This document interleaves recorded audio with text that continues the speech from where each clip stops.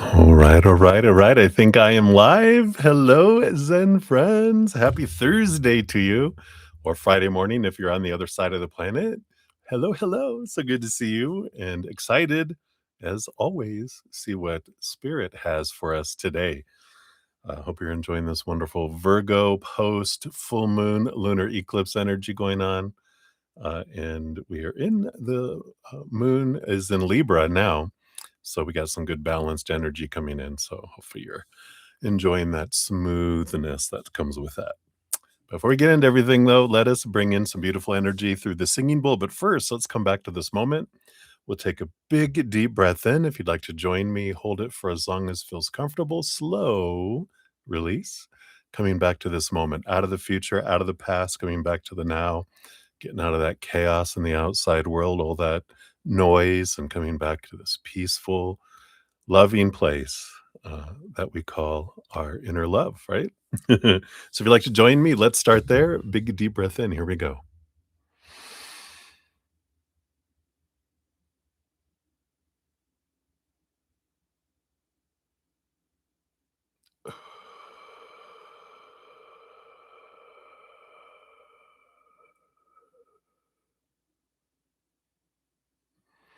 Love it, love it, love it. I will hit the singing bowl 3 times as I do. And as we're doing that, we can just let that love in us just expand out, filling up our minds and our hearts and our energy and our bodies, flowing out to the outside world, letting it do what it wants to do out there to help raise the vibration of the planet, because we know the world can always use a little bit of more love. So we will join in and give our portion there. And as we're hitting that too, you can think of just one thing that you're grateful for in this moment immediately begins to raise your low vibration. It's one of the, I guess you could call it like, a fear transformer. I don't like saying destroyer because it's energy. We just transform it and transmute it into higher. So gratitude is something that immediately takes that energy and starts transforming it into higher vibrational energy. So we can think of with that while we're listening to the singing bowl, sing beautiful music and radiate that energy and love out to the world, right? So here we go. Remember, gratitude.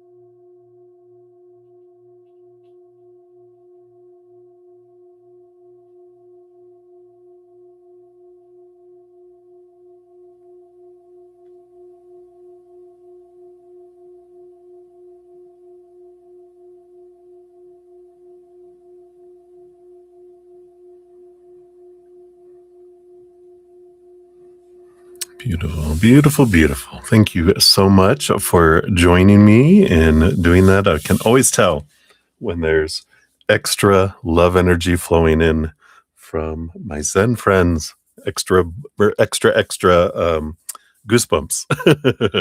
So, hello, everybody. Hey, hey, hey. Good to see everyone. Hopefully you're enjoying this beautiful weather that we're all having. I don't know if everyone's having it. Yeah, it's like 60 degrees outside right now. I had a nice, my 5 mile walk that I went on. Um, I had a 19-minute, 14-second mile. I don't know where all that energy came from, but I was very happy. I was like, wow, that was fast. We'll see how I feel later. Oh. But glad to see everyone. Hope you're doing well. And if you're new to my channel or new to these readings, welcome, welcome. I'm your Beretta Z, and we're here to spill the tea. So, welcome. We have a great group of Zen friends with huge hearts, great senses of humor. Two things we can definitely use in this journey called humanity, right? Um, just real quick, I was out on my wonderful, wonderful walk, that I went on today. I encounter all sorts of animals and people and a lot of dogs, usually in yards. But today I experienced two sets of dogs. One was just one, the other one had two. Off leash, walking their dogs in the neighborhood, and soon as they saw me, they came running at me, all excited, tails wagging, woo woo. You can tell if it's aggressive or if it's, oh my god, and they come running. I'm like, oh, boo boo boo boo boo boo. I love animals, so I greet all of them, and both sets did that. They all ran to me, and, but each of the at the beginning and towards the end of my walk, um, they both said the owners were like, "Oh, I'm so sorry." They think everyone's their friend. They see someone and it's friend, or they think everyone they meet is their friend. And both of us got on the conversation real quick of, "That's alright. I love doggies," and we were like, "Wouldn't it be amazing if humans approached each other that way as friend?" Always seen them as friend, not as, aggressive enemy in the beginning. What a different world it would be, and I love that. It's gonna be my next podcast. Because I was out, I released my new podcast today, and I go out walking, I'm like, "Alright, what's the next one?" And boom, boom, the message was very clear, approaching each other as friend. So I love that. So I thought I'd share that with you guys, a preview of what's coming. All right, but back to what I was saying. I know I'm on. I ran off like a dog after a squirrel, didn't I? But anyway, so grateful for the experiences, and thank you for being here. And like I said, if you're new, uh, all how everything works is down in the description area of the video, and basically, free readings are first come, first serve, and they're generally 1 to 2 card readings. And if anyone makes a donation, I do step outside of the free readings, dive deeper, meaning we pull more cards, spill more tea, and you also get a fortune cookie, an oracle card of some sort. If you want to make a donation, you can use the super chat at the bottom, or in the description area of the video. We do have the Venmo, Cash App, PayPal, and Square listed. And I don't have any set dollar amounts, whatever you give from your heart. I know not everyone can give great amounts all the time. And I understand that. Whatever you can give from your heart, I know you're giving what you can, and I do honor that. And then also, I understand that not everyone can give and is in the place to give. That's why I try to get to free readings in each session, 2.5 hours in. If I've not completed any um, of the free readings, I will step away from donations, dive deeper, not dive deeper, complete 30 minutes of free readings around that. Then I return back, finish out the donations, and then at the end of that, if there's any free readings left over, I do try to complete as many of those as I can as well. At the end of each session, I do post a pinned comment listing all the readings I did complete with timestamps. I know we're fancy here. I like that word fancy. Um, so we do put this, um, those listed, all you have to do is find your name, click on it, takes you right to your reading. So exciting. I know that's the process. Also, every new moon and full moon, I do have a giveaway. What? I know. I offer personal readings, and I have hedges of energetic hedges. I have one of peace and love and one of health right now. I'm working on some others. I was gonna do one a month, but Spirit kind of woed me back and said, "Slow your horses, mister." So I'm taking my time with them, but we'll have more coming out. But, all that to say that I have a giveaway every new moon and full moon where I give away, a 30-minute personal recorded reading, or in lieu of that, if you'd rather have one of my energetic hedges, you can have that as well. So, we had a winner a couple of days ago, and Kita Moore won, but we have a new, one coming up, of course, a new moon on March 18th, so, you can get into that drawing. If you check out this video, it tells you how to get into the drawing, and I'll put out an announcement on that day of the winner. Also, around the new moon and full moon, I do post a how to make the most of those new moon and full moon energies. Virgo full moon, it was a lunar eclipse, so it's gonna be powerful. It's charged extra. So you can still take advantage of the full moon release energy and the affirmations. Here's the video link. I just posted it here. All the playlists are always listed down in the description area of the video and on my main page as well. And as I mentioned, we have a new podcast adventure today. Adventure number 12. We called it Window Wonder. And it's interesting. I liked it. Again, this one came to me while I was out on my one of my walks. I had my little cell phone with me, found a little free recording app, and I just hit it and blah blah blah blah blah blah blah as Spirit brings things. So it was a really fun one. Yeah, and I think that's the main stuff for now. Let me move that out of the way here. And we'll do some shout outs, make sure we've got all of everyone on the list here, and we will get the party started. You listened to this one today? Oh, good. I'm so glad. Hope you enjoyed it. I love the window analogy. All right, so we got Olivia in the house. Hey, Olivia, good to see you. I see your donation. We'll get you on the list here. Let me check here. We'll see where we're at. I'll give an update where we're at on the lists here before I get started. So thank you, Deb, for listening to that one today. We got Livier Vagara. Hello, hello. I see yours. Get you on the free reading list here. And the download you received today was from John Lennon, All the People Living Life in Peace. Oh, I love that song. Is that the yeah, I think Madonna sang it too. A remake of it, of course. It's the one that popped into my head just now. But yeah, I love that song. It's very hits the home, right? All right. Let's see what else we've got here. We said hello. We got Breath of Fresh Air. Hello, hello. Good to see you. Don't see a question from you yet. So if you put one out there, YouTube might have reserved it. So make sure to repost that Breath of Fresh Air. I don't see anything yet. If you do have anything, no pressure, but just information. And let's see here. We got Heaven Rare Gem. Hello, hello. Good to see you. Get you on the free list here. All right. And we got Lily Cherry Blossom. Good to see you. I'm going to add you onto the free list here. And Leslie, hey, hey, hey. Good to see you. See your donation. I got your question there.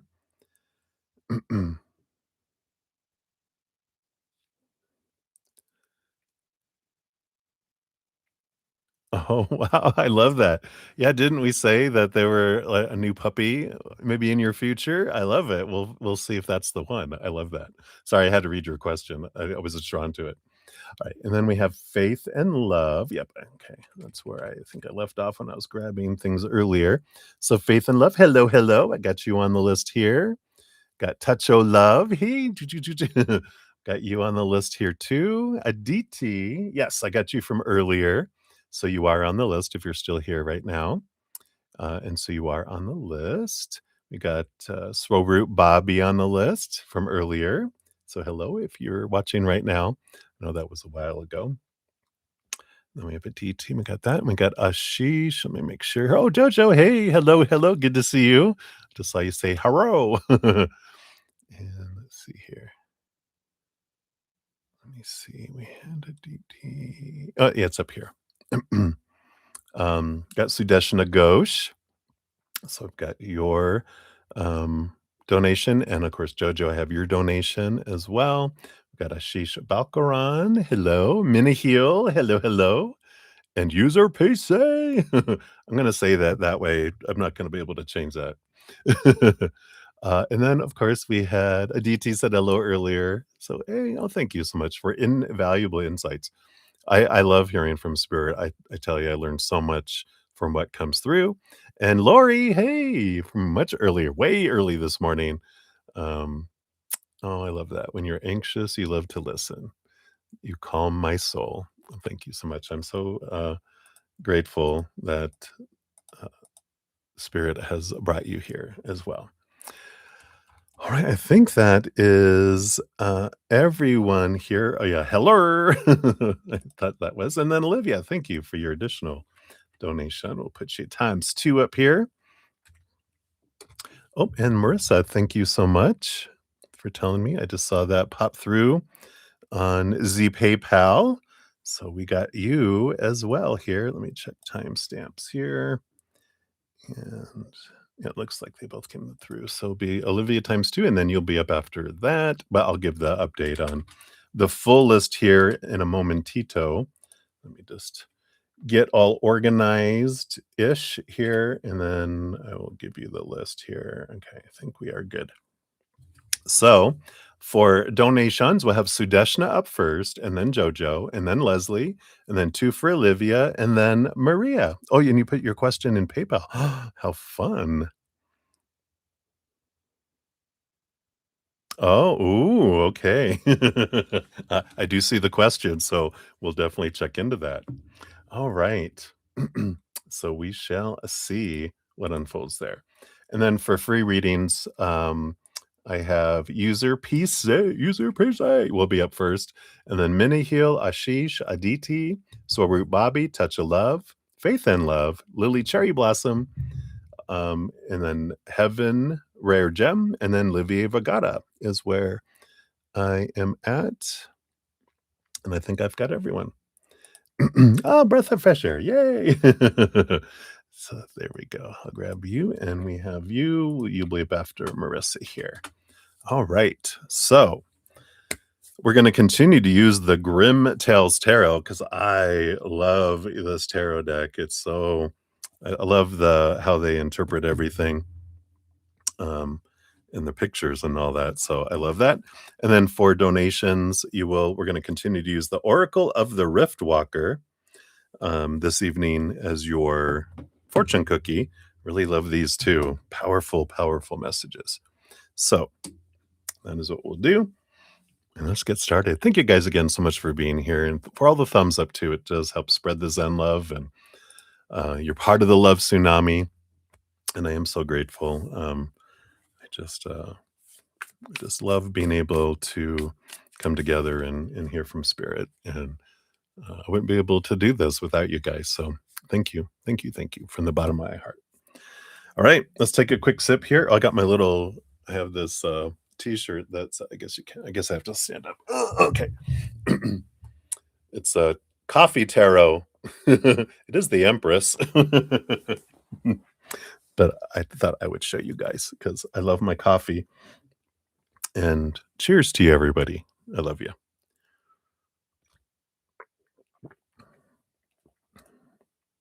Yum, yum, yum. All right. So let's get into it. We got Sudeshna Ghosh up first, 1939. It was a very good year.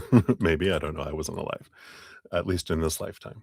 So Sudeshna, thank you for your donation. Oh, let me jump up here. I think I can give that a love and a like up there. And so you live in a joint family, and currently there's an ongoing dispute. Oh, how fun. And some issues between the families. All right. So between the two here, will the dispute resolve between the families? Let's take a look here and see what we've got going on here. Will it dispute? If yes, when? I'll talk about those when cards in a sec. So, Madumita is your mom and is your aunt. Okay, very good. So that's a pretty fast answer to a question. Let's see, anything else you need to know around this? Of course, they want to add a couple little things here too. And then I took my When tarot deck that I was using and this other deck that had a bunch of cards. And so now I have this giant extra 3x large deck here of when cards. So I'm gonna grab what spirit has me. We're not gonna and I can't shuffle. My hands are big. I mean, I'm 6'4", but that's a big deck. So we'll grab what spirit wants and we'll see what we have from here. So tell us about the when here. All right. Those three. All right. So will there be resolution? Yeah, you got the 10 of swords, which talks about letting go of expectations and compromise will be needed with the 10 of swords because it's letting go of all that supposed to be, should be, need to be, have to be, my way, no, my way, bam, bam, bam, bam. There's a lot of this, you know, butting heads and fighting with each other kind of energy when we are, we have so many expectations. When we return to remembering why we come together, that's, that's how resolution is found. In fact, I think the video I just put out today um, on my the window wonder would be a great video because it talks about all of this kind of energy. But let's see here. Based on current energies, when will resolution take place? Let's take a look here. I like it. It almost sounds like at sunset, like in the old cowboy movies, right? At, I'll meet you at sunset with guns drawn, but it says don't wait around. And I like this. It's like, don't let the sun set upon your wrath. We have the hermit energy, which is important for each other to kind of step back um, and look at things. And, um, we've got this Virgo energy which we just had this lunar eclipse. So this is part of the letting go of things. It says August 22nd to September 23rd. That seems way too far away. It feels more like between February 22nd and March 23rd. I feel like it's going to be resolved very quickly here because there is this energy of not letting it set upon, not letting the sun set, um, upon the with disagreements. Let's see what else they have to add here too. And we got the Ace of Wands. So there is, be aware of the energy. All you can do is focus on love, right? Focus on not fearing, not, those things, but focus on the higher vibration. You can even empathically fill up with love and fill up the homes with love to make it easier for them to choose higher vibration than lower. You can't force anyone to choose anything, but you can make it easier by making it brighter instead of thundery and cloudy. You can bring that in with that Ace of Wands and the Ace of Swords. Wow. All these aces. There is a lot of clarity, a lot of new beginning energy coming in here. The Seven of Wands. It's being true to oneself, speaking up, not dimming your light either. And I feel like this is kind of for you to be able to um, you know, remember why we're all here. We love each other, kind of energy. And because we can get caught up in with this 10 of swords into all of our defending our views instead of, approaching it from this place of love. And I feel like you can be that beacon of love with everyone if you want, because you got the Four of Cups, which is balancing out the emotions. Because while we're in defensive mode, there's we're in fear, we're not backing down, we're battling, and we're not listening to each other. Yeah, really, I really highly encourage you to listen to my new podcast that came out today because it talks all about this information. And I feel like that'll give you some more guidance on what you can do. But it feels like everyone's kind of buckled down into their expectations and thinking their way is the right way. And that's not going to reach any agreement, you know, if they keep battling that way. But I do feel like it's going to be by March 23rd, but you can help it be faster by changing the energy as well. Let's see what your fortune cookie brings in. See what else they want you to know through the Oracle of the Rift Walker here. Let's see. I thought that was going to be yours, but they were like, no, not yet. Oh, there it is. Let's see what we got here. Yeah, there was the Hermit card. And then we got Hibernation, card 42. There is wisdom in stillness. Even the wildest heart must retreat to restore. So there is a bit of stepping away from each other and calm your ass down. I mean, yeah, I'm just going to say calm your ass down. I think that's okay to say. I could have said worse. But the invocation says, I release the need to move. Let the quiet hold me while I gather what I'll need to rise again. It says hibernation arrives, this card, when life asks not for action, but for intentional withdrawal. Like the bear returning to its den, there is a season for rest that is not weakness, but preparation. This card signals a sacred pause, a time when the body, heart, or spirit needs to conserve energy, repair what's been frayed, and dream beneath the surface. You're not being lazy. You're not falling behind. You're honoring the ancient rhythm of restoration that lives in all beings. I love that. Pulling hibernation, the card may mean stepping away from noise, from obligations, from the pressure to produce. It may also indicate a phase of emotional processing where clarity must first arise from stillness. This is how the self readies for emergence. What appears as quiet on the outside is often profound inner growth. The shadow side of the card, so if any of this energy resonates, mistaking exhaustion for failure, feeling shame for needing rest, pushing through burnout instead of honoring it, disconnecting from support when you need tending. 3 reflection questions. Where am I overriding my need for rest? What part of me is asking to be sheltered right now? And what is gestating within the quiet beneath the surface? Ooh, all right. So that is what they have for you, Sudeshna. Thank you again for your donation. Hopefully that brought you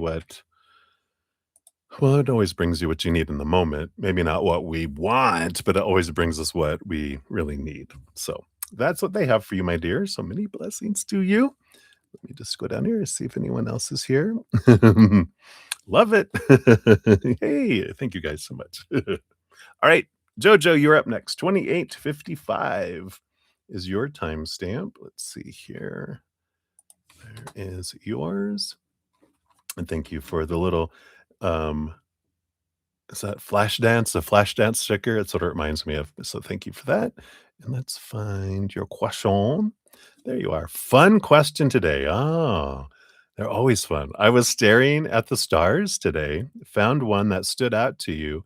Your app told you it was Beetlejuice or Betelgeuse, depending on where you're from. They found out there are fresh space news about the star. So did the Beetlejuiceans scream out to you? Oh, how fun. Let's take a look here and see what we have here.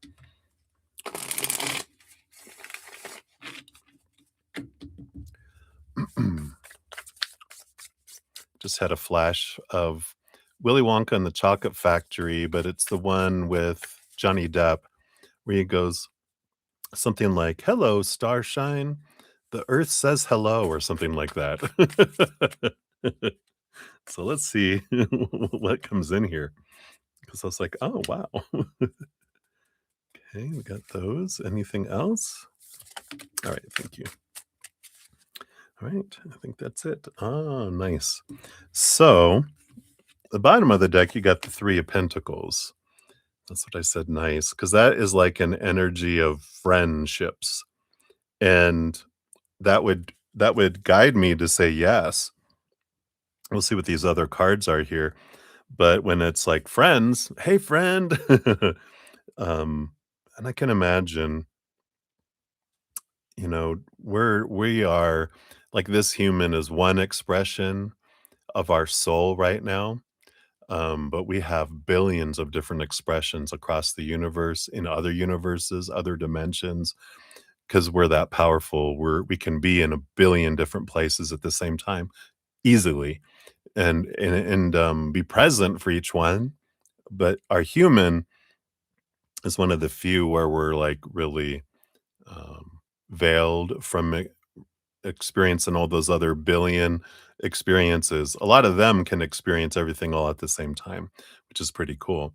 But ours is one of the ones that we're kind of veiled so we can have this feeling of separateness, what it might feel like to feel separateness. We're not, but it's almost like, putting some sort of veil going, look at Pinky, you're all by yourself. We're like, surprise, no, you're not. You're all part of the hand still in the body and um, but to say all that, you could have spent time or are a part of the collective in the Beetlejuice system, because if it's a star, there might be planets around it. And if not, there could be energy around it and beings that are a collective hanging out around that energy too. So I feel like that was a yes, that there's friendship there. So there's saying hello. Yeah, Page of Cups. So happy, higher vibration, emotional energy. I like that. Again, this feels like a yes energy, sending you emotional energy. Get the Seven of Pentacles energy here too, which it's interesting. I normally don't get this message with the Seven of Pentacles, but because this is normally like the last thing that grows on the fruit tree is the fruit, blah, blah, blah. But they're showing 7 pentacles in my brain as 7 different kind of star seed collectives that you are stretched out between, like, you have presence among 7 starseed collectives, and there is a collective there, and you're part of that one. One of them is twinkling. It's funny, it's like when one pentacle's standing out, like one of the stars standing out to you, and that's what they're saying, "Yeah, that was us." But they're letting you know here, and even oh my god, I don't know if I'm gonna be able to zero in if it'll yeah, look, oh, come on, come on. Almost, it almost did, come on. It's at the top, you can see around the moon, there's all these stars. There's like 1, 2, 3, 4, 5, 6, 7 little bright stars, and one is bright standing out, right? And that's kind of the image that they were giving me. So I love that. Oh, yeah, and then in case we were wondering, are you ready? You got the star card, which is exactly what I was thinking of, when they told me this, because the star card normally does have the big star with 7 stars around it. Those represent chakras, but, oh, there are. Yeah, you got 1, 2. So you got the little stars around the big star too, but there's one big star standing out. So I love that. So yeah, definitely there. What message would they wanna bring you here too? Mm, I like this. You got the 5 of Pentacles and the 6 of Wands. It's like it speaks to you here of, like, worthiness. I love that you, have this, like, "Oh my god, did they say hello to me?" Like, "They sure did," and then feeling that worthiness, because a piece of our humanity would be like, "Why would they say hello to me? I'm nothing," right? But when we realize, "Oh, no, the 6 of Wands, it's victory, it's being someone put up on a horse being celebrated," that's the opposite of feeling abandoned, left behind, and small. So I love this, that they are like, "Yeah, we wanted to let you know that we know you, and so we did say hello to you, and we brought it, um, We wanted to make sure you were aware that you're so much more and you're so worthy to, receive so much from so many sources, so many people, so many energies. And I like that energy there. So let's see what the fortune cookie brings in here too. But I love that. Can't make it up. All right, let's see here. Sorry, I'm crunching my throat lozenge here. All right, here is yours. And you got the sacrifice. True loss comes wrapped in choice. If you love it, let it go. All right. And if it doesn't come back, hunt it down and kill it. Isn't that the way it goes? Oh, no, no. It's supposed to be if you love something, let it go. And if it loves you, it comes back to you, right? Okay. Yeah, that seems like the correct one. All right. So the invocation says, I give what I hold dear, not because I want to, because the path demands it. In this loss, I find my becoming. So the sacrifice card appears when you face a loss that's not easy or voluntary, but necessary for your growth or survival. This card honors the deep pain and courage it takes to give up something essential, whether a dream, a relationship, a part of your identity, or a way of life. Sacrifice is the harsh teacher that asks you to lay down what you love to gain what you need. It does not soften the grief, but it reveals a path through it. In surrendering what was once vital, you open space for something new, though the new is often unseen and uncertain. This card acknowledges the sacred and painful tension between loss and hope. It invites you to hold both the grief and the trust that the sacrifice you make carries profound meaning beyond immediate understanding. The shadow side of the card, there's four. One, refusing to accept loss, leading to stagnation. Two, carrying guilt or resentment about what was sacrificed. Three, losing yourself in grief without allowing healing. Or four, sacrificing out of fear rather than necessity. Your four reflection questions: what have I lost that I have not yet fully grieved? Oof, that feels heavy. That feels deep. And not heavy, but it feels there's something weighing down deep in here.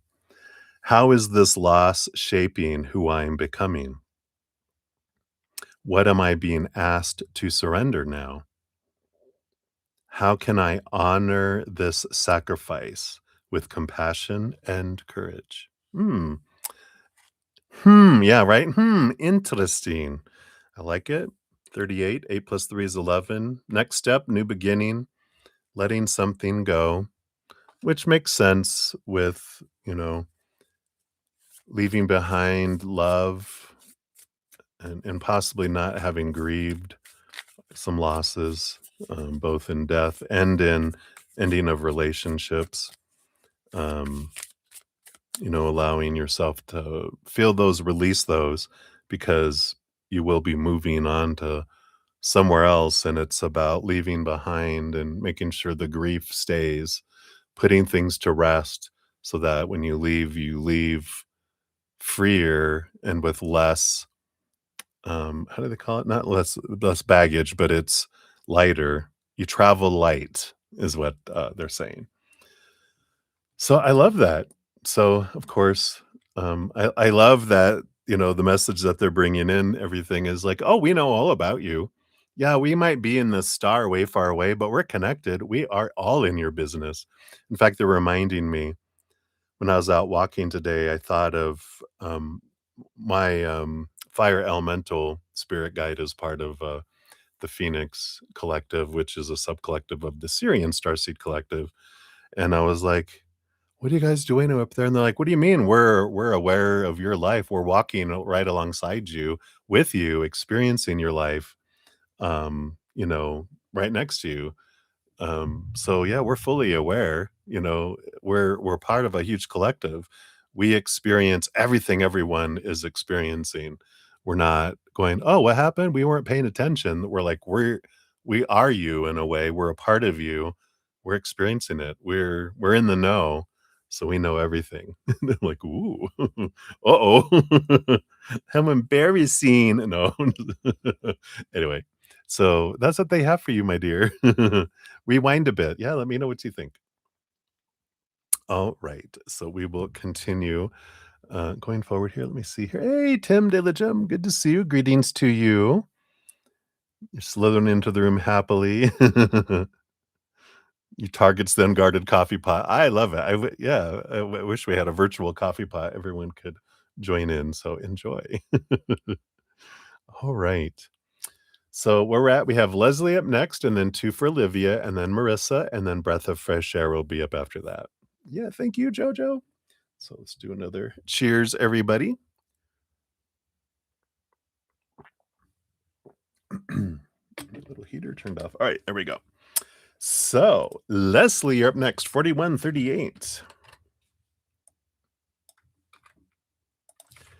There you are, and thank you for your little halo. I like your little emoji, and for the donation, of course. So you had an interesting phone call. That's right, asking if you are looking for a new puppy.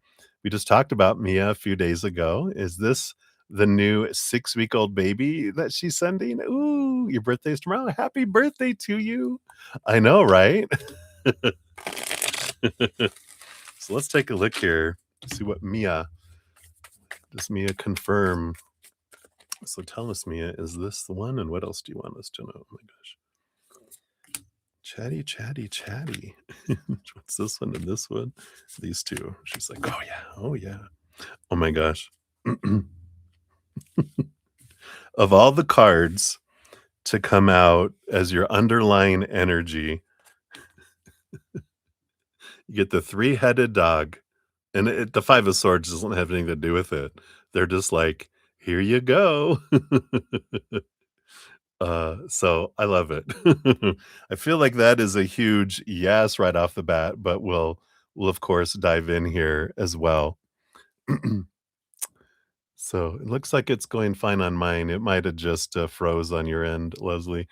I watch myself. That sounds so vain, but I ever since once um, when when the internet was acting up and it was spinning, I didn't have any idea. Like when I'm on my YouTube production, it doesn't show me that I'm being delayed at all, and I talked for an hour, and so finally someone, one of my friends that watches, she texted me and goes, "I don't know if you know this," and I'm like, "No way."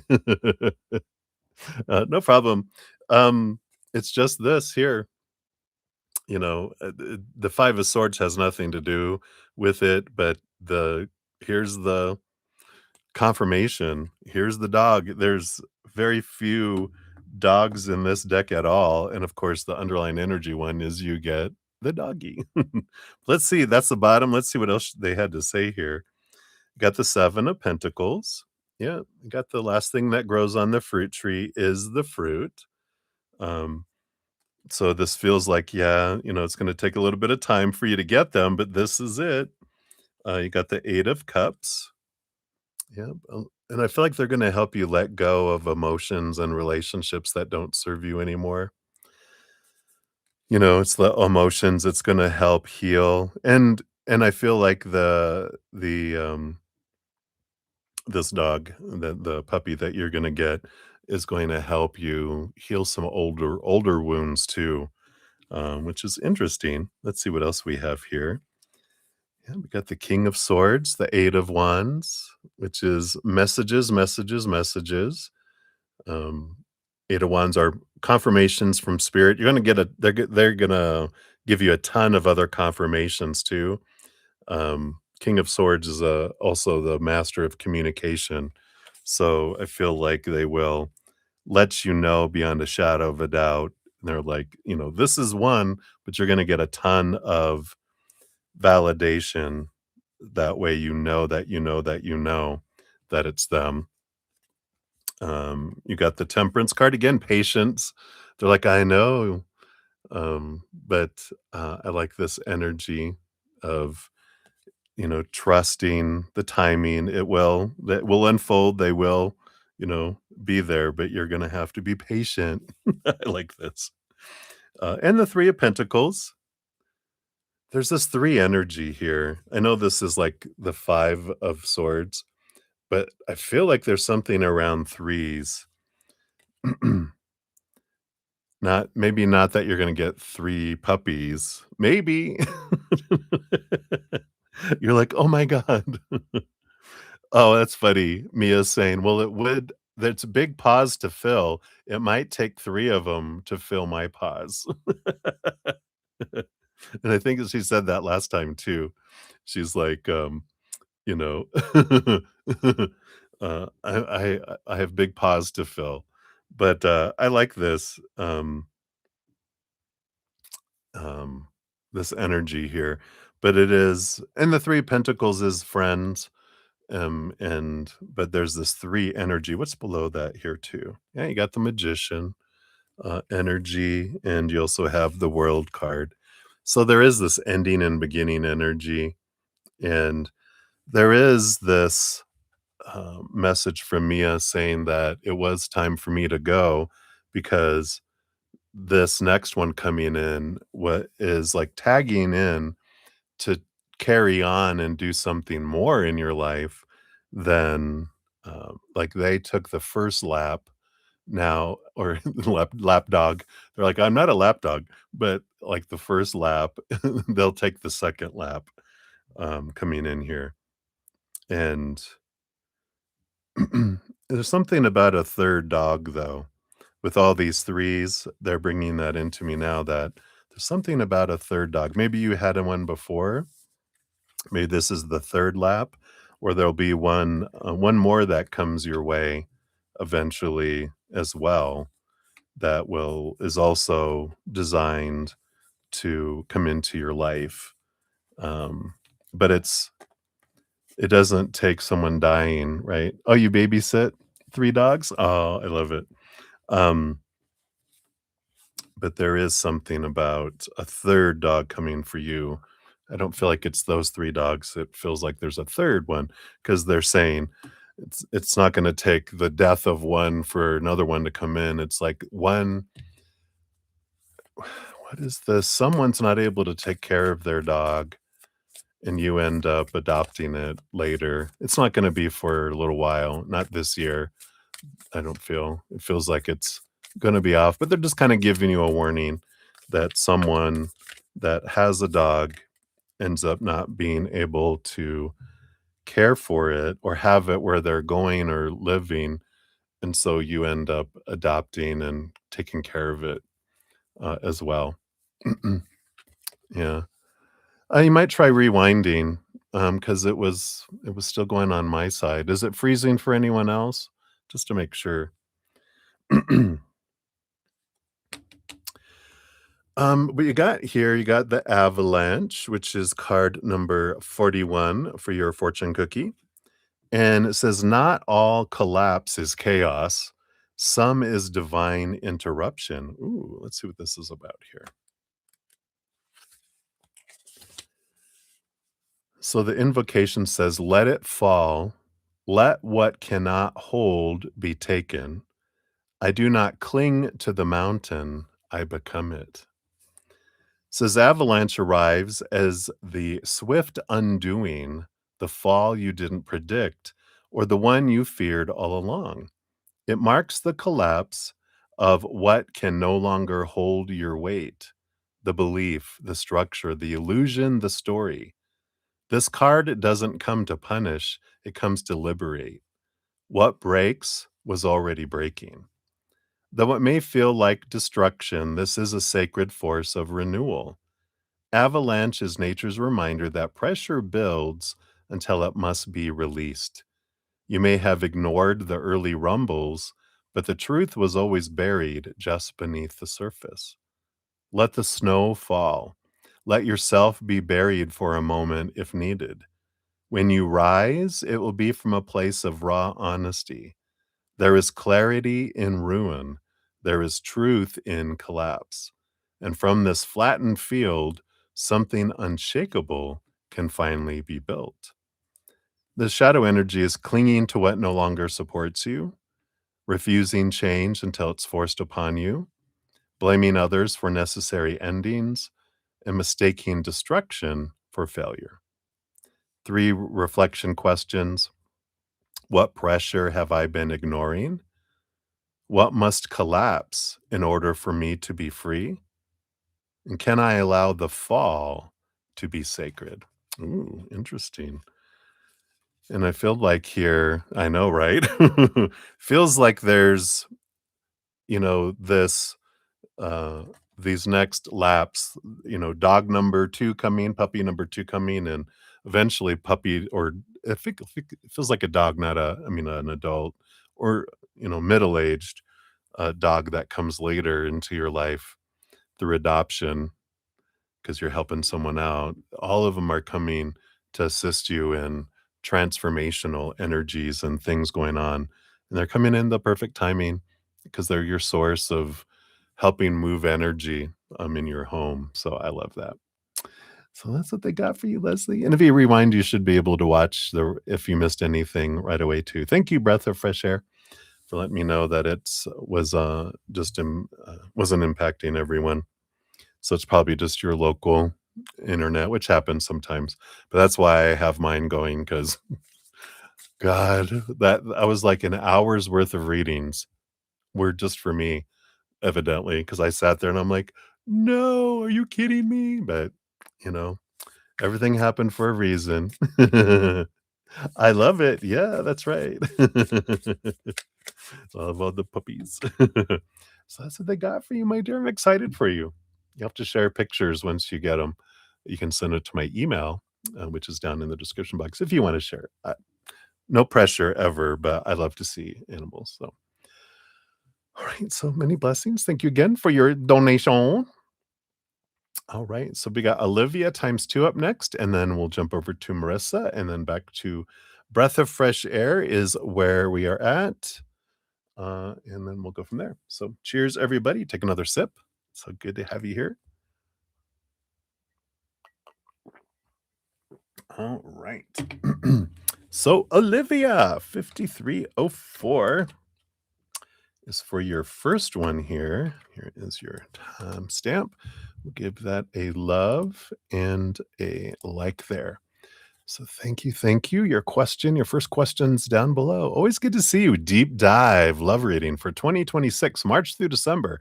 Who, what, when, where, what, why? All right. We'll take a look here and see what we've got coming in here, and then we'll jump to your number 2 question. Let's see, do I see another one out here?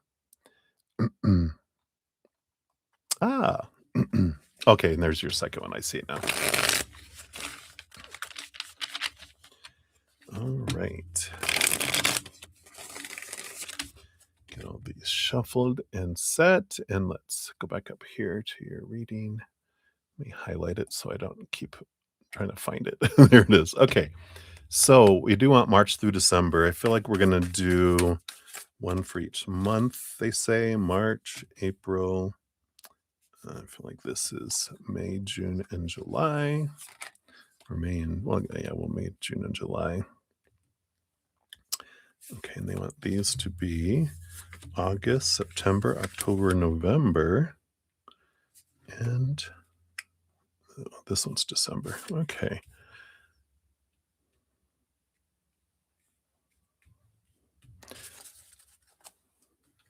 Yes, that makes sense that there's 10 months that we have here. Who, what, when, who, what, and when. So should tell us everything. So we've got March, our current month. You do have the 8 of Swords. Yeah, it makes sense. You're kind of in this, energy right now of letting go of thoughts and beliefs and mindsets around love that don't serve you anymore. So you're kind of in the clearing of your mind, clearing of beliefs and expectations portion. Those old beliefs that made you feel trapped, the opinions that you grew up with of who someone's supposed to be, what they're supposed to bring into the relationship, how the relationship is supposed to form and progress, and what's the outcome supposed to be, and what is it supposed to bring you all along, and who are you supposed to be in the relationship, and who are you supposed to be? Whew, it's exhausting, right? All that weight, that's what sucks the life out of relationships. So you're in this process of letting go of expectations, letting go of all these opinions, going, well, that's what the mind was brainwashed to believe. But the heart's going, that's not what I believe. We need to get rid of some of this stuff because it is bringing me down, right? It is making me feel heavy and trapped. So you're freeing yourself a lot with the energy of March, letting a lot of thinking go, and which allows you to step into your heart. I like the Eight of Swords. So flowing energy. Think of four swords on each side. This wonderful flow in the middle. So you're letting go of thoughts and beliefs that were deceiving you before, and you're like, yeah, you're getting to know yourself a lot more and what you truly want, not what you've been told you're supposed to want. So that's March. April. Let's see what we got here. Yeah, you have the sun card. So, the sun energy does shine a bright light on a lot of things, even in a lot of our inner child energy with this Leo energy. So, I feel like where March is a lot of mental questioning and uh, transformation of thought and belief, April's the transformation of emotion. You're getting to the root of the emotion behind the thoughts, and you're really able to release a lot in April. So it feels like a very emotional release energy month um, coming in here. There's something significant going on in April, either astrologically, there's something exciting going on with full moon energy, release energy, whatever full moon it is in there. But I feel like you might be doing something emotional release. I'm not sure if you're reading a book or going to some sort of, you know, workshop or doing something. I feel like you're actively doing some sort of emotional release energy in April. May, you've got the death card. Here's a big transformation energy coming in. I love it. So it just feels like this is the culmination, right? March the mind, April the emotions, and then May comes. Whoosh, here comes the new me, you know, out of the ashes like the phoenix rising, and you're transformed. You're seeing yourself differently. You feel like this new birth. You feel like fresh air, kind of energy that's coming in here. But there's this wonderful feeling of that comes in here. um, it feels like letting go of a lot of the old, burning down the things that don't serve you anymore. Um, and I think your other question is about BD, so we'll see if that has to do with them. But I feel like there is this ending of things that don't serve in this, like, I am free, I feel like I cut like I'm a hot air balloon, and I've cut all the ropes that were holding me to the ground and cut off all the sandbags, and I feel like, "Wow, finally I feel light and free instead of trapped and pulled down." There's this free energy in here in May, so I like that. See what comes in here. We've got June. Yeah, you got birthing of things, but really mother nature, mother nurture. So June feels like a big month about for you.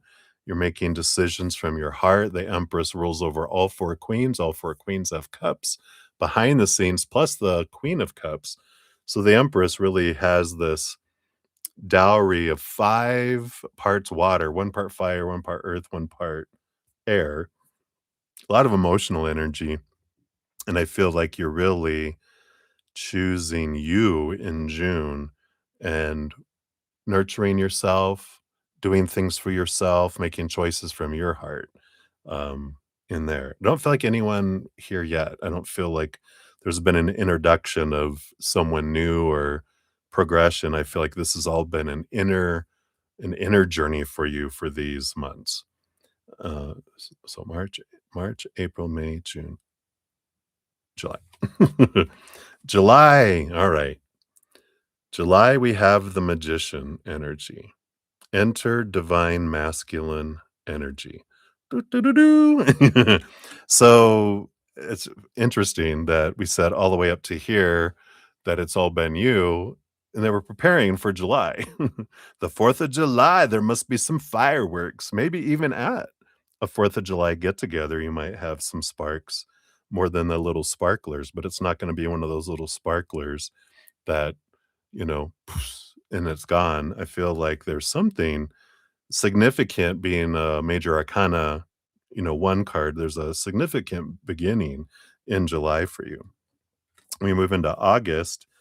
Yep, the Queen of Wands, stepping into your energy, stepping into your power. I like this because you're not shrinking. You're shining bright. You're stepping forward. You're allowing your passions to flow. You're feeling this energetic connection and physical fire, you know? You might be going into heat in August. Whoa. But, this seems like a progression here. Let's see what happens in September. You do have the 10 of Wands. There's a lot of passion here with the 10 of Wands energy. And I like this because where before, like, let's say at the beginning of this year, you might have felt like relationships can feel so heavy and like a burden almost. Here it feels like a harvest. And especially because you're letting your passions flow, you're allowing yourself the freedom to be and to let your passions be expressed in your life, not just with an individual, but in your life. And it does feel like that is that individual that's there. Heat from all the fireworks. Woo, woo, woo, right? Um, and let's see here. So that's August, right? No, this is July, August, September. So October. Oh yeah, look, it even got all these cards are kind of Halloweenish, but got the Ace of Wands, which is this. It's like October, really, again, all this wands energy. It starts off with a magician and the heat has just been on. But the Ace of Wands feels like even a new level, but it's what happens in October for you and kind of the magician here too. Both the magician and the Ace of Wands have this energy of remember whatever you focus on is what grows and expands. So the more that you can be focusing on what you're grateful for in someone, not falling into the swords energy of the supposed to be, the should be, the need to be. Because of course, when we have all those expectations, that's when we feel like we're in the negative, having to do all this stuff like we're behind. We got to get up to here to zero before abundance happens. That's the mind. When we're in the heart, in gratitude, there are no expectations. Everything feels like abundance. And when we're in that abundant energy, we draw more in. When we're in lack energy, which is what expectations do, we end up focusing on what's not happening, not celebrating what is. It's more of a checklist. Okay, yeah, yeah, yeah. Ooh, they're not doing this or this isn't happening. That's what we zero in on with expectations, and then we get more of that. So really, you know, July and October, very important to and even September with that 10 of Wands, because that's where are you investing your energy? Make sure that and well, even with the Queen of Wands, all the Wands energy that you have from July through October right now is being aware of what I'm focusing on, because what I'm focusing on, I draw in. Do I want more abundance or do I want more lack? Neither's right, neither's wrong. They just bring different experiences, different outcomes, and we can always change it if we feel like, oh, I don't like this. Bleh. I'm gonna change into gratitude, right? So I like that. November, you've got the Six of Cups.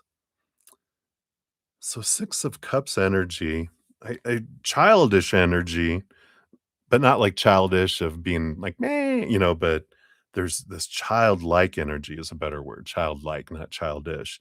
But there's child energy that comes in here in November. Um, but it feels more here past life energy, past life connection. Not so much. I don't feel like there's, pregnancy or something, but just in case, be very careful in November. Unless you want children. Boom, boom, here we go. But I feel like a lot of it is this past life, emotional energy below the surface, but there's this equal emotional connection that comes in November. 3 cups on each side, very equal emotions. Because it feels like July, August, September, October, a lot of passion, and then emotions come, and it's equal, and I like that. December comes in, yeah, a lot of more emotions being revealed. I love that here. A lot of emotions, um, being formed, not being formed, but being shared. So I like that. It feels like this individual, whoever this is, in July, is someone who doesn't give their heart quickly because of past experiences, but they do open up when they feel like this is more than just sex, or this is just more than just, you know, attraction. This is something deeper. This is something that will last. I will now invest my emotions in it. And so I feel like that's what happens here. So who, what, when? I think that kind of answers our questions there. Let's see what your fortune cookie says here as well. So for this one, you do get an intuitive, this oracle of the Rift Walker. For secondary donations and more, I go to the little elemental energies just for the sake of timing, because they're longer ones. Just a heads up. So let's take a look here. What else do they want you to know about love? All right, this one. And you got the lantern bearer, number 25. When divine whispers pause, the living guide steps forward. Interesting. Let's see what we have here. So the invocation says, when the stars fall silent and paths vanish in the dark, I carry the flame of wisdom, a steady hand to lead you home. It's interesting. I'm hearing, because I feel like it's 4th of July. It's really coming through strong around there. But it's at night, of course, when you meet them, and how you meet them is they are the lantern bearer. So I feel like they're holding something so that you can see. And I feel like this is how you meet them.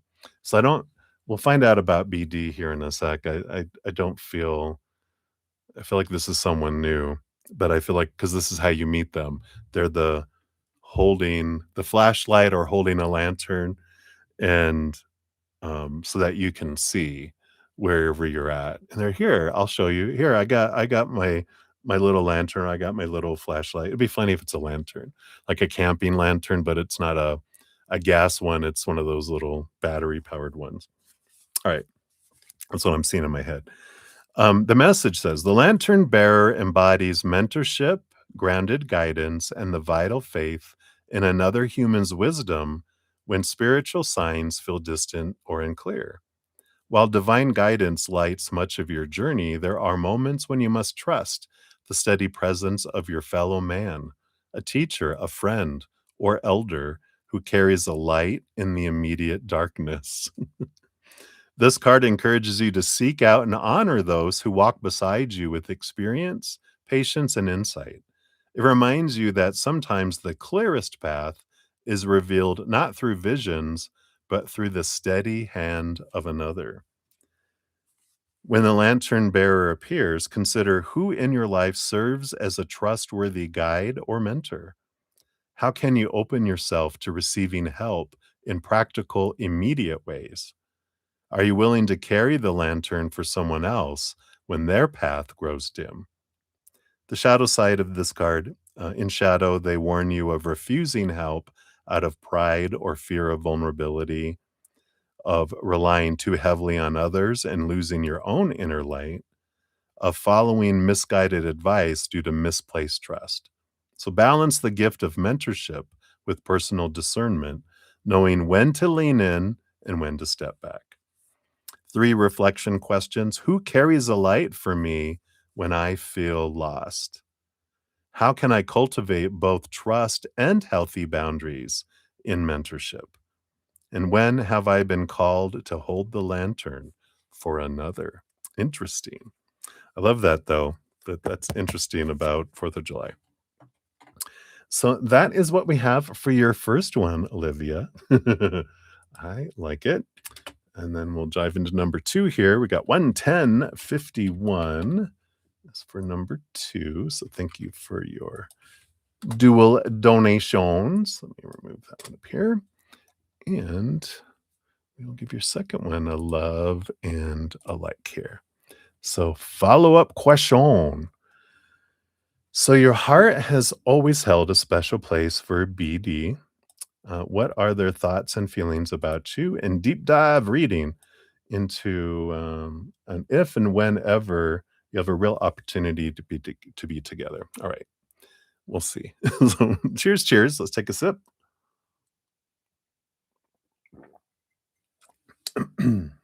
All righty. So let's take a look here. What are their current thoughts and feelings? So we'll take a look here at thoughts and their feelings. This is the unseen feelings that they don't even know about. We'll take a look here. And then on will there ever be an opportunity to be together? And if so, we'll pull a when card here. But I'm not feeling it. I know. I know. My energy doesn't hide anything, does it? I feel like you guys pick up immediately going, oh, my face don't hide a whole lot neither, which I'm okay with. Bottom of the deck, you do have the Knight of Swords. So there is a lot of clarity that's riding on the Hornet coming up here. So there is some clarity that's coming your way regarding all of this too. What are their current thoughts here? Yeah, it's funny that you have the Queen of Wands and the Two of Wands. So Queen of Wands, I feel like they do sense your fire, do sense your passion, do sense when you're in heat. That's funny. That's because of what we said with the Queen of Wands and the other one. But I do sense they see you energetically, and there is this attraction energetically, and they see that with their mind. But with the Two of Wands, I do feel like there's always this other.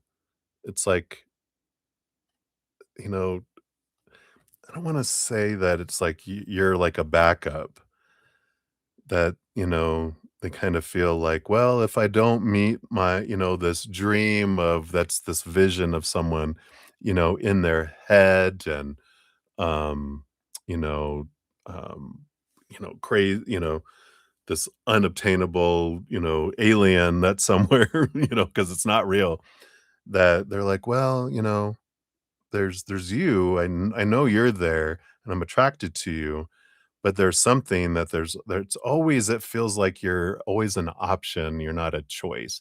We don't like that, but it happens for a reason because that is a mirror for us. Go, how am I making myself an option instead of my choice, right? Making myself a backup instead of the prime thing in my life. I feel like that's a lot of what you're going through in March, April, May, and June, right? You're really going, I am the most important person in my life. I'm the one that deserves my love, right? So it just feels like that kind of energy that's there, kind of that, you know, yeah, but well, there's I have you as a backup, kind of energy. So let's see what else is here. So I guess in my eye, getting it out of my eye. Hey, footwork. Hey, Val. I have Olivia and then Marissa and then Breath of Fresh Air, and Michelle Smith. So there's just like 4 ahead of you if you want to get in line. All right, let's take a look here. So let's look at feelings because the mind does one thing and then the heart does something else, right? So we do have the 3 of Pentacles, we do have the Chariot energy that comes in here. So 3 of Pentacles, is this, uh, energy of friendship. It is an energy of being true to one's authentic self.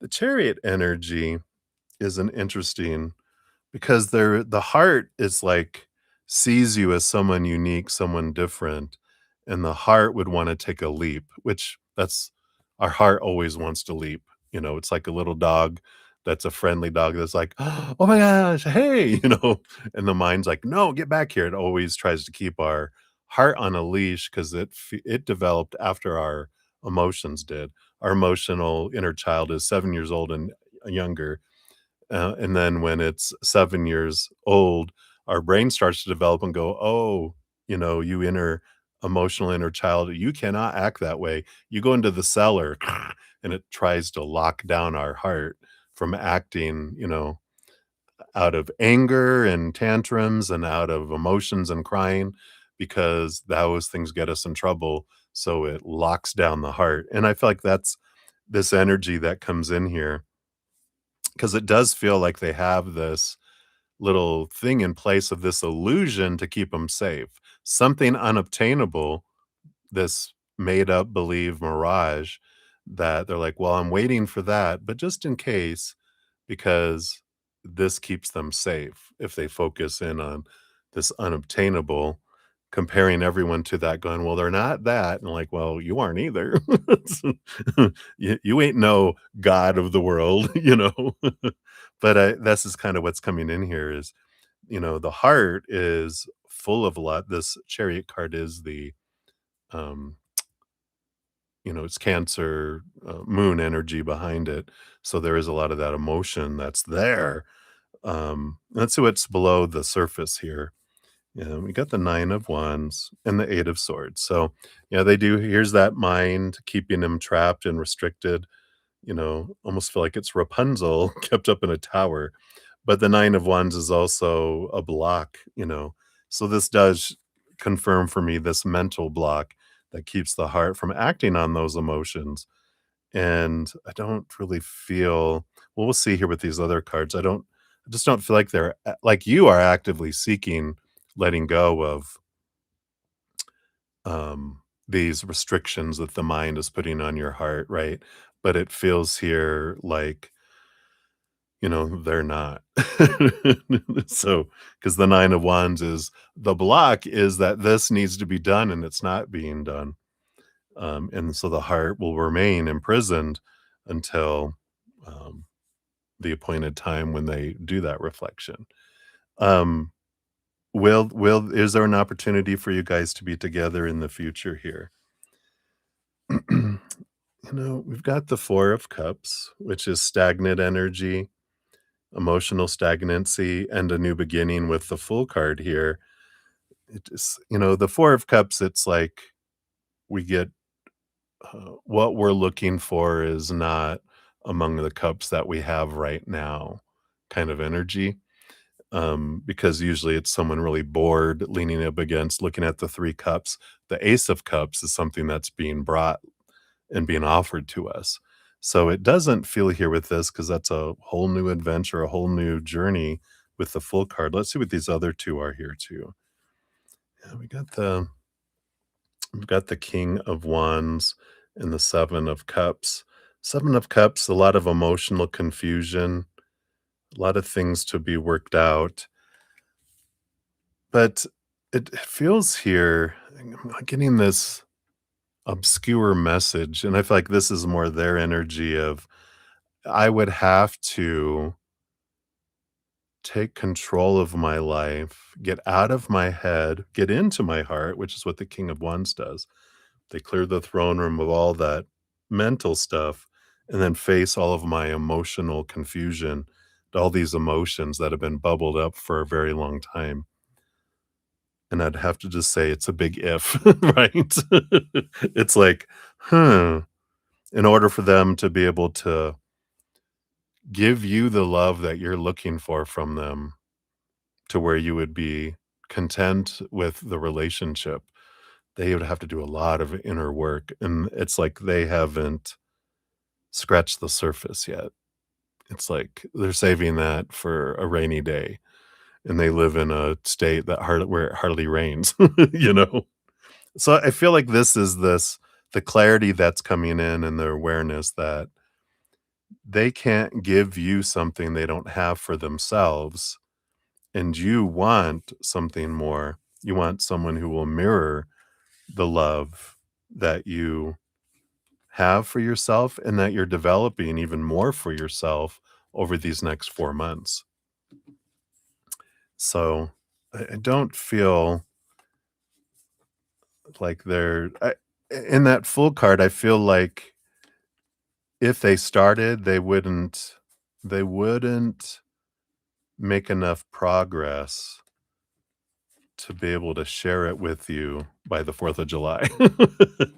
Because I feel like you have, what do they call it? What are they calling it? A ready-made man, which what that means from what they're showing me is there is someone that comes in that has been doing the work, that has been transforming themselves, that is emotionally aware, able to communicate their emotions, able to, like those 6 of cups, they're able to give once they see that, "Oh, you are serious, this is something that can continue on and that you are wanting something more," that they open up and emotions they can meet. 3 cups to 3 cups, an equal giving and receiving emotional relationship.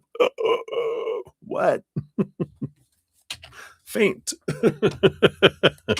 Let's see what your fortune cookie brings in here too. This is the elemental energies, which is what we do for when there's more than one reading. We jump to these here.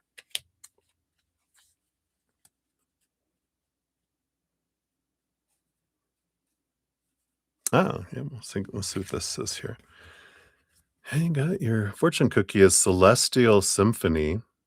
Says, listen to the celestial symphony where each element plays a harmonious part in the cosmic orchestra. So your interactions with them have been important because they're part of the orchestra to bring around the song that of your life, but it doesn't mean they have to always be there. Something like the symphony at the 4th of July too.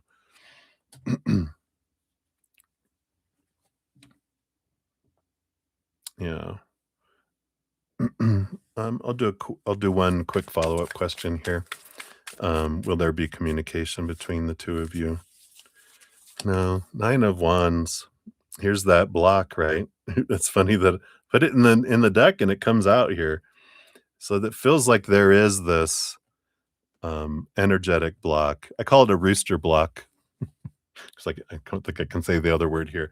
But sometimes spirit, our posse, because our higher self is, "No, that's not meant. I'm gonna create this block because that's you're only meant to learn from them, but that's not who you're meant." It's not like they're a stepping stone individual, not a long-term relationship kind of, energy that comes in there.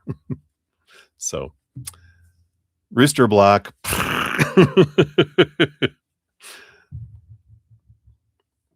And it can be that these dreams that you're having, because you don't know, um, who who this person is that coming, your heart is longing for that, and Venus moved into Pisces, so there is this big our heart is really coming through, and in our dreams, we're seeing a lot of longing to be with someone, to hang around with people, but it's not them. It's someone else, and they're just the face of love for you right now. It's just the poster child, right? It's like when you get a picture frame from the store and they have a pre-photo in it. That's what they are, is that here's the photo of love. Oh, yeah.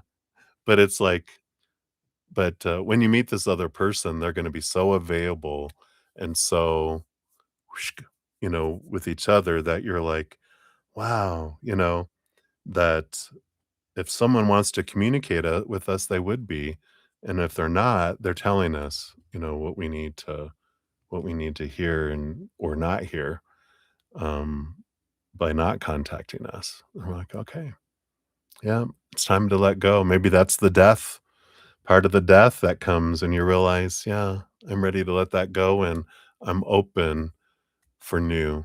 Because when you have your table for 2 romantically reserved for someone that's unavailable and not showing up, there's an empty chair, yeah, but there's a reserve sign. Other people don't come and sit down because it's reserved. So it's in releasing and letting go, that they come in. That wasn't that was the other one. So you're very welcome. Thank you again for your dual donations. I appreciate that. All right. So let me get caught up here. We had a couple more people come in, and thank you, Michelle Smith, for your donation via the Cash App. I see you want a general reading, so we'll do that. And then Val, thank you. I saw yours here. So you'll be up after Michelle. Get you here, and then see, did anyone else come in here? Yeah, we got Moonlight. Hey, Moonlight, good to see you. Hello, hello. You're feeling the eclipses. Your ears are ringing. Bad sleep. Yum, yum, right? Same two people popping in your head. Yeah, absolutely. So you want that to be a free reading?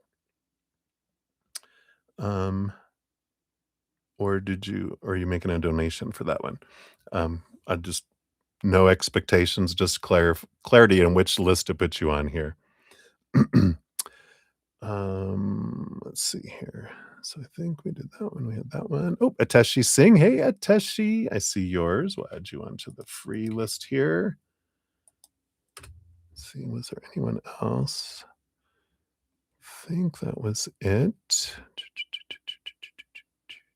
Yep. So that's all that's come in here. So for now, Moonlight, I'll throw you on the free reading list unless you choose otherwise. There it goes. All right. So thank you guys again for all your patience in getting to your readings and all the thumbs up. It does help spread the Zen love, and I'm so grateful for that. It's a way to show me or my channel some love, and you're part of the love tsunami, helping spread the love all over the world. So I'm so grateful. All right. Thank you, Moonlight. We'll grab you up there. Let me just throw it up there to get it off my mind. There we go. So thank you. All right, so we have Marissa Smith up next, and then Breath of Fresh Air, and then Michelle Smith, and then Val, Footwork, and then Moonlight, Summer. All right, so we'll continue here. Let me take another sip. Cheers, everybody.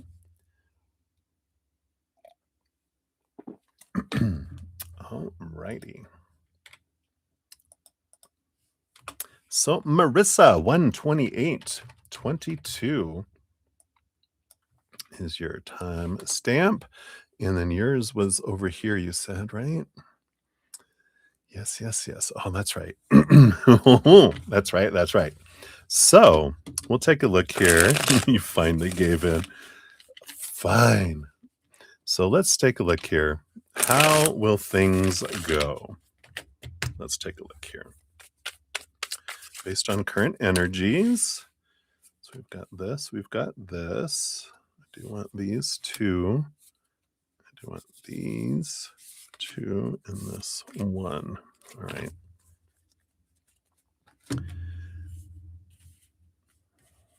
All right. So, Marissa, bottom of the deck, we do have the Knight of Swords coming in here. There's a lot of clarity that comes in this evening. I like this clarification, and I feel like things really become clear to you in your mind. And underneath the surface, we've got the Tower card here, which I feel like you get clarity around, and even the Eight of Cups. You got the Ace of Swords under that too, which is again all this clarity around all of this energy of why did it end before? I'm getting more clarity on why. Why did that happen? I mean, I know like the surface wise and the physical action world wise why things happened, but getting into the heart and getting into the behind the scenes of why things happen. But I feel like this clarity comes in through your interactions as well. What we'll see here, we got these other cards. That's the bottom of the deck, but I feel like the theme is clear. I have clarity by the end of the evening. Whatever way it goes, it's crystal clear energy that comes in. You got two and then one and then two and then two and then one. So there is this 21, 221 energy. 2 or 2, 12, 21. Oh, yeah, because there's this mirroring. I get it. Okay, thank you. So let's see here. First, yeah, you have the 8 of Swords.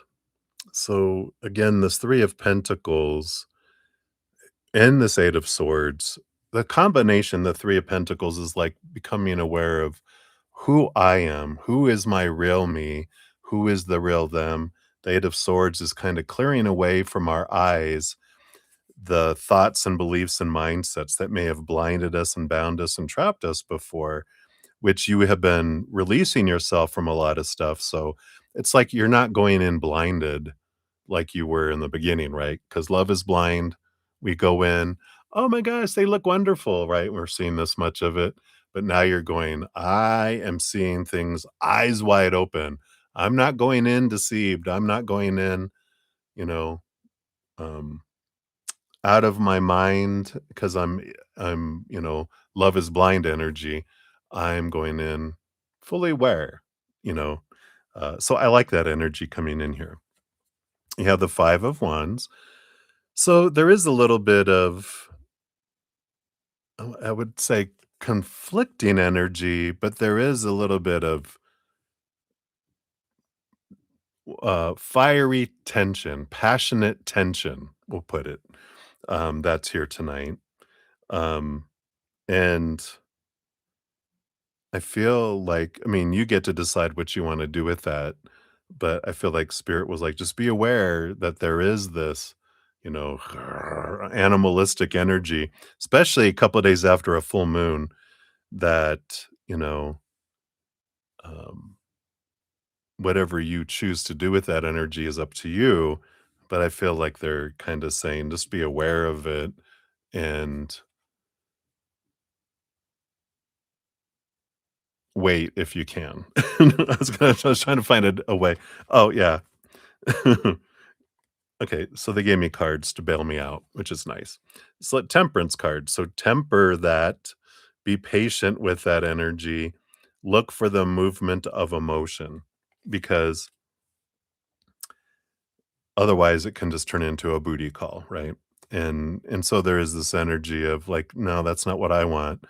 Well, maybe you do. I wouldn't blame you around a full moon, rah, right? But, you want more than that. You want this movement of emotion. You want this romantic, the Knight of Cups.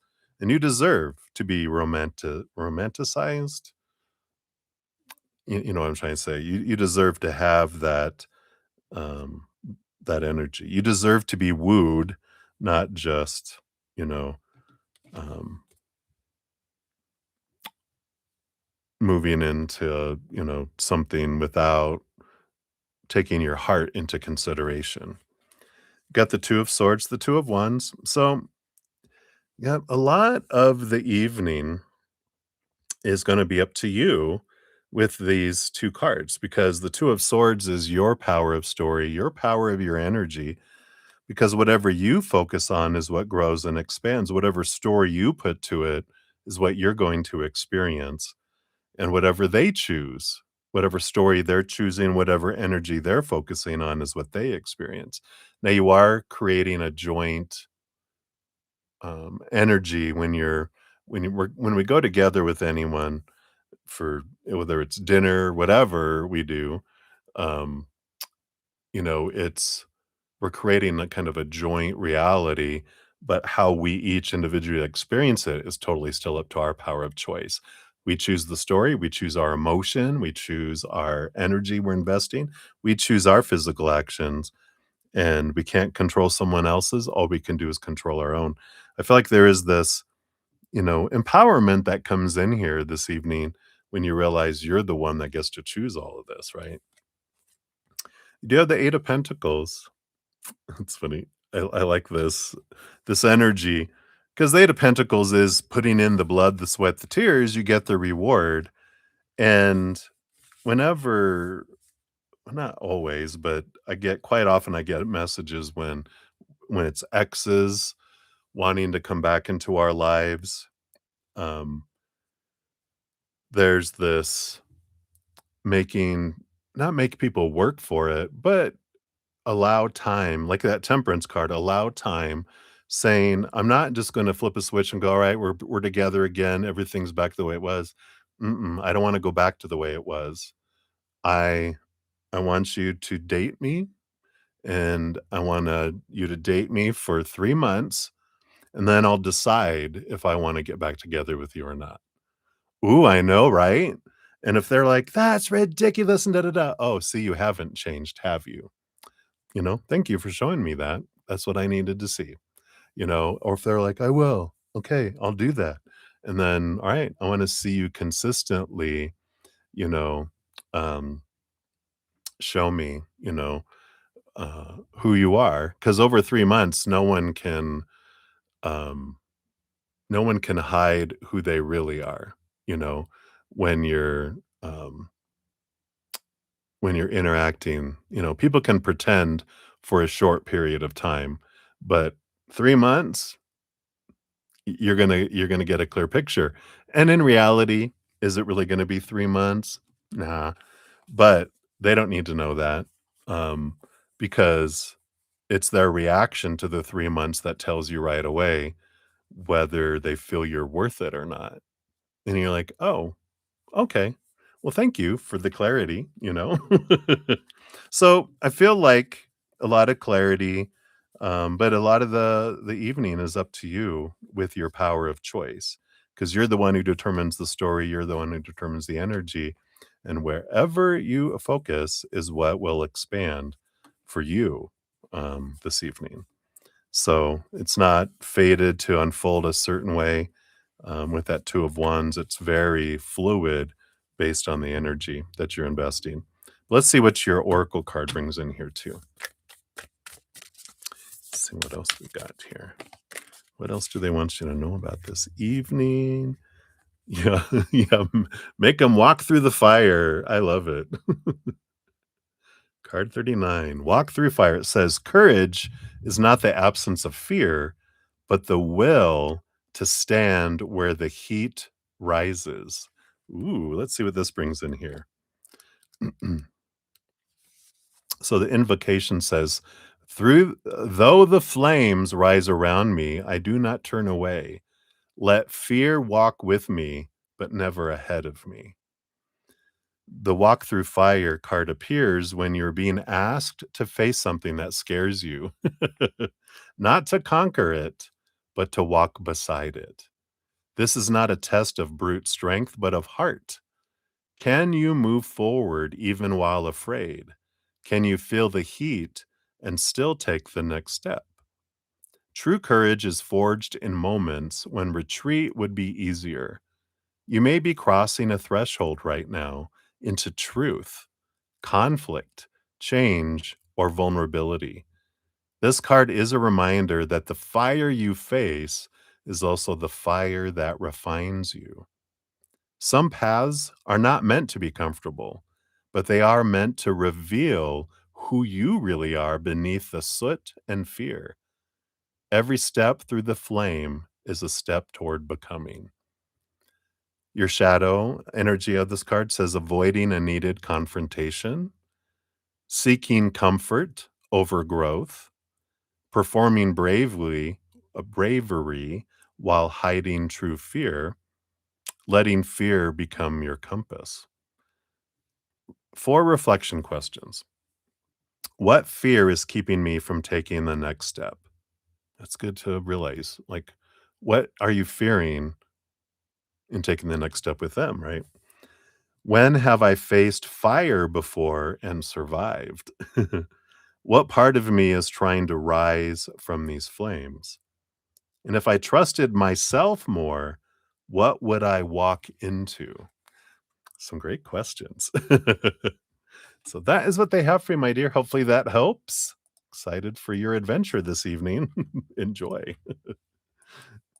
All right. Again, thank you so much for your donation. Be back out of there. All right. So up next we have Breath of Fresh Air and then Michelle Smith, Footwork, Bow, and then two from Moonlight. So thank you for those, and we'll head into those. Where are we at? Yeah, we're at 1 hour and 40 minutes, so we'll still be a while. If at around 2.5 hours I haven't completed any free readings, I will step away from donations to complete some free readings, about 30 minutes of them. So hang in there, everybody. We will get to free readings tonight for sure at some point. All right, let's take a sip and we'll dive back in. Cheers, cheers, everybody. All righty. So, breath of fresh air, you're at 140, 59. So, there is your timestamp. We will scroll up here. Give your donation a love and a like since it lets me. You want to know, is Tyler your soulmate? All right. Who is Tyler to you is what we'll ask here. Because a soulmate, like I'm your soulmate in this life because I'm a soul and we're interacting together and we have a purpose in each other's life, right? So we're soulmates. From spirit's perspective, we're all soulmates, our family, our friends, our, coworkers, everyone. So you're wondering, is this the person that I'm going to end up with the rest of my life, right? Are they going to be my soul partner versus, a stepping stone or just a friend or whatever, right? So let's take a look here. Who is Tyler to you in this lifetime? What can we know? Mr. T. I pitied the fool. Let's take a look here. It's from the A Team, just in case. An old. Well, they had a remake recently ish. All right. Okay. Let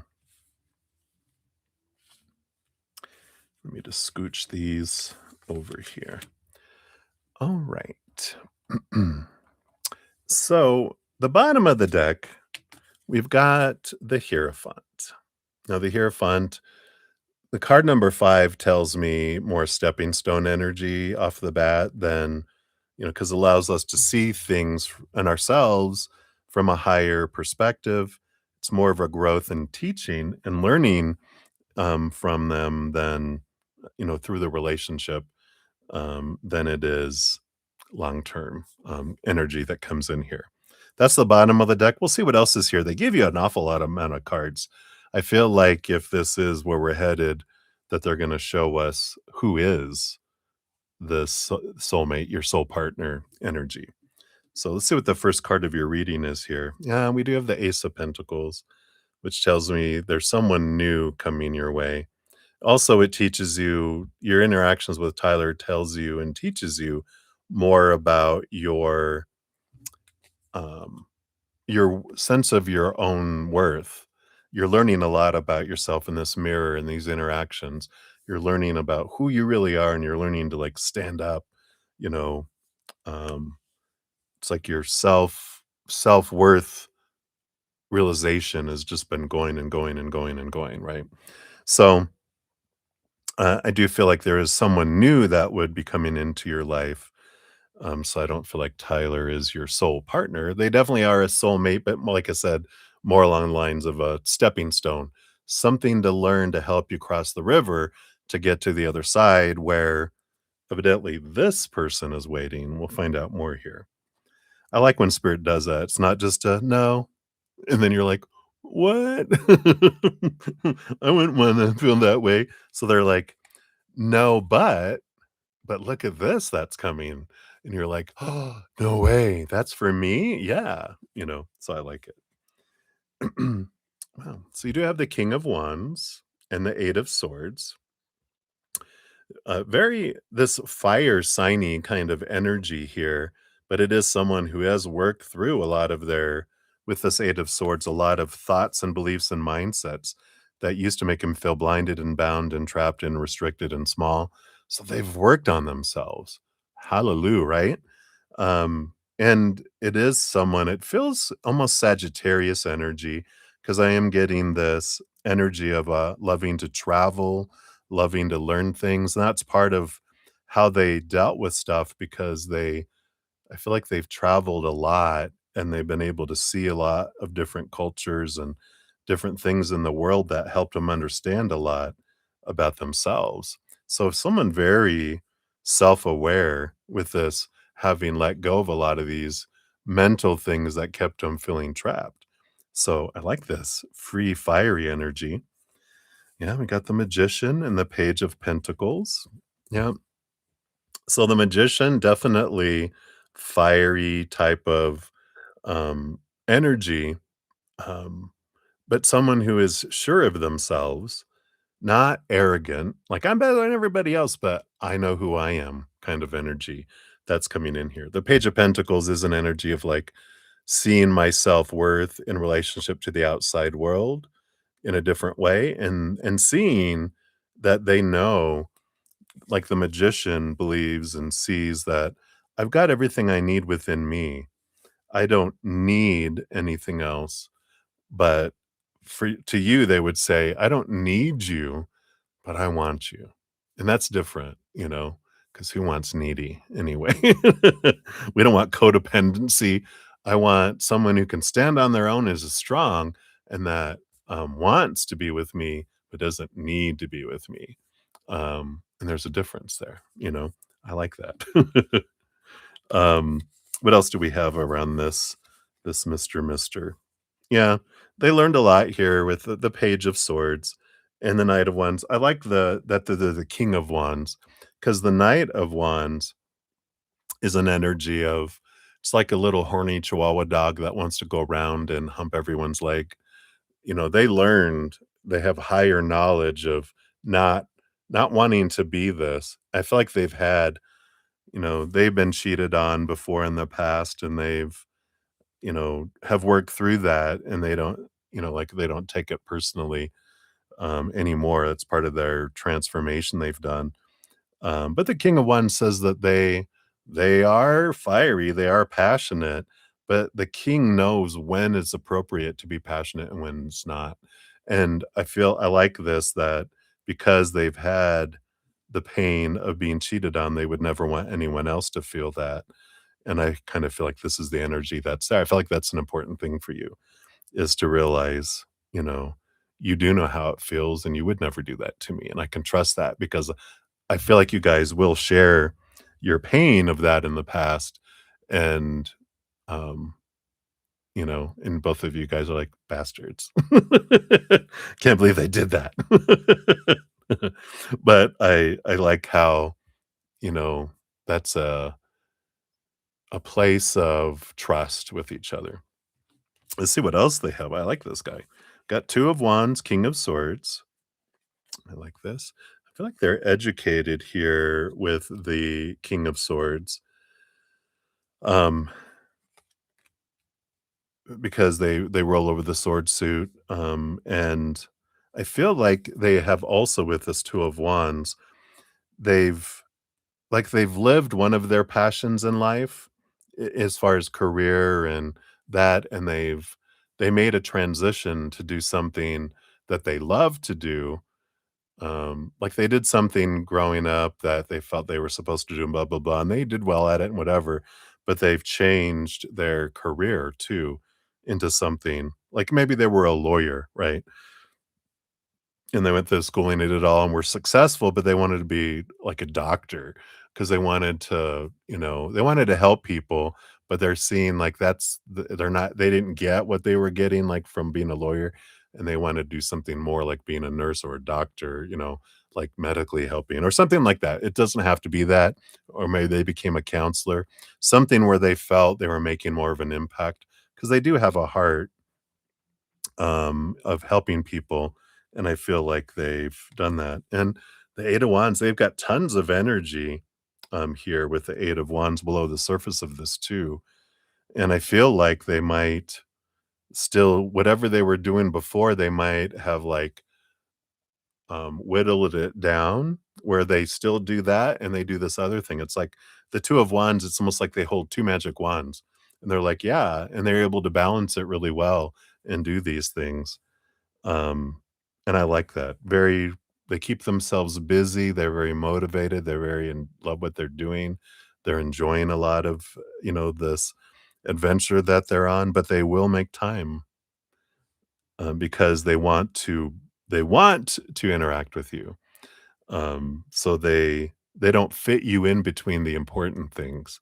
They make you the important thing, and they fit everything else around you. Oh, I love that. Find out if they have a brother. Well, it has to be a gay brother, though. Anyway, we got the Empress. I do like this. It's like they treat you not like a queen, but like an empress who rules over queens.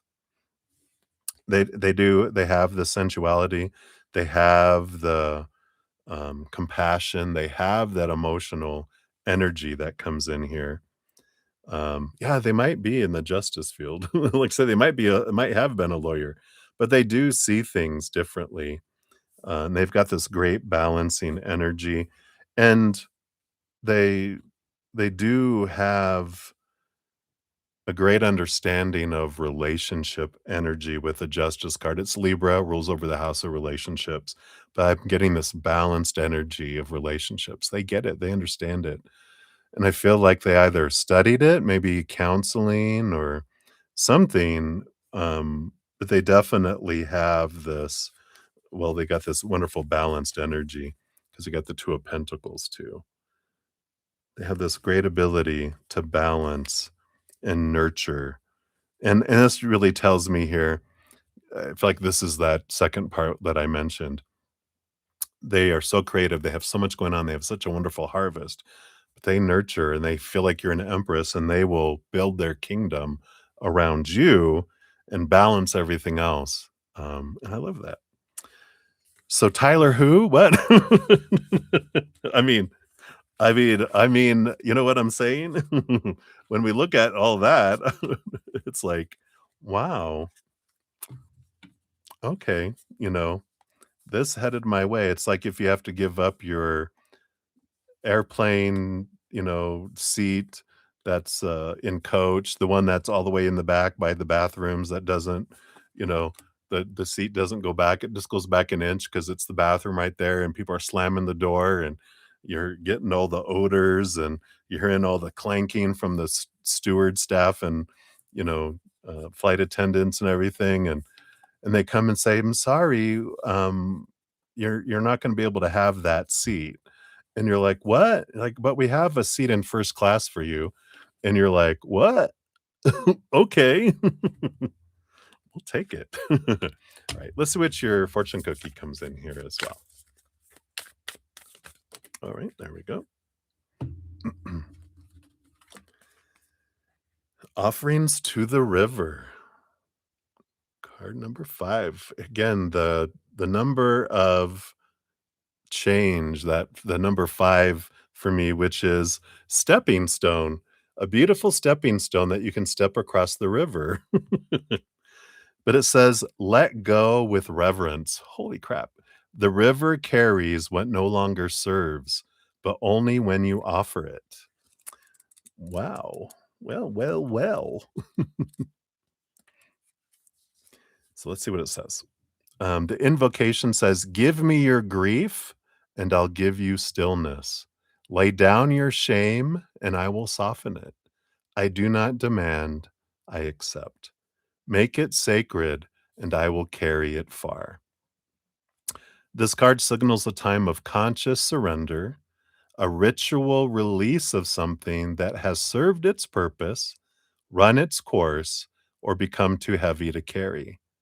The river is not just a body of water, it is a living threshold, an energy that receives and transforms when approached with intention. To offer something to the river is to bless it for what it taught you. Recognize that release is sacred.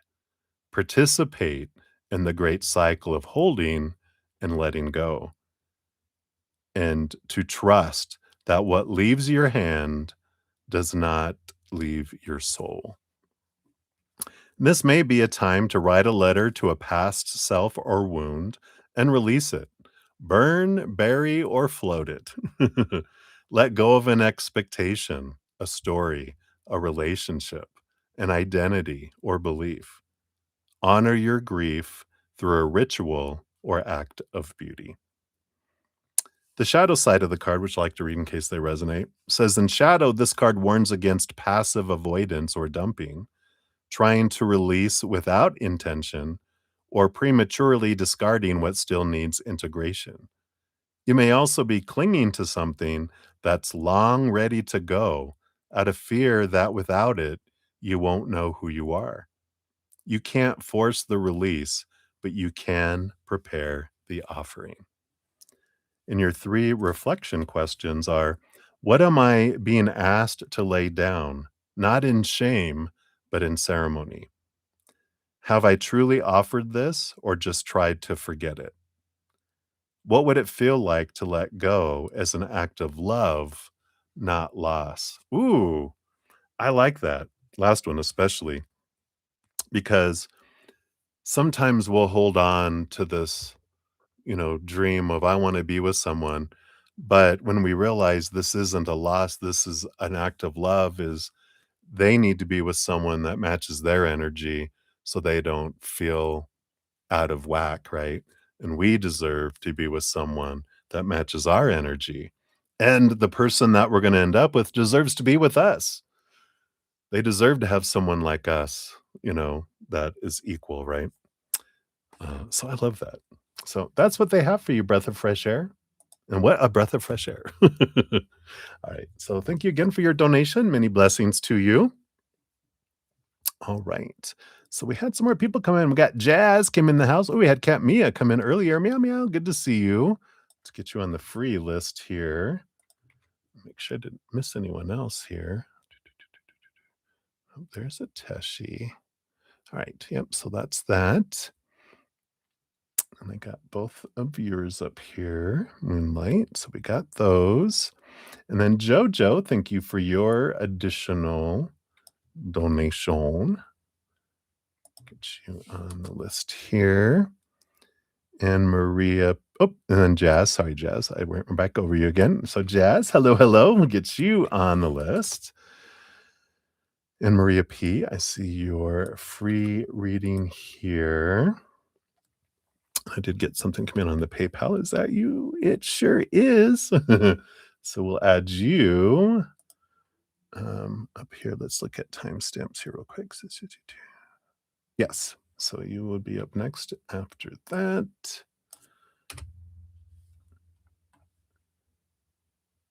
All right. And then we got Alice as well. Good to see you, Alice. Got you on the donation list as well. All right. So I think I am all caught up here. So where we're at in donations, we have Michelle Smith up next, and then Val Footwork, and then 2 for Moonlight, back to JoJo, and Maria P, and then just Alice is where we're at. We're almost at 2, so in about 30 minutes, I may not get to all of the donations before I go do 30 minutes of free readings, but I will, of course, finish up all donations and then go back and finish up any free readings that are left over as well. So we'll get to everything, just a matter of when, right? All right, if I shut up and get back to readings, right? All right, let me take a sip. Cheers, everybody, and we'll get back at it. All right. So Michelle, 15907. Thank you for your donation via Zcash app. And you did say you wanted a general reading on there. So we've got that. And let's see what Spirit has here for you. All right. What do we have here for you, Michelle? We got boom, boom, boom. Okay. What else? Okay. They do want that one, evidently. These two with that one underneath. All right. So what we got going on here. Bottom of the deck, you do have the Ace of Swords, which does bring in some new communication that brings clarity. Love that little rabbit. So let's see what this is about here. What's this new communication about? I do feel they're telling me that it's something that you've been waiting to get an answer on or communication from. So it's something you've been anticipating. Let's see what this is about here. Yeah, the Knight of Wands. So I feel like it is something that you've been wanting action on and wanting this movement. And I feel like it comes out of nowhere because it's something that you've been waiting for. It almost feels like you've been waiting to get an answer on something and it's been taking for so long. Either it's or communication from someone. It can be like you were in wanting to hear from someone and you just kind of given up like I'm not going to hear from them, kind of energy. So it doesn't feel so much like waiting on an answer from like a company or something like that. This feels like I want to know something from someone and I would wish they would reach out to me or call back or, reply to me and just nothing. It just like crickets and you're like, okay, well, anyway. And then out of nowhere, here it comes. Let's see what this is about. You got 3 cards here next. You got the King of Swords. So there is here the Master Storyteller coming in here. Let's see what else is here. 3 of Swords. Yeah, we got that expectations equal disappointment here. And we've got the Knight of Cups. Yeah. So it does feel like we were hoping to hear a different type of connection from whoever this is. And, we have the 3 of Swords, which is disappointing. And I'm in a way glad for you that because this King of Swords, which, like I said, they're the master storyteller. They get to create stories and it's great, but I'm feeling the kind of the lower vibration side of it, which is somebody can get into their head, but they can also make up stories. And they have themselves so much in this different mind that they're almost like living in a different reality. And when they tell a story, we might call it something called a lie, but they are like, they don't see it that way. In their reality, it's truth. No, this is what happened. And you're like, no, you're not. So I like that this is disappointing in that you're seeing the truth of things so that you can free yourself from it and free your heart from the connection with whoever this person is. So hopefully this resonates here for you. Let's see what this other card is here. You got the 10 of Pentacles, yeah. So it is relationship kind of hope and energy that's here, hoping for this connection. 10 of Pentacles can be a relationship or abundance or fullness of life, but I'm getting like this. We were hoping that they would share love toward me. It feels romantic, but doesn't have to be, but it feels like you were hoping it would be because they were part of these ghosts of what would make up feeling like your life is complete kind of energy with the 10 of Pentacles. But that's why I feel like this is good because you have the Tower energy, which is someone being removed out of your life on purpose for you to make space for something that's more in alignment with who you are. 4 of Wands is this marriage energy. It's a celebration energy that's here. And what's below the surface here. Yeah, and there's this wonderful transformation. It allows you to see things differently, see things with more clarity. Like we go back to that Ace of Swords too, that you gain some clarity around whatever this situation is. And you're like, okay, this is good to know because now I get to set myself free. And again, this tower, it burns down this old condemned tower that had the pipes leaking, had rats, the gas was leaking, the roof leaked. It was condemned, no one could live in it. but it's the tower that I just fell for, and, the heart loves what it wants, but, there's this, once that tower burns down and it gets replaced with a whole new castle, and you realize that one tower was just one out of 4 towers with these huge walls and entryways that has a castle inside of it, we're like, "I'm okay that that tower burns down, because what is in its place is something more in alignment with what you deserve and your energy." So, hopefully that resonates there for you, Michelle. Let's see what your fortune cookie brings in.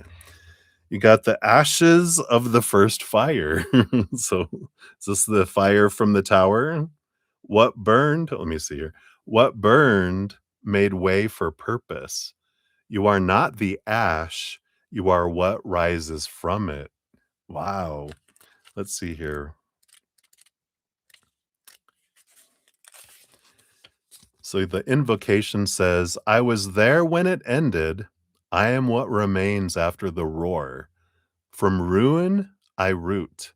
From cinder, I call. Not to rebuild what was, but to become what must be. Ooh, I like this. So this card arrives in the aftermath, when the smoke has cleared and you're left holding the remnants of something that once defined you. The first fire may have been a foundational wound, a dramatic ending, a shattered identity, or even a voluntary sacrifice. Whatever it was, it changed you forever. And now, standing in the ashes, you're being asked not to grieve the loss of the fire, but to listen to what the ashes want. Wow. This card signals a time of powerful transformation, the birth of a new self from what has been destroyed, the end of an era, contract, or illusion, a soul memory of who you were before the fire and who you must become after. You are not starting over, you are starting from. Shadow energy around this card, you may be clinging to the past version of yourself or grieving a loss so deeply that you can't see the purpose it made space for.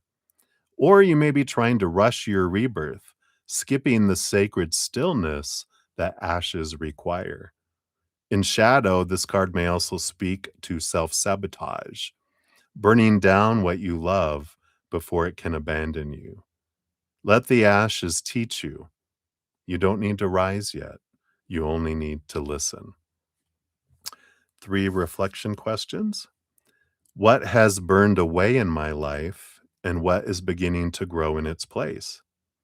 Am I trying to return to something that no longer exists? Can I trust that even this destruction was part of my becoming? Ooh, it is sassy. I like that. Beautiful, beautiful energies. So there you are, rising from the ashes. So hopefully that resonates for you, Michelle. That is what is coming in for you right now. Thank you again.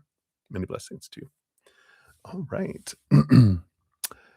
Yes, Val. Val. Okay. Let's see. What time is it? So that was 6 minutes ago. You might be back, Val. It's up for you. Let me take a quick sip here. You're probably on your way. I'm calling you back. Come hither.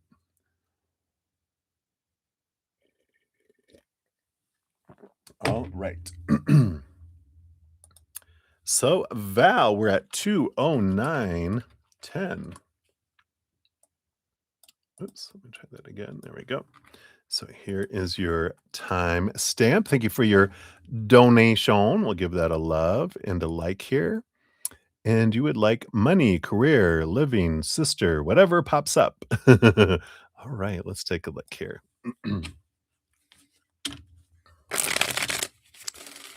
See what we have here. So let's talk about money. We'll do money here. We'll do career. We'll just see what comes in here. Living and sister. See where the energy, where they want to focus on. We'll see what comes through here. The bottom of the deck here, you do have the 9 of cups energy that comes in. So overall, this is I feel like you're in this kind of transformation of understanding what is this emotional dream come true? What is it that I feel I need to feel like my life is full and overflowing, from an emotional place? And I like the 9 of cups because it points us back. Yay, Val, good. I'm glad you're here. It points us back to our heart. It points us back to us because that 9 is the hermit's energy. And we realize I'm the one I'm looking for. I'm the source of my joy. I'm the source of my emotional fulfillment. When I look to the outside world, it all falls short. It's temporary. It's disappointing. It's, unstable. When I eventually everything points us back inward, and when I find this eternal unconditional love is the foundation of my worth, I realize I'm priceless. I'm full and overflowing. Everything in the outside world then becomes above and beyond extra. It transforms from a world of lack and falling short to abundance and overflowing.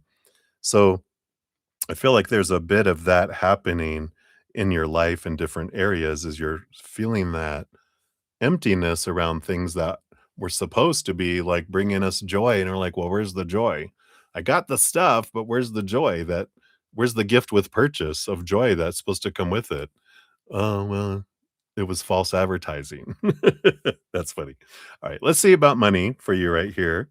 You do have the sun card, which is about abundance coming in. So you do have this amount of abundance that's flowing in money wise for you coming in.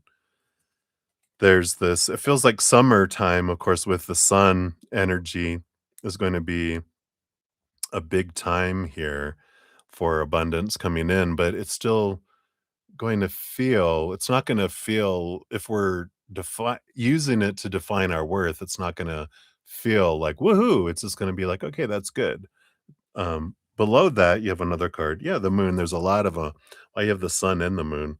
This emotional energy below the surface here that, because it's your heart wanting to live and living your heart's dream, and abundance just is a byproduct of living your joy. And I feel like this is what they're pointing you to here is your cup will feel like it's running over with emotions when we're living our dream and we're not trying to get to an outcome. So hopefully that makes sense. Career-wise, you've got the 4 of swords. Yeah, you got the 4 of swords. It's kind of mental rest is what it says here. What is this mental rest with career about? It's getting out of your head. Mm, yeah, because a lot of stuff what you do, is joy, right? You're seeking your joy. A lot of what you do is your joy, but it feels like your mind tries to take it over and try to organize it and try to evaluate your dream and put conditions around your dream, your heart's dream. Your heart don't like it. It's like and I kind of feel like this is a message from your heart to your mind. Put it to rest, you know? Give it a rest, you know? "Shh, it's okay. Let me enjoy it. Don't try to control it. Don't try to make it be something and define it. Let me live it, please." It's like your heart is saying that. So I like that. I like that energy. Living, you got the King of Swords. And this King of Swords is the master storyteller. They not only rule over the suit of the mind and air communication, but they also get a second portion of it. So they're the master of it. Now there is education here, there is learning, there's growth energy. A lot of what you do is working in a school and teaching, very supported with this King of Swords energy, but this is a different kind of twist to it. This is you know, whatever's happening in the outside world, with life and living, it just is. It just exists till it gets in this thing. Here's the storyteller. It starts creating stories about what something does mean or doesn't mean in the outside world. It's creating this story. Now we have a lot of library of stories that were given to us growing up. Oh, that means this means this means this. But this is about questioning your stories and going, is that what I want it to mean? It might be reverting to an old story that we just react and oh, this goes there without thinking. We just react and we put a story to something. And this is about life of going, I can change the story of anything. There's this little boy, I don't know where he was from, and I should have saved him because I think it was on Instagram or something, but it's like one of those you see and it disappears, and like, "No!" But it was like years ago too, a couple years ago, where he was saying, "Whatever you focus on the most, um, you train yourself to become a master in." And it's like if you choose to find the blessings of things, the gifts in situations, then you become an expert, a master at finding things when no one else can find something to be grateful for and a gift in something, you can find it. He goes, you also can learn to find something wrong in something and become a master at finding something wrong when no one else can find it either. And he was like, you get to choose what kind of master you want to be. And I like this, the King of Swords, because it teaches us that we're the master of our story, that I'm the one that gets to decide, do I want to be a master storyteller of fun adventure or scary stories, right? Which one do I want to choose? So I like that for you. And then your sister, what's going on with your sister? Well, we got the star card here. This is wishing upon a star, balancing energy. It does feel like there's something that balances out. There's something that, um, and this is air sign energy again, too, because it's Aquarius energy, which is like the King of Swords. So, and there's another card below the deck. We'll see what this is here in a sec. But I feel like they're telling you that you can change your story about your sister. That, yeah, we have all this stuff going. Well, this means this means that, this means this means that. But is that what I want the story to be? I get to create the story about what their actions or non-actions, words or silence, or whatever's going on with them, what it means. I get to decide that for me. She gets to decide hers for her as well as everyone else. But I'm the one that gets to decide what it means for me. Below the surface, yeah, you got the Lover's card, which is an important relationship. It's also emotional choice energy that you get to choose what emotional choice you wanna make regarding your sister. It's like, "Well, they're doing this. This is the way I'm supposed to feel." No, I get to choose how I feel about it. It's interesting that they have here, they've got the angel, because Lover's card is Gemini. We have our higher self angel and our human self. And this is what the power of choice is about. I can choose from my earthly human, reactive, going into fear energy, or I can choose to connect with a higher energy rooted in unconditional love. And you can't control what's going on with your sister. You can only control your story, your emotions, your energy, and your actions around your sister and toward your sister. And you can't control. It's like letting go of control and going, I will be who I am, and I can't be any more than that. Let's see what your fortune cookie brings in here too, with the Oracle of the Rift Walker. Let's see what we got here. All right. So you've got the Mirage. Card 14. Not all that shimmers from a distance is gold. All right. Let's see what this brings in here for you.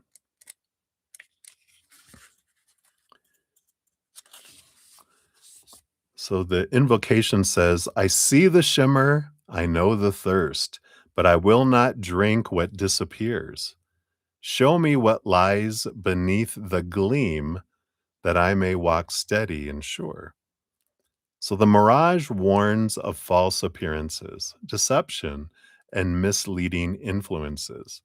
It speaks to moments when someone or something in your environment seems radiant, promising, or trustworthy, but underneath there is distortion, absence, or manipulation. This card appears when you sense dissonance between words and actions around you. So someone's actions aren't matching their words. You're being asked to look deeper beneath surface charm or allure, or you're navigating relationships or situations clouded by dishonesty or illusion. It's a call to trust your intuition, seek clarity, and guard your boundaries. Not all that glitters is gold. Sometimes it's the reflection of your own hopes or fears. The shadow energy of the card is that this card can reveal being complicit in deception by ignoring red flags, distrust so deep it blocks genuine connection, or projection of your own fears or illusions onto others, causing confusion. The mirage asks you to balance healthy skepticism with open hearted vigilance. Interesting. For reflection questions, where in my life do things feel too good to be true? What patterns of deception or misdirection am I noticing? How can I protect my truth while remaining open to love and trust? Am I being realistic with my expectations of myself or others? Great questions. So hopefully that brings you some clarity there, Val. So thank you again for your donation. Many blessings to you. How are we doing on time here? All right. So, uh, oh, did I get another one here? All right.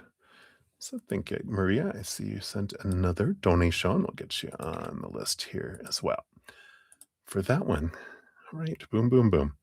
Okay. So I think I probably have time for probably one more donation reading before I jump into free readings for about 30 minutes. So we will circle back around here. But Moonlight, you'll be up here for number one. We might have to circle back around for number two here. We'll see. So number one here is your timestamp. Thank you for that. Ooh, the work, the work little emoji. And let's see here. Okay, that's for the first one. So feeling the eclipses, yeah, ears ringing, disturbed sleep. Same two people popping into your head several times a day, one past, one alive. Why do they live in your head? What do they want to tell you? What does spirit want you to know about this? All right, let's take a look here. Cheers, cheers. We'll dive in.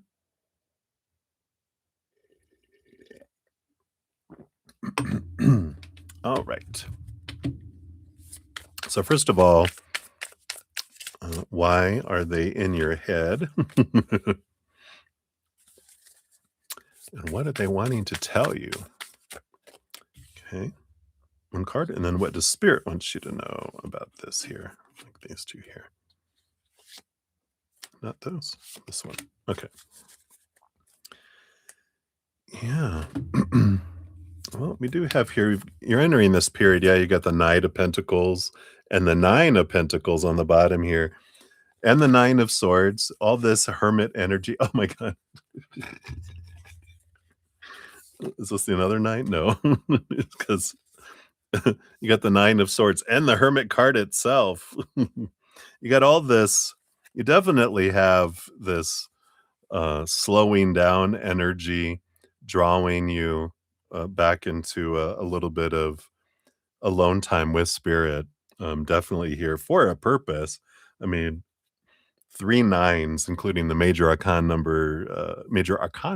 number nine, the Hermit itself. But when you get a slow moving card, there is purpose to this. Let's find out. Well, first of all, why did they live in your head? Well, here's another nine of cups, Ace of Swords, to bring you clarity around your self-love and helping you find your true dream come true, which is connecting back to this higher vibration love. Now that they're Especially the one on the other side already is very involved in it. But even the one who's alive, the higher self of them, it feels like the one who's passed and the one that's alive, there's this connection to them. I don't know if it was a connection in this world, but they're definitely connected on the other side, and they come through as a tag team quite often. And it's because they are bound from other past lifetimes. Um, and so they're part of the same soul tribe, soul group that keeps coming around together and hanging out. And so they do have this connection. Even their higher self, even though that other person is still alive, their higher self is still up there with the higher self of the other person, and they still shenanigans, under the surface of that here. We've got the Eight of Wands. He had to bring messages, to bring a lot of messages. Even the Hermit card, that has the lanterns. Here's all these lanterns. We're part of, bringing you messages, part of your spiritual posse. So, we come in because we're familiar and we're kind of representatives, but we bring messages from your entire collective of spirit guides and spiritual posse to come in as well. What do they want to tell you? One of the big things, the 10 of Wands, transformation of energy. The 10 of Wands is being aware of where you're investing all of your energy, but the power of your energy and your ability to switch from feeling like something's a burden to feeling like something is a gift and it's abundance.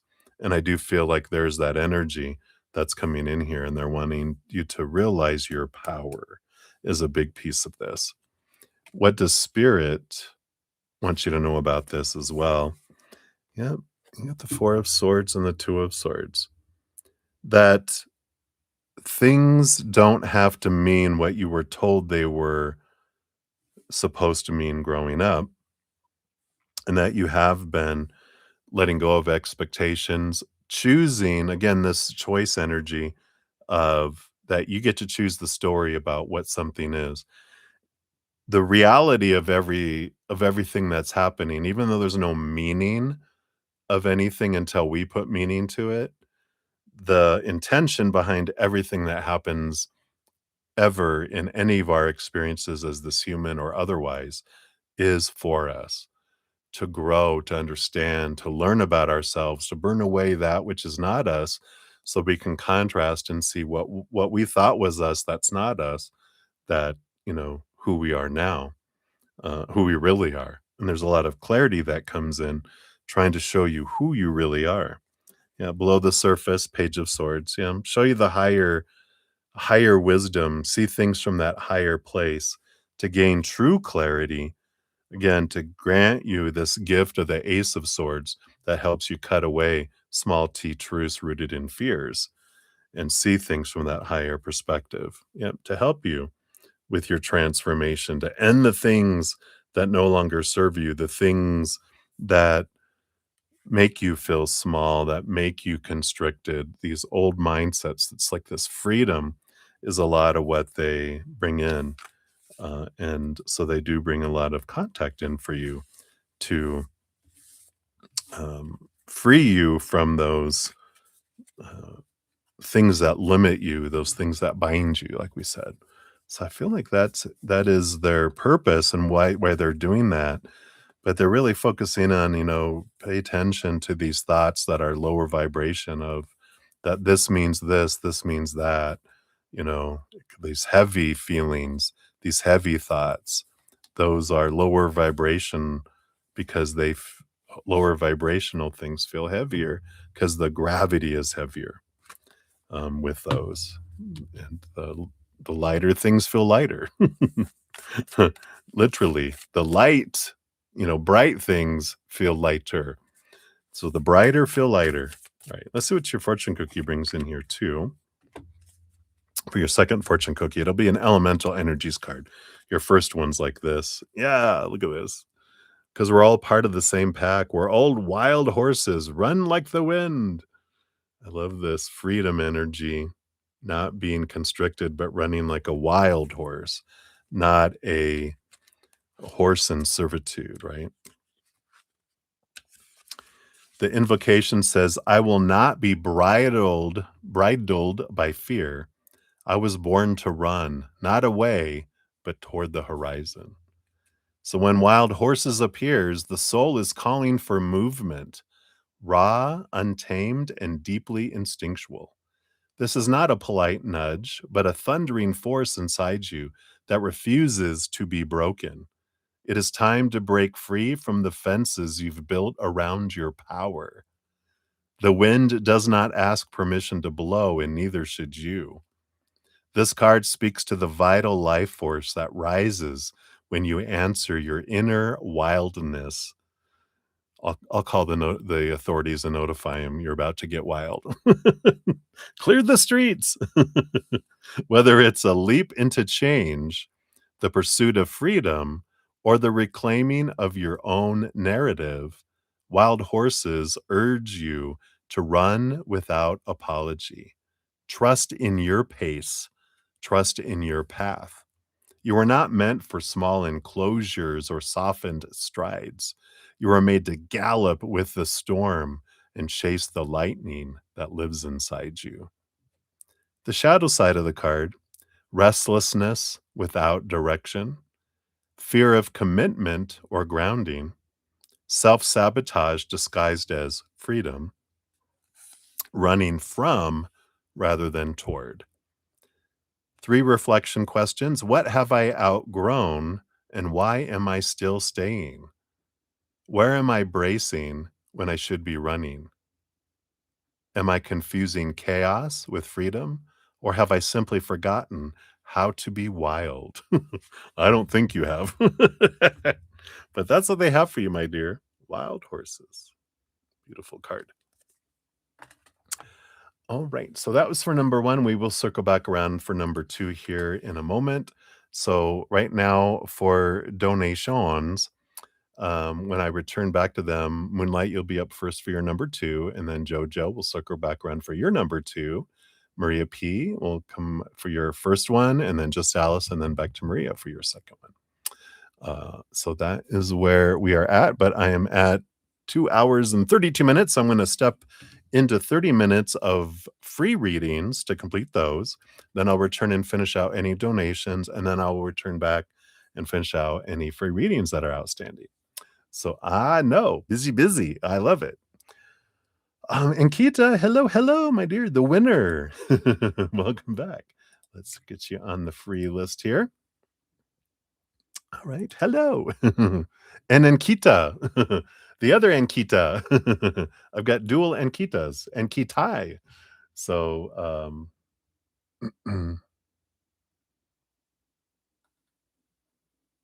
yeah, I don't have anything else. Oh, there you are. Oh, you changed your name? Oh, okay. Let me grab that and update that here.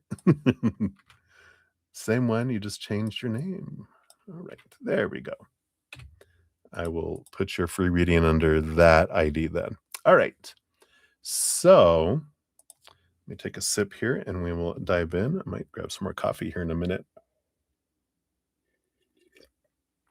or in 30 minutes. All right. So up first, we got user PC. PC. I just had to say it that way. I just can't help myself. All right, here you go, user PC.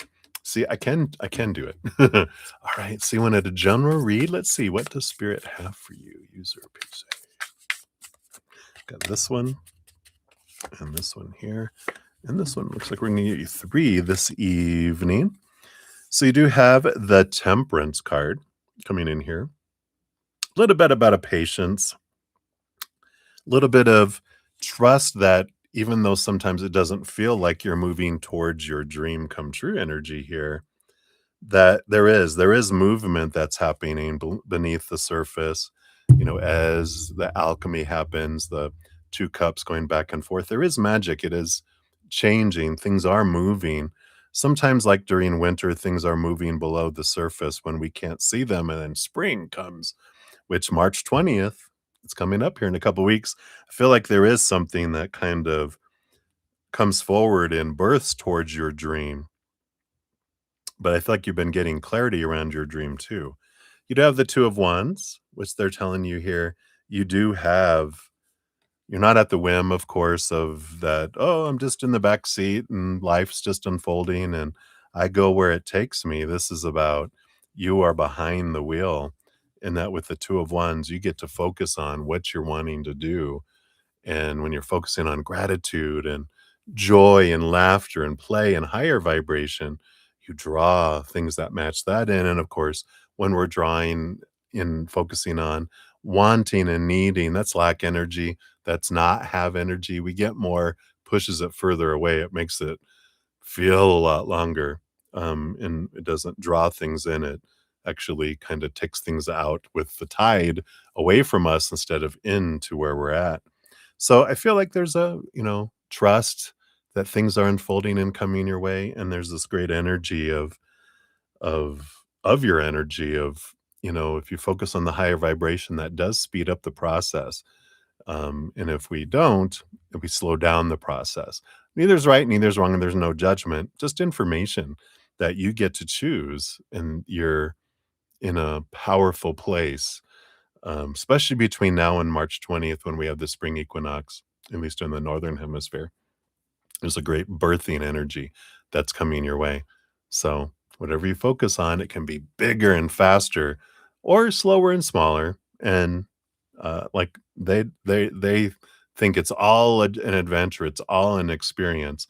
So there's no waste, in anything that you do. It's all experience. So have a blast. Right? That's what they have for you. User pay say. Many blessings to you. Right. We got Minaheel. You're up 236.56. There we go. Boom, boom. And what major is coming in soon for you in 2026 this year? All right, let's see. What do they want you to know here? Got these two things here. Got the Queen of Swords and the 10 of Wands. There's this one of the big things that's coming in here for you is this balancing energy, this changing of perception. The Queen of Swords is a balance between head and heart. And the 10 of Wands is a change from feeling like something's a burden to feeling like something's abundance. But it also is about being aware from this place of balance, of getting out of your head, um, not being all in your heart, not being all in your head, but bringing them together to decide where is it that you want to invest your energy.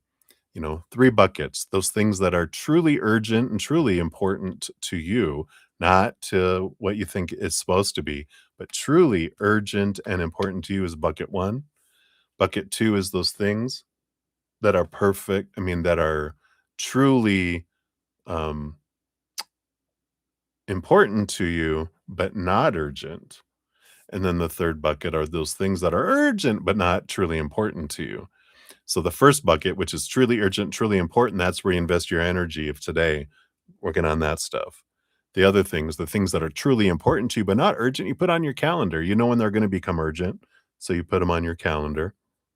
And then the stuff that's not urgent, I mean, that says it's urgent, but it's not truly important to you, you just put in the third bucket. You don't even have to touch that bucket.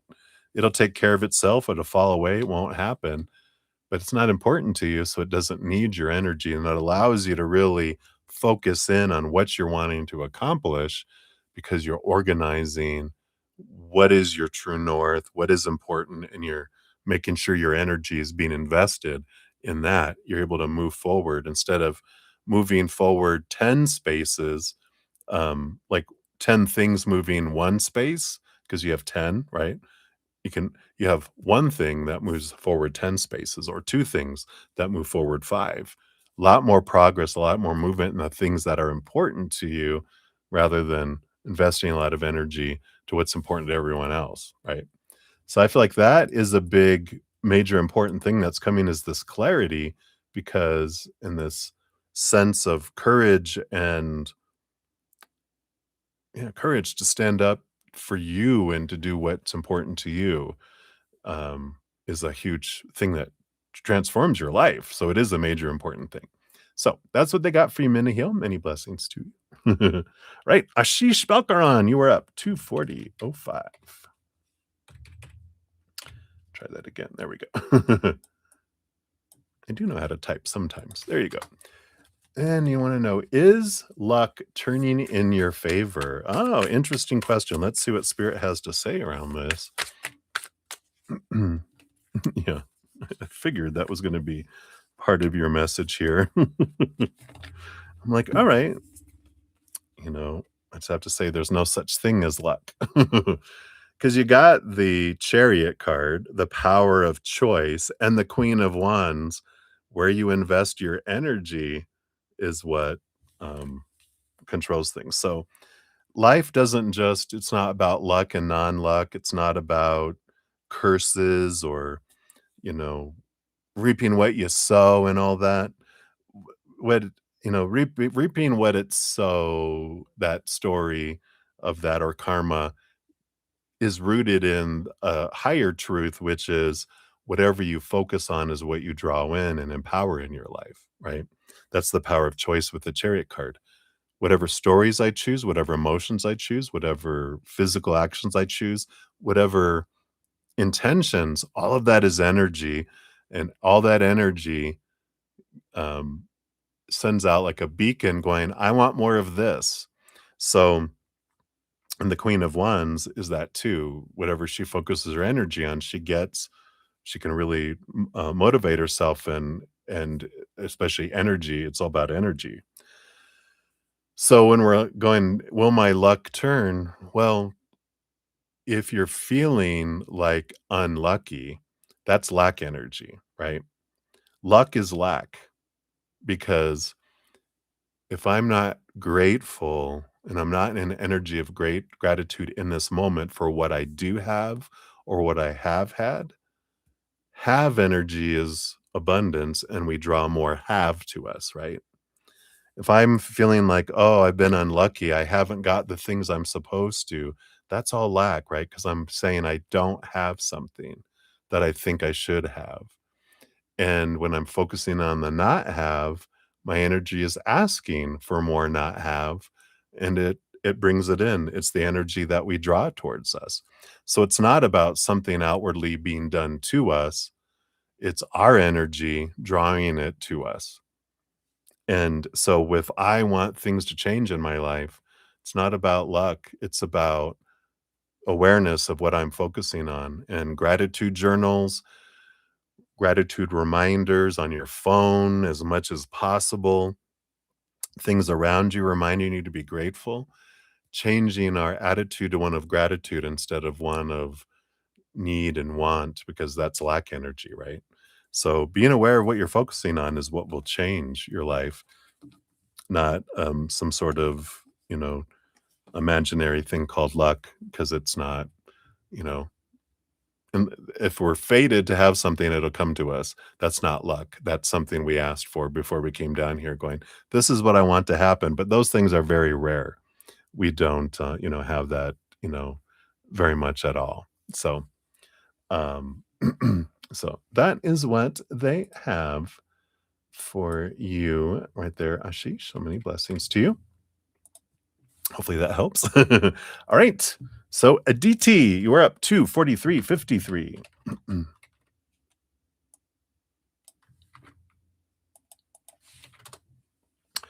All right. So what's coming in your career? Let's take a look here. Based on your current energies, what is headed your way? We got this. And we got this. And you got Knight of Swords, Seven of Swords. So you have this clarity coming in with your career here. The Seven of Swords are some, like, it's the thief that's in our head, our thoughts and beliefs and mindsets that cheat us out of, opportunities, that make us feel like things are supposed to go a certain way. It's those that kind of trap our in us into this path of things have to be this way, and it cheats us out of the opportunities of all these things that are here and all these things that are here, right? And so this Knight of Swords is this quest for clarity, which is moving these expectations, these thoughts, these beliefs out to where we're like, wow, I see more clarity. I see more options. I'm not limiting myself. I'm not limiting it by, old beliefs and those things, that are, coming in. So I like this freedom that comes through whatever this is. These things arise and we're able to see them for, you know, uh, what they are, which are opinions that were given to us growing up and stories that we don't have to keep anymore. We get to decide for ourselves. So there is this freedom energy here with the Knight of Swords that it's the quest for clarity. And I feel like you are getting it here, and I feel like you'll see new opportunities. You might even see a different route you want to take in career, because the instead of it feeling so trapped, suddenly we feel like the world is full of opportunities. Because when we go from this feeling like we're walled in to like the world is our oyster in a way. So that is what they have for you, Aditi. Hopefully that helps. I like it. Many blessings to you. All right. And Swaroop Bobby, you are up to 4625 is your timestamp here. So there is that. And when will you get a new job? Any time frame? All right. So I've got this giant stack of when cards with when tarot and other things all thrown in together. So let me shuffle these up. It's too big to shuffle my regular way. So let me grab this, and I feel like we're going to grab these in the middle. These I can shuffle. So let's see what your when is. Based on current energies, when will you get a new job? All right, we got these two and this one. Let's see what we got here. Yeah. Wow. Yeah, we got this this month, so March, and don't wait around. Take an opportunity for it here. What do we have here? You got the Page of Cups. I'm not going to look at the timing for this one, because this is Pisces, has Pisces energy here under the Page of Cups. And we're in Pisces season through March 20th when we go into Aries.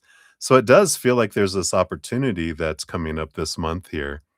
And I like this Page of Cups. It's a surprise energy. It's something that brings joy energy that comes in. So I like this for you. It feels like it is this month, and I feel like it's in the next 2 weeks with this March 20th energy of Pisces, because it's all the water signs. And we're in one right now, and I like it. This month, don't wait around. All this moon energy too, around emotional energy. So I feel like you have this great possibility of it being any day now, right? So I like that for you, Swaroop. So many blessings to you. That's what they got there for you. You're welcome, Aditi. All right, Touch O Love, you're up to 4835 here. Here's your timestamp and what's coming for you that you need to be aware of. All right, let's take a look here. What? All right, this one and this one here. Oh, and the top one too. They really want that one too. All right. Yeah, I like this here. A lot of clarity. You got the King of Swords energy here with the Full card, which is this new beginning energy, and even joy energy. You got the Four of Wands, a joyful celebration energy, um, seeking joy, allowing yourself to have your joy. It's almost like this get out of your head and into your joy energy is really a lot here. You got the Full card is Aquarius, Uranus energy, and the King of Swords is also air sign, Aquarius energy. So I just feel like there's this quirky weirdness of Aquarius. I can say that I'm an Aquarius. We don't mind being called that. We love it. Odd, weird, not normal, not the ordinary. Get out of your head. Get out of the head of the old ways, new fun ways, joy, celebration. Do something that's fun, Um, do something that's different. Change the mindset by action and doing things differently. And because we can get caught in a rut, we can get caught in trying to do the old things when the old ways don't work anymore. So I like this. It's this change what you're doing and try some new things. Go on these adventures. Allow allow newness to come in, but allow it to be like from a place of joy there as well. So that's what they have for you. So many blessings to you. All right. And we got faith and love up to 50, 44. And what are C's current thoughts about you and your relationship? All right. So paste what's their current thoughts about you and relationship. So about you, Seven of Wands, and they're in this little bit of this. I got to be true to my authentic self. I don't want to shrink. I don't want to ask permission. I don't want to have to change to be something that I'm not. And there is this energy of, you know, I need to be me. And I feel like that their thought about you is, you know, and this is whether you say anything or not, they feel like you want them to be different and they don't want to be different. And they feel like if I'm not different, that's going to upset you. And so they're kind of conflicted in this. I want to be true to me, but that may not make you happy. And not that they're, this doesn't have to be like, well, I want to be with other people. And it's not anything like that. It feels like, the, this energy of um, being free of intentions and expectations more than that. So I do like that. Desire to be free of expectations because expectations are what do suck the life out of things, and so but I feel like they need to face that a bit, there as well, to work past that. Relationship, they do have this Page of Pentacles, which is like an opportunity in the future, that they wanna look at things and, um, there's this, um it's like, well, the future, we can have an opportunity later, but it's kind of they keep pushing it off to something in the future, right? Um, so yeah, that makes sense with you trying to get them to do something. Seven of Wands resistance, right? It's like I'm gonna be true to me, energy. But they look at, well, that's I feel like they feel safer when they put, relationship, energy, future, not today. I'll think about that later, later, because it's overwhelming for them. So I feel like that's where they're at right now. So hopefully that helps a little bit. So they got for you faith and love. So many blessings to you. Let's see where we're at. 233. This will be 303. So we got about 10 more minutes of free readings, and then I'll return back to donations, and then I'll return back to free readings after that. So just let everyone know kind of where we're at. I'm not paying attention to a lot in the chat because I'm trying to do as many free readings. I'll catch up on chat here in a sec. All right. Little Lily Cherry Blossom, you are up 254.02. Is yours here. And current thoughts of AM. Does he miss you? May we come back together? All right, let's take a look here. Current thoughts regarding your two questions here. Does he miss you? We got the Two of Pentacles. There's this balanced energy. I feel like they're a bit, I don't know, this feels distracted for some reason for me. And I normally don't get that with the Two of Pentacles, but I just feel like they're not very good at juggling. Like they have a whole bunch of stuff going on in their life that I almost feel like a little bit of ADHD energy where it's um I am focused in on what is happening in the moment. Like I don't miss people or things. I'm all about what's happening right now. I forget people exist because I'm focused in on what's this ball. I drop the other ones because I'm focused in on this one. Whatever's in front of me, I don't realize there's one up in the air about to fall down. And so that's why I'm not good at juggling. I focus in on what's here, not all these others that are in the air, right? So I don't feel like it's personal, but I don't feel like they miss anyone because they're distracted this way. Will you guys come back together? You got the 5 of Cups. It's a sorrow energy, ghosting. It doesn't feel like it based on this current energy right now. There's a lot of emotional energy that would need to change in order for something to come back together. Um, because whatever the conflict was feels like emotional conflict. And if the roots of those aren't done, then it would just end up repeating the cycles. But with this out of sight, out of mind energy of the kind of this again, I feel like maybe they have ADHD. It's they forget and they move forward. It's like the stuff is gone till a year later, and then they go, oh yeah, da da da. They come across something that makes them remember. But they're all about the moment and moving, go, go, go, go, go, go, go kind of energy. So, you know, um,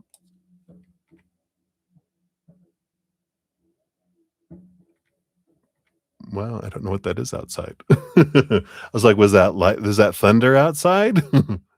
Or I don't know what it was. There was something weird going on outside. That's why I was like, what is that? But that is kind of a message in itself. Becoming aware of what is it that was the noise of their relationship. That's funny. What was it the noise of the relationship? What is it that was so distracting that changed things? And because you realize you can look at what your side of everything was, and you can't figure out what was going on over there. You can only figure out what's going on in here so that you can transform, allow this 5 of cups, and the 5 energy does talk about, like, stepping stone energy where you're more to learn from that relationship with them so you don't bring it into another relationship. So what did you learn about yourself in that relationship? So I don't feel like we're gonna return, and you don't want that type of the old relationship to come back and repeat itself in someone else. So, and it will until we realize what was this mirror of this relationship trying to show me about me, right? So, I feel like that's important for you, right? So that's what they got for you, my dear. Many blessings to you. All right. And then we have Heaven Rare Gem. You are up 25808. There you are. And can you know more about your future life partner as a sequence to the little beautiful realization? Oh, yeah, we can take a look here. What else do they want you to know about your future spouse? Whoa, cards flying out. Look out. We're going to take out an eye. All right. Yeah. When we got the 4 of Swords and the 5 of Swords, this is a good energy because this does talk about, they had conflict with the 5 of Swords, and the 4 of Swords is a balancing energy of, realizing that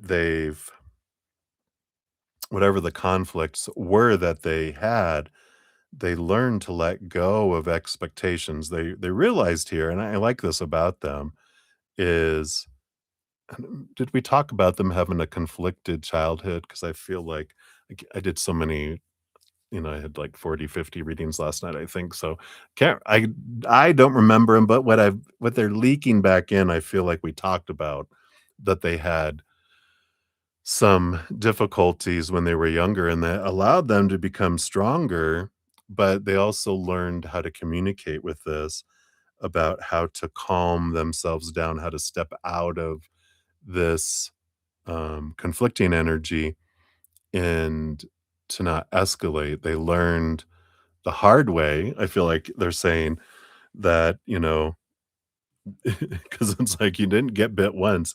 I got bit by, 3 times, rah, rah, rah, rah, rah. But they learned to, instead of react, to breathe and calm and ask for time to before they respond. And whereas before they would just like they had a silver tongue that would, not a silver tongue, but a razor blade tongue, where if someone they would and just take them off at the knees. They learned to pause and to rest before they would speak. So I like this energy around a lot about learning about communication and having learned around a lot around conflict, and I feel like they are very motivated by what I'm wanting to understand in a relationship or a conversation rather than I want to win an argument, which is great, right? So, very much this about conversation and interactions that I like to learn and be curious in a conversation rather than be attacking and I'm going to win and I'm going to prove you wrong. It's like, no, I want to understand where you're coming from so I can learn about you. And then and I'll learn more about myself through it. So I like that. So that's another little tidbit to add to your little list of things about them. I like that. All right. So many blessings too. Let's see. I think we have time for one more here before we get back into donations. So Olivier Vagara, 30133. Look at all these threes. I love it. So Olivier, here is your timestamp and a general for the coming week. All right. Got this one. Oop, they do want this one as well. All right. So you got the Five of Pentacles to the King of Wands.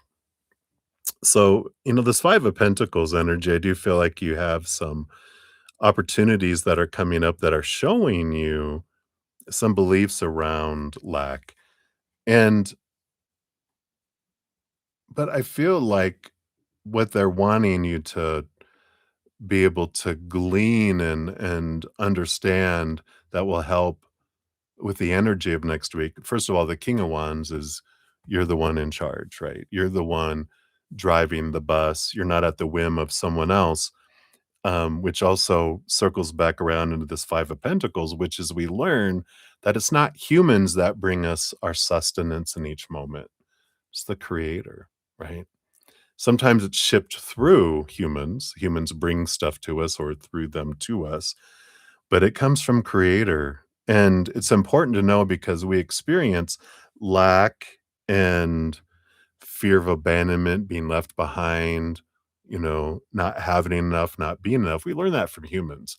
When we depend on a human to be our source, that's where we experience abandonment because the first moment a human feels unsafe or uncomfortable or out of control, we freak out. Our little inner child pulls the fire alarm. Out goes our intelligent, loving, compassionate, booted. It goes offline, and then we withdraw all of our resources to ourself for survival. And it's like, oh my god, I want, I need all this for me. I need all of this, and and that's they pull it back from us. That's where we experience the abandonment. But when we realize it's not those humans that are bringing us what we need, it's the creator, it's the source. They have endless resources. And when we realize like job offers and money and all this kind of stuff, though it comes through a lot of times through humans in the outside world, it doesn't come from them and it's not decided by them. We are they are the ones that bring us what we need in each moment. And I like this energy because it's this empowerment that I'm the one that draws things into the light my life by what I choose with my energy, mental, emotional, energetic, intention and physical actions. But the stuff that's brought to me comes from creator, not from humans. And because when we think it's in humans' hands, we would feel out of control, right? So that is what they have for you, Olivier. So many blessings to you. All right. So let me catch back up on the chat. So, I'll get the little list here. So I was doing my 30 minutes of free readings, so I've completed those. I'm gonna go back and finish donations, and then I'll come back and finish out the free readings that I've gotten to, as well. So, let me do that. Let me take a quick sip here, and I might after I get my little list done, I might go get some more coffee and take a quick break. Since I've been sitting on my butt for 3 hours, I think I need to get some movement going here. So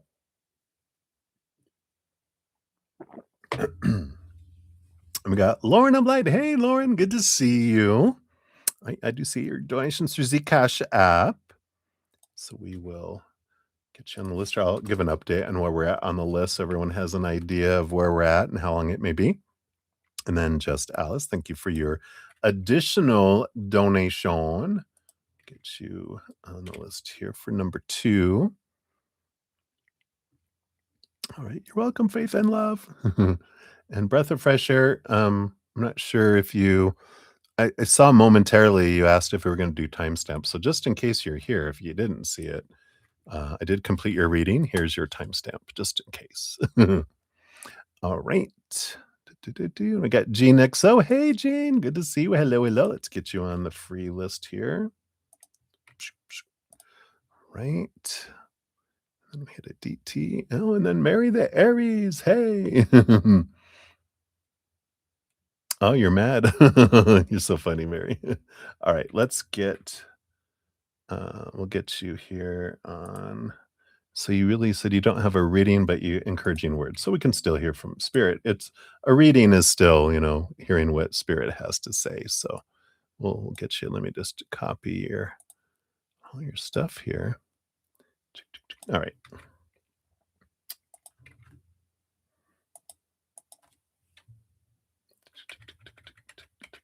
All right. Got you on the list here. So we'll get to that eventually here. And then we can get that in Kita. We had that. We had that. I think that's everyone, I believe. Skip this here. All right. I think I've got the list. So for donations, I've got Summer, Moonlight, your number 2, and then Jojo, your number 2, Maria P, your first one, and then to Just Alice for your first one, then Maria P for your second one, Just Alice for your second one, and then Lauren of Light, you'll be up after that. And then for free readings, I still have Ateshi Singh, Kat Mia, Jazz, Maria P, and Kita, and then Mary the Aries, and then Jean XO is where we're at there. So I think that's everyone. Hopefully, I didn't leave anyone off. All right. But I'm going to go grab some more coffee, run to the little boy's room while it's dripping. It'll take just a couple minutes. So I shall return. And because I've been walking 5 miles each day. And if I don't get up and walk around, I'm not going to be able to walk. So I'll be right back. Oh my God.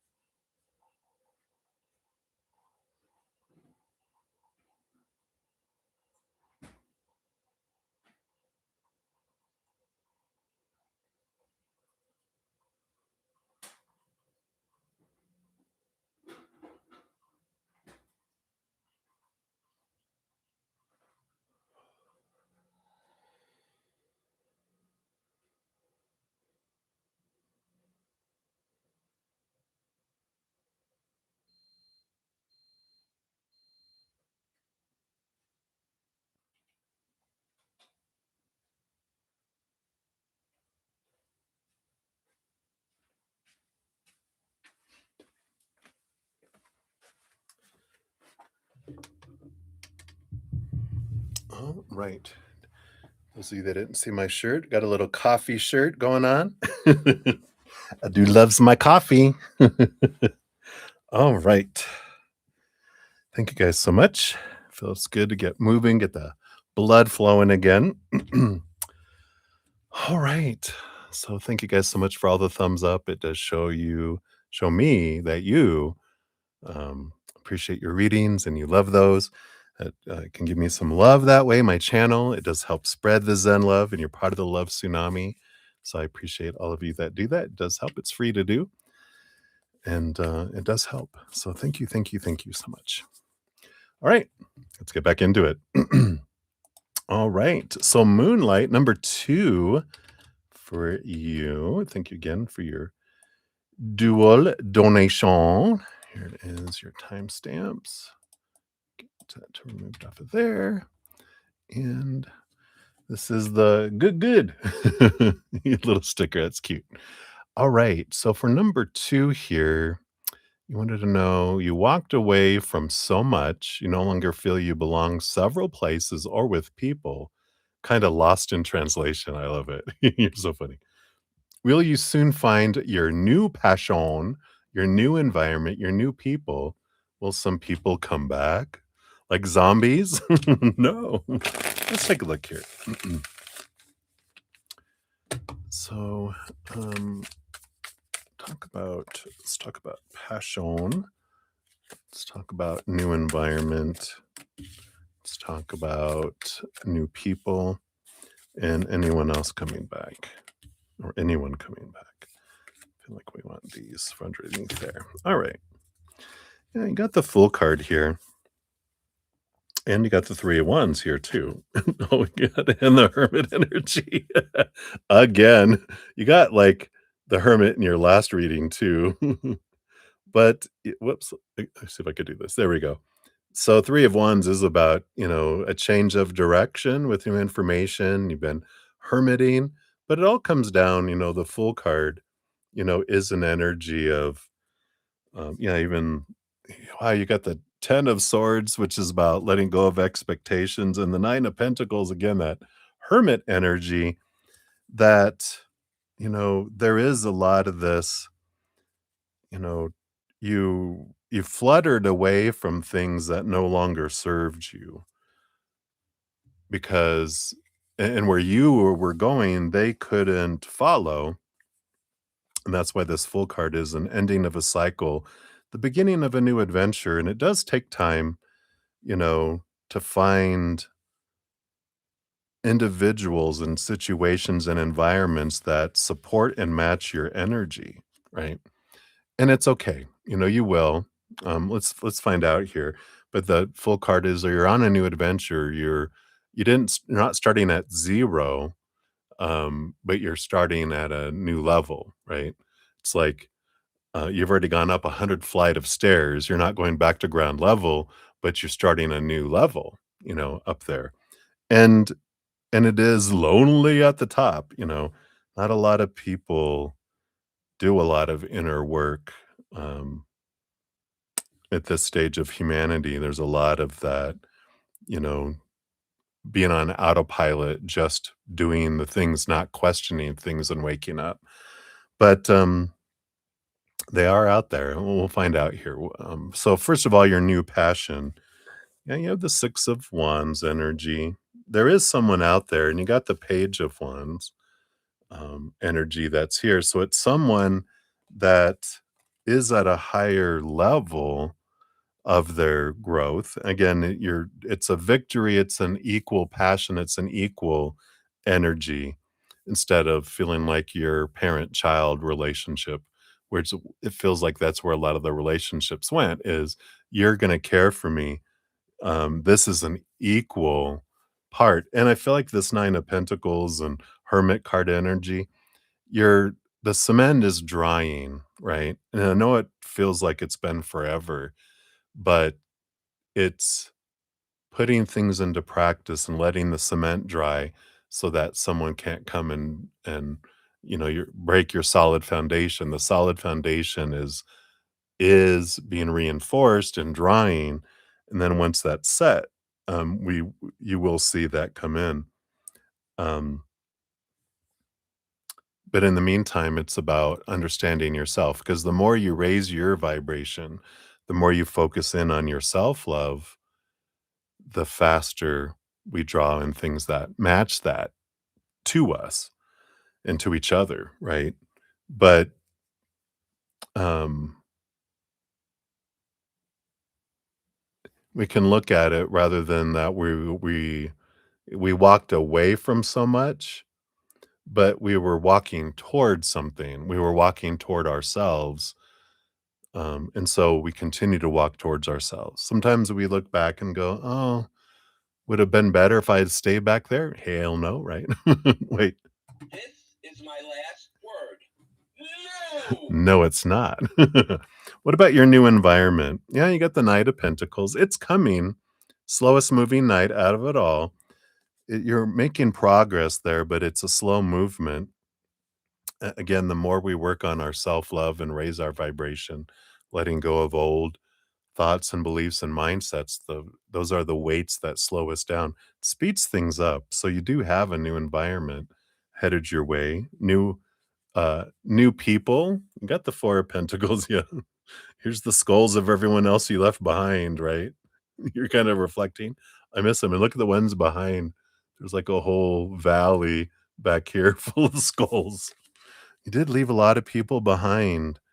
Um, and this Four of Pentacles is this feeling of home, though. And, you know, it's like you felt like a stranger with a lot of those people, and you will find a solid foundation.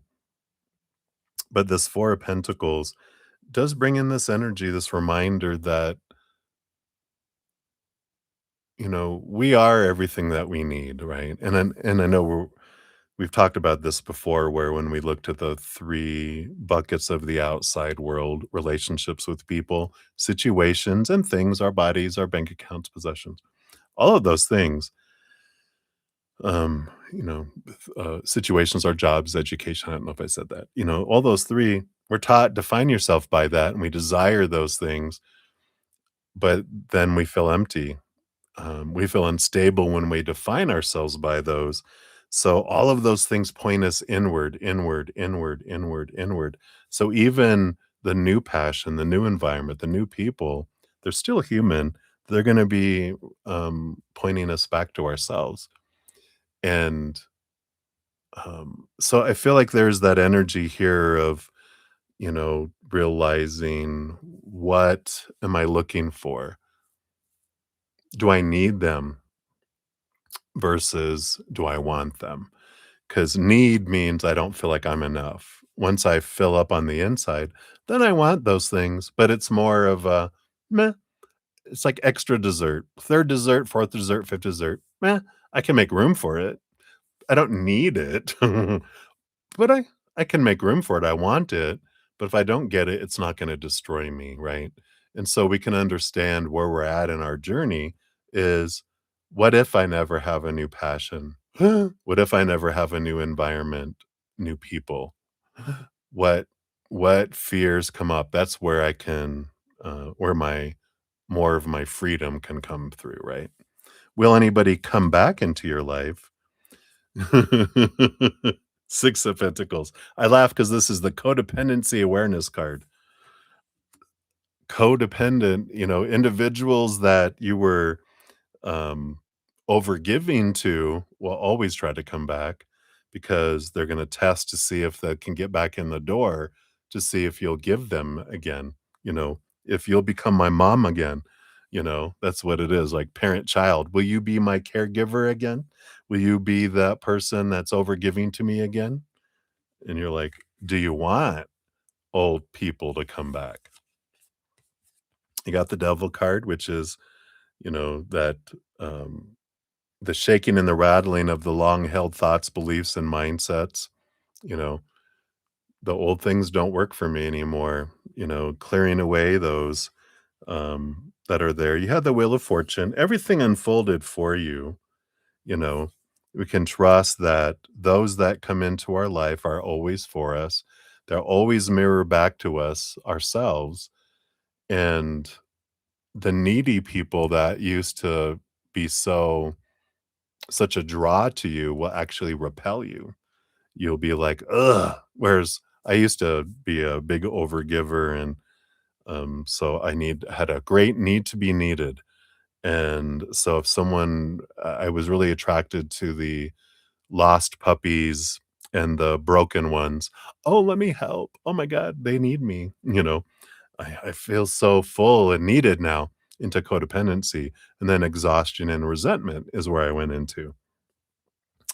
Now it's, oh no, I don't want needy. I don't want, you know, people. I want people who are self-sufficient, who want me, not need me. So we go through that change that comes in. You also have the Seven of Swords, the deceivers definitely will come back, try to come back. So they will try to come back. Um, and there are some here with the Wheel of Fortune that, um, well, it's funny because you walked away from them. Will they come back to you? You would have to go back to them because you're the one that walked away from them, right? They didn't walk away from you. You chose to walk away from them, right?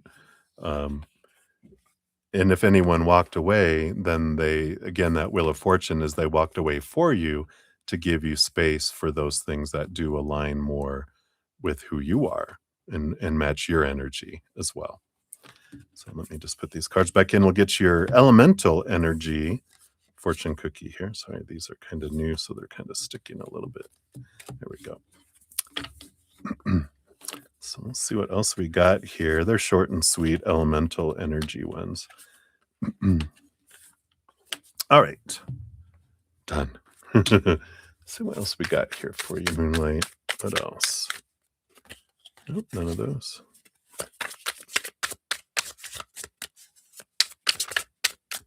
All right, here it is. Got the essence of equinox. Yeah, we've got the summer. No, they got the spring equinox and the fall equinox. Absorb the essence of the equinox, finding balance between light and dark within. So they're pointing you still back into the within, um, the balancing scales of Libra and relationships. I feel like springtime, which we have coming up on March 20th, you might, you know, have a little inkling of a gathering of individuals, but I feel like it's newness. I feel like it's new groups, new environments that you'll be not so much going back into old ones, but finding new ones, finding um, a new expression, people that are different, that are more aligned with where you're at now. So that's what they have for you, my dear. So many blessings to you. All right. Plate of spaghetti. Yeah, free readings. I will get back to you. I did already my 30-minute of free readings. I'm in the midst of donation. So I'll have JoJo up next at Maria P, then Just Alice, back to Maria P, back to Just Alice, and then Lauren of Light is where I'm at on donations right now. So and then free readings, I do have what, 1, 2, 3, 4, 5, 6, 7 still left on the list to do. So if you want to get on there, just put your question out there. We'll get to it sometime. All right. Jojo, you are up. 324.48. So thank you for your dual donation. So here are both your timestamps. And whoops. Try that again. All right, and let's find you up here. There you are. Give that a love and a like there.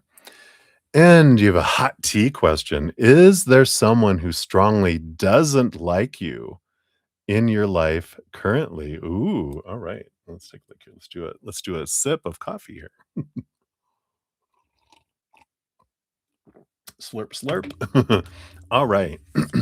So is there someone who strongly doesn't like you? All right.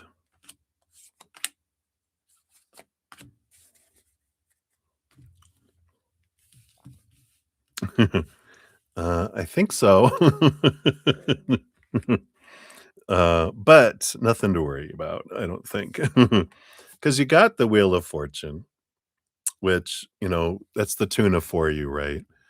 Um, and I feel like because the first card that made itself known, that made me go, "Oh, there is someone that was removed out of your life or that you removed out of your life that strongly dislikes you, but it's because their feelings got hurt.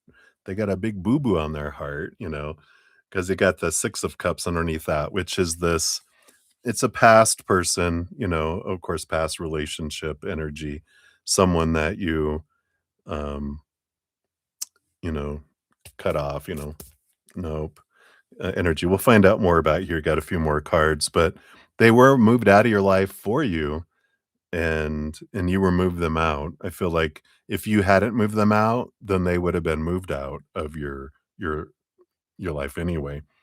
But, you did it first. You were like, I'm not gonna wait to get blasted out of this. I'm gonna end it myself." And so you did. You got the 3 of Pentacles. I do feel like it is within a friends group with the 3 of Pentacles. Like, they don't look too happy. But, I do feel like that, they're amongst a group of friends. I don't feel like you see them a whole lot, if any, in this friends group because I feel like they, choose to not go and you choose to not go to things if you know they're gonna be there. But I feel like more they choose because they don't wanna face it, right? But, we got the 2 of Swords. It is the, you know, Edward Scissorhands, I feel like. But, the power of the story that you can't control the story that they choose in their mind. You know, they this person would never admit that they did anything wrong because they can't. In their mind, I can't because they would live in a black and white world, literally, right? Black and white world where, um I'm either acceptable or I'm a failure. I'm either a success or a failure. There's no gray in between 'em. It's all or nothing. I'm either amazing or, I'm a failure and unlovable and unacceptable, and that's the thing they fear. So they have to blame you, that it's you. You are the one. You, and everyone else, the world, They never take possession of their own actions or their own energies, their own choices, and that's their story. That's what story they have to have, and you get to choose your story, you can't choose their story. So it's good to know, right? You got the 6 of Wands and the Ace of Swords. Um, it's an interesting energy that, yeah, you could reach out to them and try to clarify things, and it would turn out fine, but why? That's a good question. Why? What's the motivation between, you know Um, and I'm not saying that you're assuming this, but this energy that's coming in. It's just good clarity. It's good validation to go, why? Why would we want to? I'm doing it for my sake, so I feel better. It's like, no, they're going to learn what they need to learn through their experiences. You can't control that. You don't know what lesson they wanted to learn. You just know what you can learn and glean from it. You don't have to make it better. They're reminding me, I think I shared with you my shawarma story. And, I lost a friend over not, I hadn't seen him for a long time anyway, but through the experience of not doing what they wanted me to do, and they went off on me and unfriended me and blocked me. Um, and I'm like, before it would have destroyed me to have someone mad at me, and I would have gone after trying to reconcile and do whatever I could, because that's what I used to do. And maybe that's what they were hoping I would do. But I didn't. After they blocked me, I didn't try texting them. I could have still probably tried to call them, but they blocked me and everything on Facebook and everything, and I'm like, "Alright, well, problem solved. I'm not gonna do anything with this." And to be able to release and go, "I'm gonna look at what I wanted to learn through this interaction, but I don't need to worry about that other," right?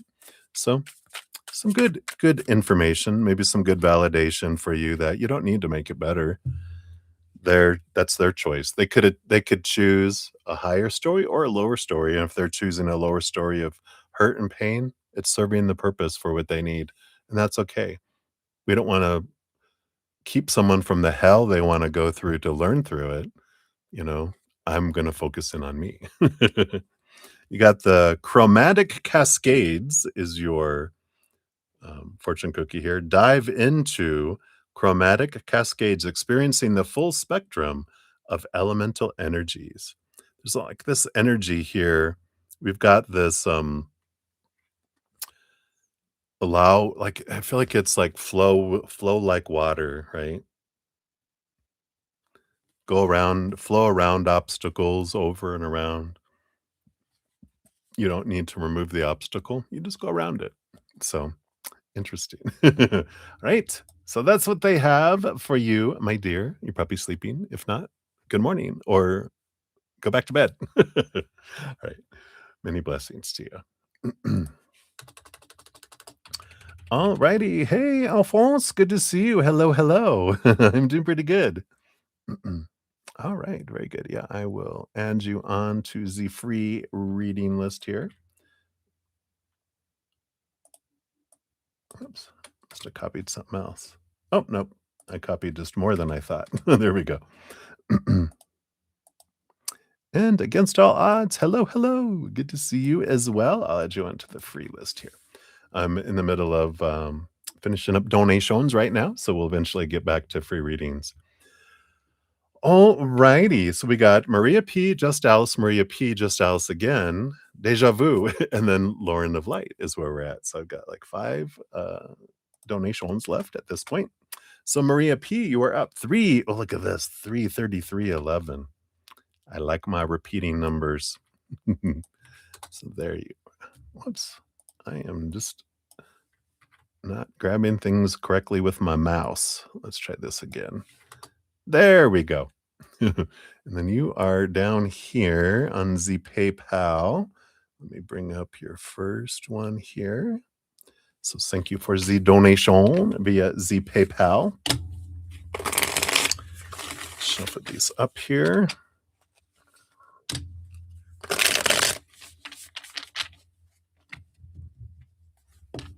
All right, so a general for you and Wally. His thoughts on you on your work. He stood late. Oh, so he stayed late for parent conferences. Was he flirting with anyone? Was anyone flirting with him? All right, we got that's both of those cards together. All right. Dark side update. What's coming for you guys tomorrow? Dr. Laura's thoughts on your work, right? General thoughts, flirty, dark side. What's coming for you tomorrow? Oh, no, I didn't do Dr. Laura's yet. There we go. There's Dr. Thought I was missing one. All right. So, general for you and Wally. Got the Justice card. A lot of beautiful clarity and balance coming in the house of Libra, who rules over the house of relationships. So, a lot of good clarity, seeing things clearly, some nice balancing energy. It's a positive card that's coming in. Just feels like some things. I do feel like I'm seeing the scales kind of go creak, creak, creak, creak, creak, creak, creak, creak. So it's not, it's always, it feels like the scales of relationships are always moving. And I feel like we try to get perfection where it's balanced, right?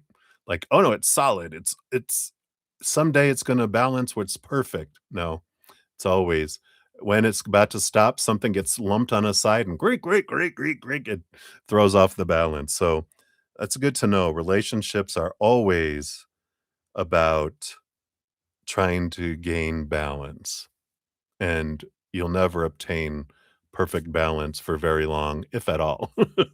So it's to know that helps to let go of the perfection and to go with the flow of things, right? His thoughts on you on your work? Yeah, the emperor. I feel like with this is about it's up to you and what are you choosing to do? What are you wanting to do? Feels very supportive. I feel like they're um, you know, I feel like they're encouraging you to do what you wanna do. What is it that you would love to do? You're in the driver's seat. You get to decide what kind of work do you wanna do in your life. And I feel like that's their thoughts is, you're figuring it out. You're trying to decide what it is you wanna do in your life. And they feel like that's up to you and that they would, you know, wanna jump in and be like you know, a, a, I don't know, like, trying to get you to, um, do some help you determine what it is you wanna do, but they're like that they want you to be able to decide that, not try to control that kind of, side of you and that part of your life here. So I just need to double check to make sure everything's okay.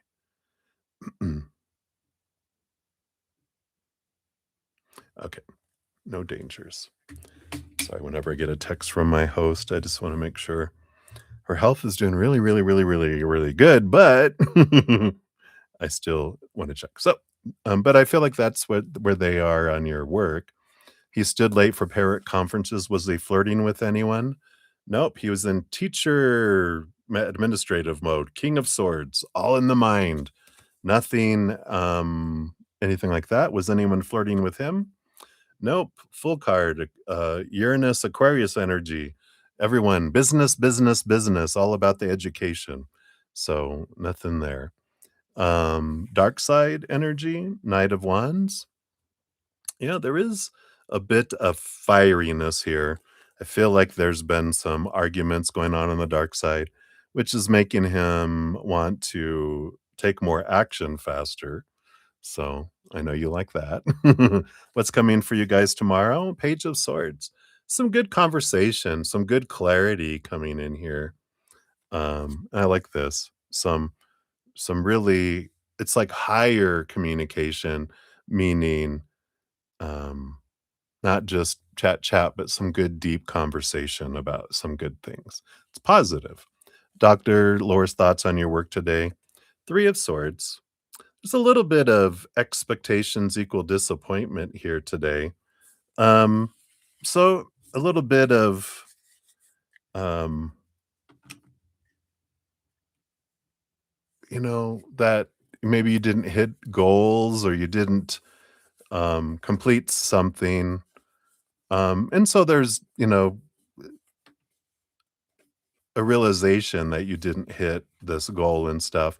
But I don't feel like she's like disappointed in who you are or your overall work because she does realize every day is different. Some days are up, some days are down. In the end, it all averages out. And I feel like that's their big, you know, kind of focus on that. So let's see what we got here for your fortune cookie. Your first one will be from this Oracle of the Rift Walker. Your second one will be from the Elemental Energies when we get to your second one there. All right, let's see here. Here is your card, I think. Yep. So you've got the Fawn, Bambi. Oh. And it says, to begin is to be unguarded. To learn is to trust your trembling steps. I like that.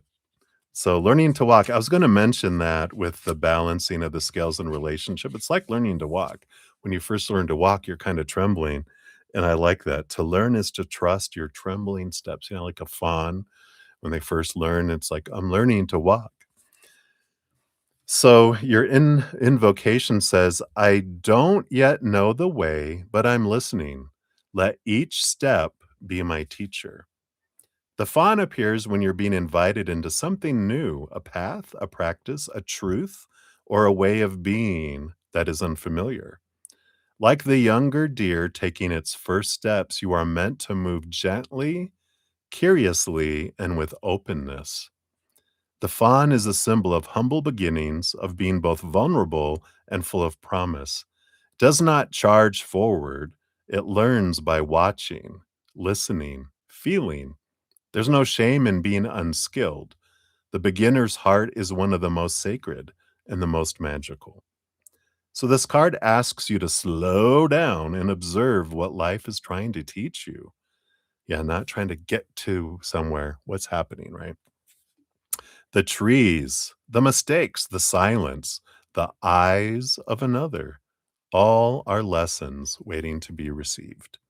You're not here to be perfect. You're here to grow. Again, with that balancing energy, right? It's not going to be perfect. Your relationship is never going to be perfect. It's always going to be fluctuating one way or another. And it's about learning to make it not so rah, rah, but it's going to be this, right? The shadow energy is the fear of appearing foolish, avoiding new opportunities out of pride, forcing a pace that overwhelms your spirit, and refusing help or mentorship. 3 reflection questions. Where am I pretending to be further along than I am? What would shift if I gave myself permission to be new? And who or what might I learn from right now if I softened? Wow, I love that. So that is what they have for your fortune cookie for that one. So many blessings to you. All right. Take a look here. All right. Oh, Alphonse, thank you so much. I just got your donation through the PayPal.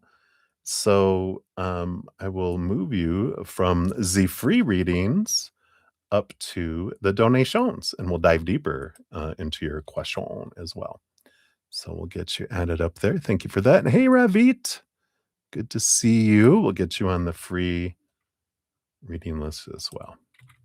All right. There, I think we're set. All right.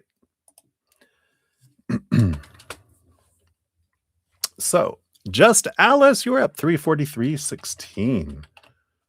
So, Alice, here's for your first one. And that is up here, your little sleeping emoji, keeping one eye open. So, thank you for your donation. You want to know, how has Kyle been feeling and thinking about you? Where does he want the connection to head next? Any thing on the other girls? All right. Well, cheers. Cheers, everybody. Thank you again for all the thumbs up. I'm so grateful for that. It does help spread the Zen love, and you're part of the love tsunami by helping spread that Zen love. So thank you so much. All right. Yum, yum, yum. All right, Mr. Kyle, what's going on here in your heart? In your crazy head? He's not crazy. All of our minds are crazy. And where does he want the connection to head next? Right. And anything on other girls. Okay. All right. Let's see what we got here. Yeah, we kind of already know that he's on this Eight of Pentacles, this transformation caterpillar going through, the cocoon and going through transformational energy. So he is in a transformational time in his life. But his mind, right? Nope, his feelings first. Yeah, 7 of Pentacles, slow moving energy.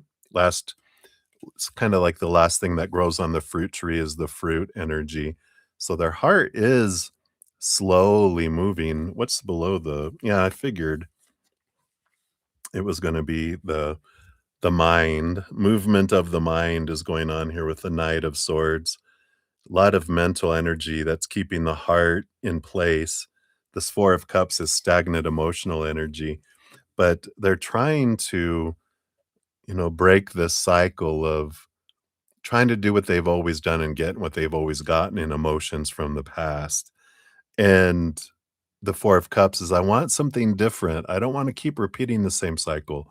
And the heart's like, what, but, and the mind's like, you know, lockdown, not allowing the heart to move. So a lot of thinking going on, which is what we're looking at next. It's what's going on in this crazy mind of theirs, right? Yeah. They want to put an end, their mind wants to put an end to a cycle of emotional confusion and all of these emotions. I feel like each one of these cats represent a past relationship. That's funny. But it feels like they want to stop this cycle that they've repeated several times, 7 times, 7 significant times. Significant meaning a relationship that lasted more than 6 months. Um, so, their mind very much is trying to break this. I wanna break this cycle, and they got the Page of Wands and the Ace of Swords, so they are trying to see things from different perspectives. The Page of Wands, though, is I would say, what keeps them from making change because I think we've talked about this before, where they don't know how to express their emotions so much that they learn to express it through passion. So they, try to break a cycle, but then a full moon comes around, they howl at the moon, they want, you know, intimacy, and out goes the mind.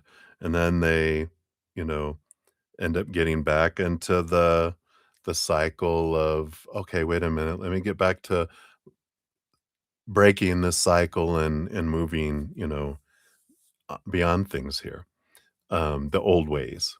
What and think we were asking, like, what does he where does he want this relationship to go right now?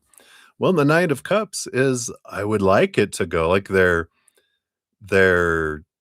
intention would be to move forward with emotion, but it's almost like wishful thinking in a way that's coming in here because it's like, I don't know how to do that. I don't know how to love myself. So how can I give you something I don't have for myself?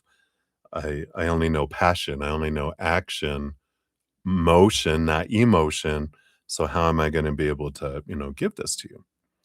But I feel like that's what they would like, but I would like to win Powerball too. Is it going to happen? Well, I got to buy a ticket first. But not to laugh about it, but just to try to lighten it up a little bit, right? All right. And then what about other girls? Yeah, with the moon card, there is some hidden energy out there, some hidden things, the moon card does talk about that. It's things below the surface that they don't not talking about. Let's see what we can know about this as well. Yeah, you know, we've got the Knight of Pentacles, slow moving, and codependency, Six of Pentacles energy, overgiving.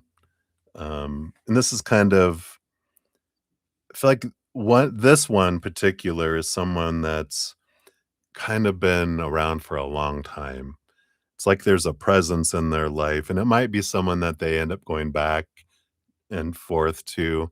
It's like one of those on again, off again type of things that's been going on, but it's a very codependent relationship. And I feel like it's been a while. It feels like that they have that, but it's good to know that that's there because that's kind of like this when the moon is full and they're growing hair and becoming an animal, that that's kind of like the default that they would normally have gone back to. But I feel like they haven't done that for a while because they are trying to break this cycle, but it's still an option on the table that they could revert and kinda go back into old patterns if things don't work out between, individuals. Um, and then I feel here there's a few others that they're just talking to with the King of Swords.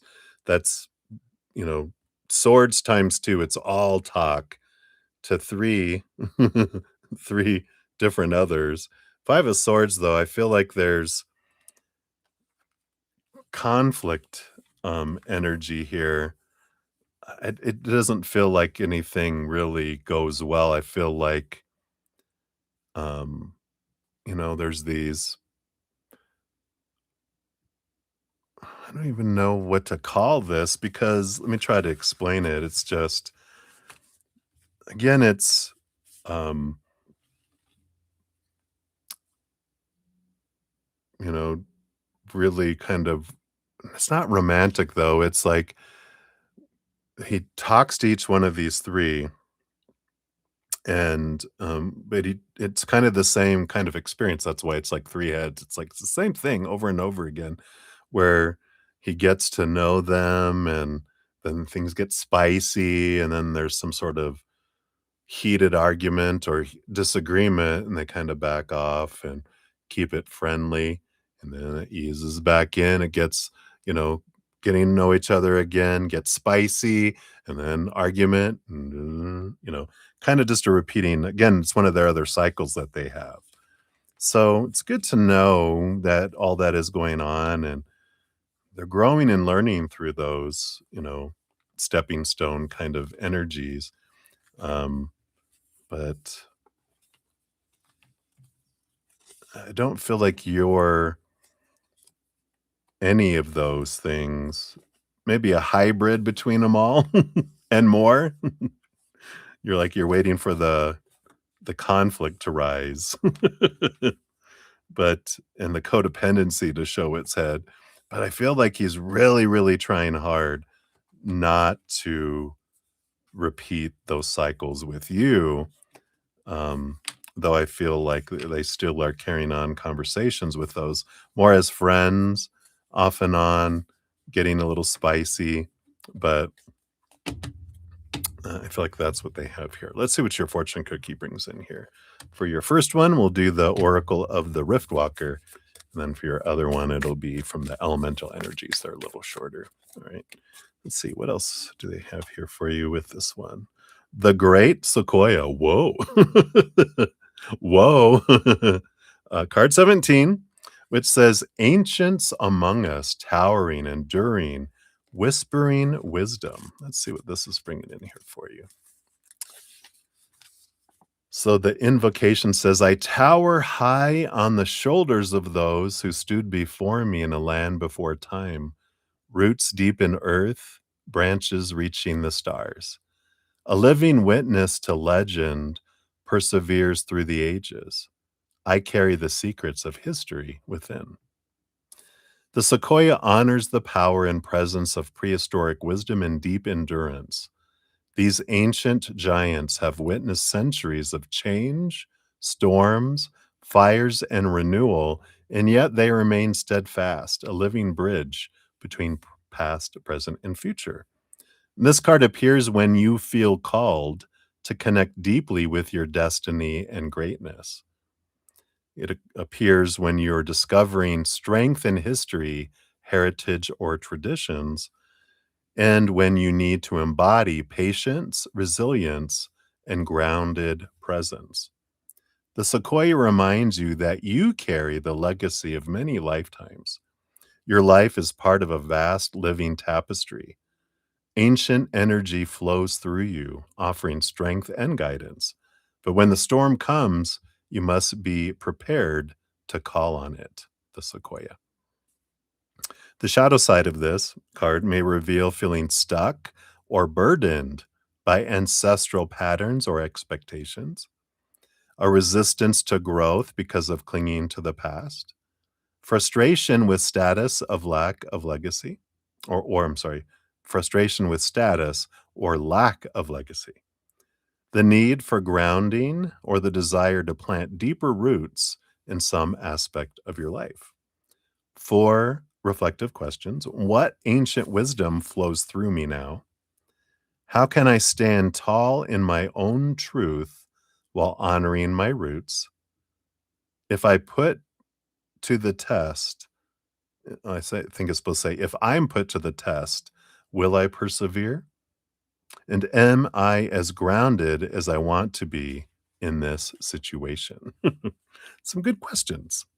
So hopefully that brings you some clarity there, Alice. We'll circle back around for number 2 here.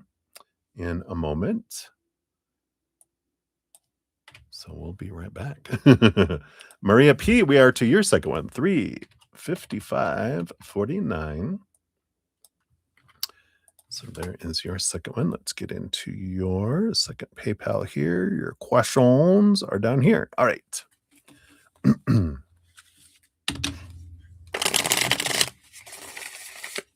a quick sip here. Got to keep fluid here.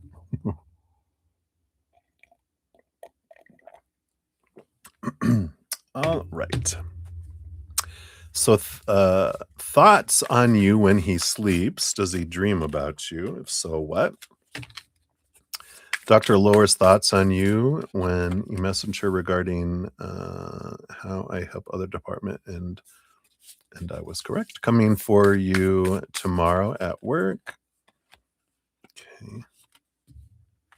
Two for that. Jeff seems upset at me, and I was professional and said hi. All right. I think there's a question there. We'll see what that is. So, thoughts on when he sleeps here.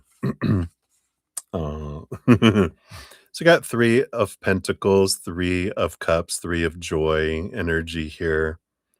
It's interesting because it's joyful. It's about you being unique and indifferent kind of energies here.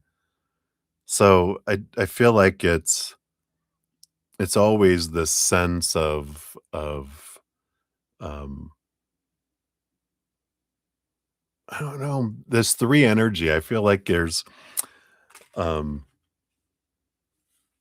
because he knows that you fear about the jealousy and stuff. I feel like a lot of his dreams are about you with this 3 of Cups, which is third party, 3 of Pentacles. It's all these threes that you um and it's funny because I feel like in these dreams you're cheating because he knows that's your fear, but that comes through that you're cheating.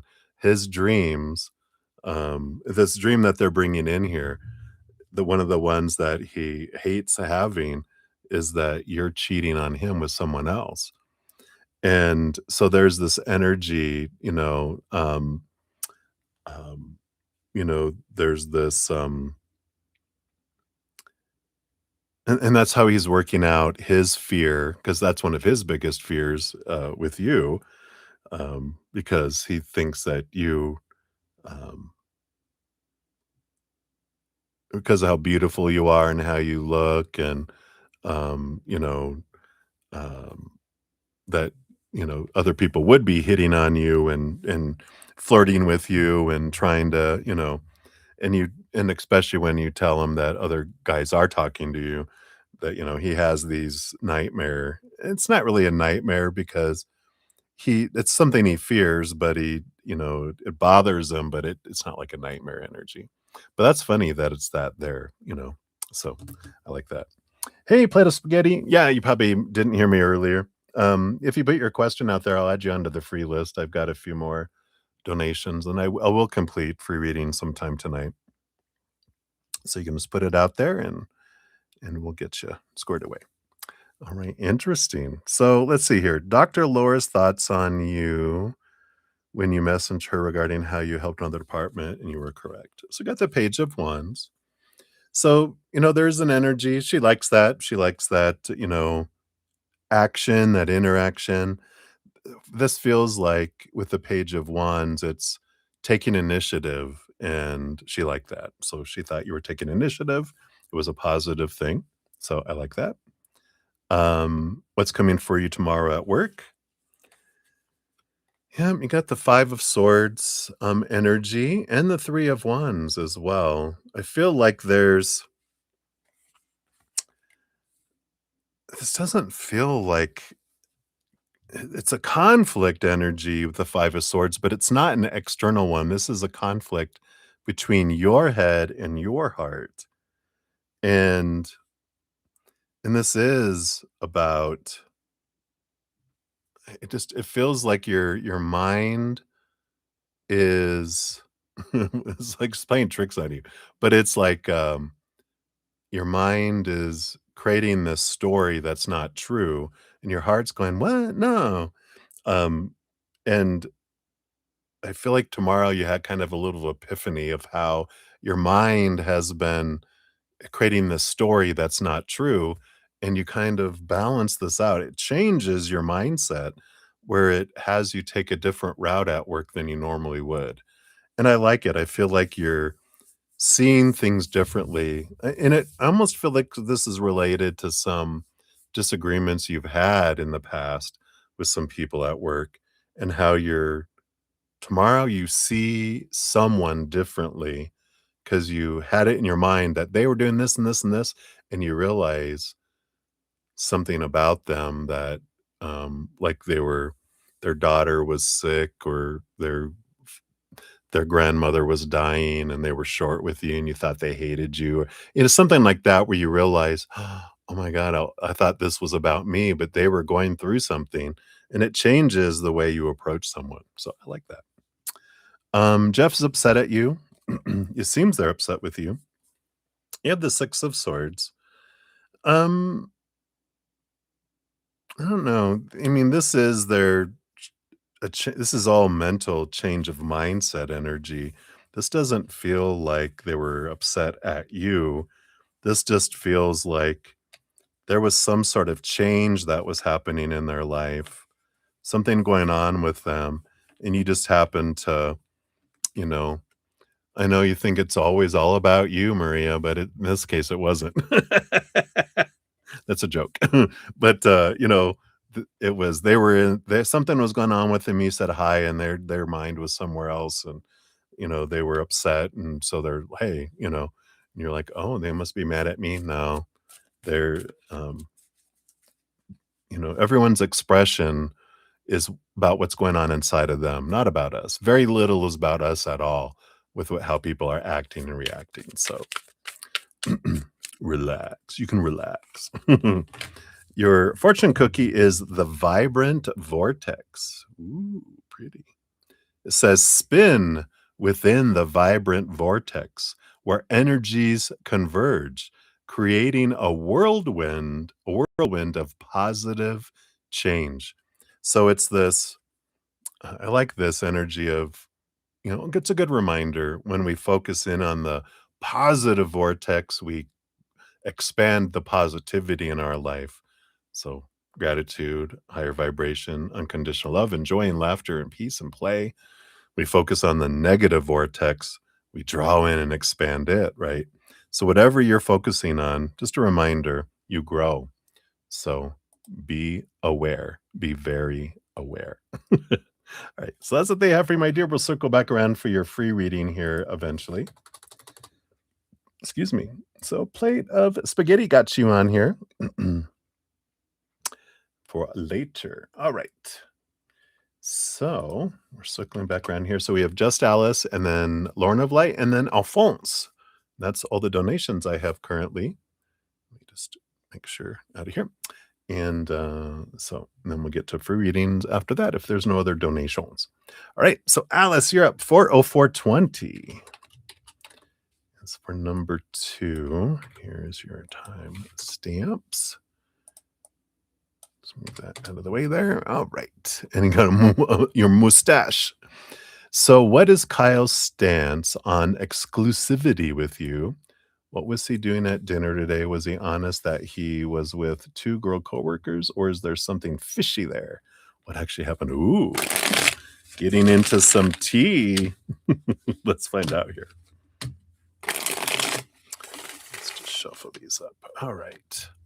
So, what is his stance on exclusivity? Got those 3. What was he doing at dinner today? What was this all about? All right. So, what is his stance on exclusivity? Let's see what we got here.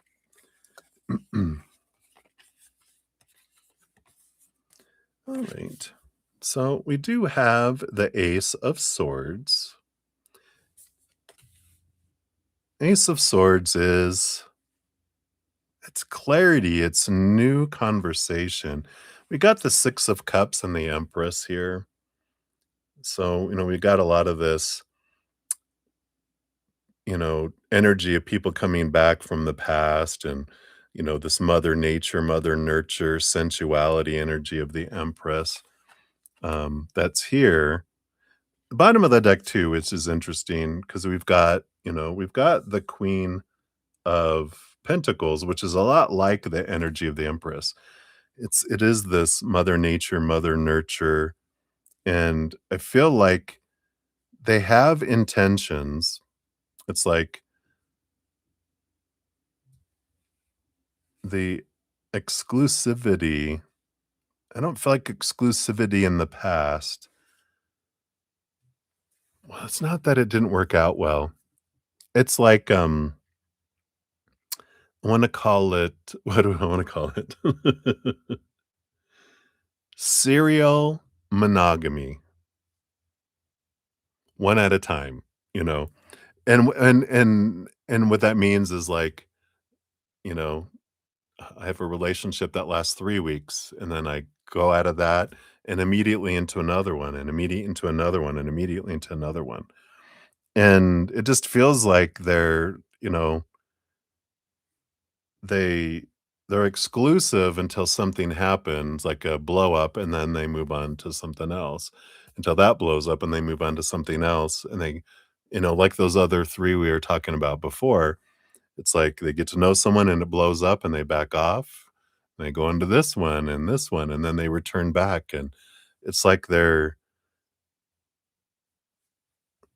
don't wanna say like they give up fast, but they do run. When they fight or flight, they don't fight, they flee, it seems, with this energy. And so I feel like exclusivity is like, yeah, I can be exclusive with you right now for now till we see what happens, until there's an argument or there's a disagreement, and then they tend to move on. So feel like that's their intention with that energy here. So it's just understanding the past, how they nurture one, but um,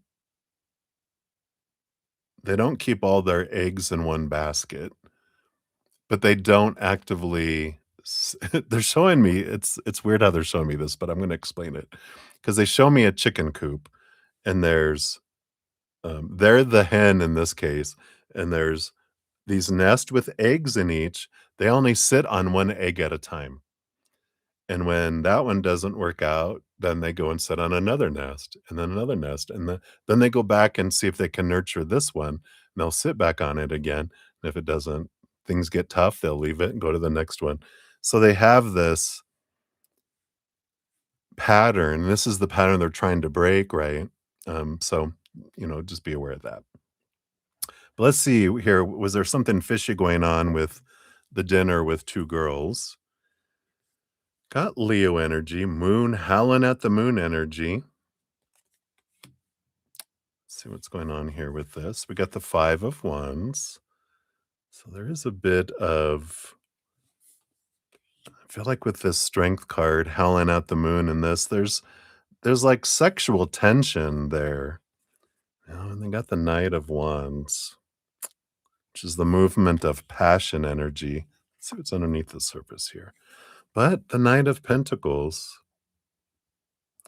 The Knight of Pentacles is slow moving energy. So I don't feel like anything happened, but I do feel like there's this, like, again, this sexual tension, this, you know, energy that's there. They're coworkers, and maybe they don't go beyond it, but I feel like they might, have this ongoing flirtiness with each other, all of them, and this, but I don't feel like anything.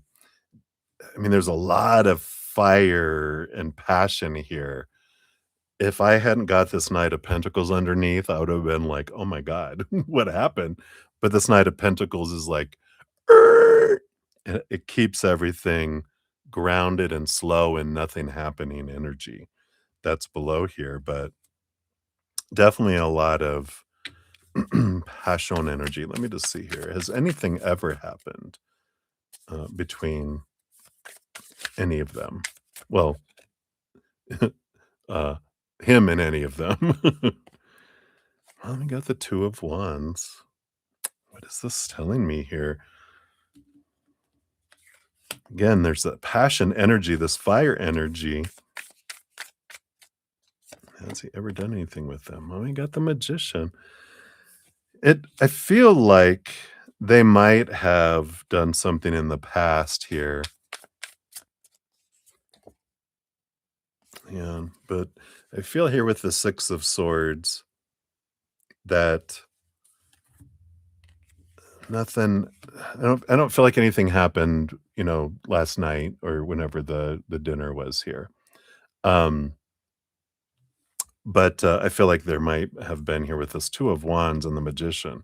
I feel like there might have been some action in the past, between them, but, and they have that, you know, fiery connection there, but I don't feel like anything, ominous happened last night. I feel like it was just dinner and ha ha ha and blah blah blah and laughter and hanging out and I don't feel like there's anything that happened there. But I don't feel like he would share with it, that anything happened before. Because I mean,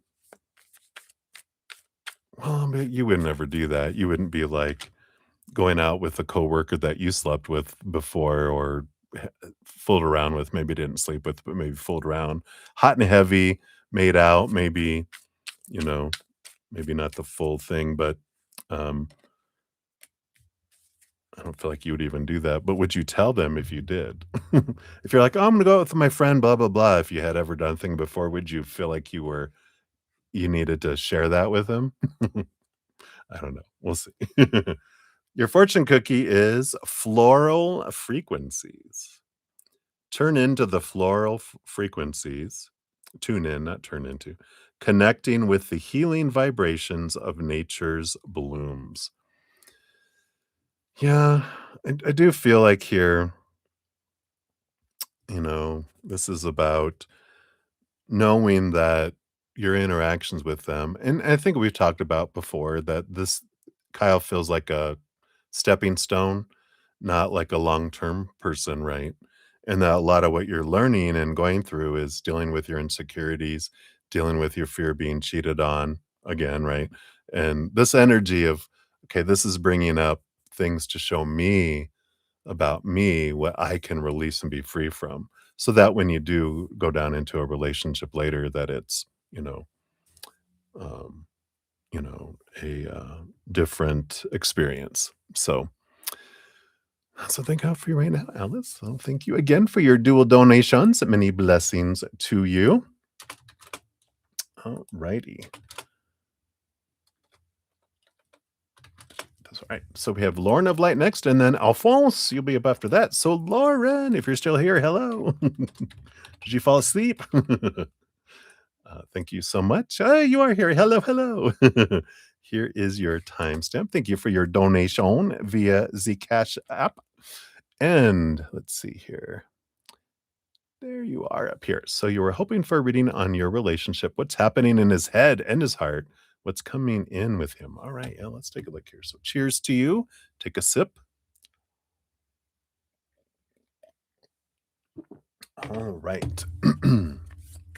So let's take a look. What's going on in his head here? Got to put my seatbelt on before I go in there. And then what's going on in his heart? But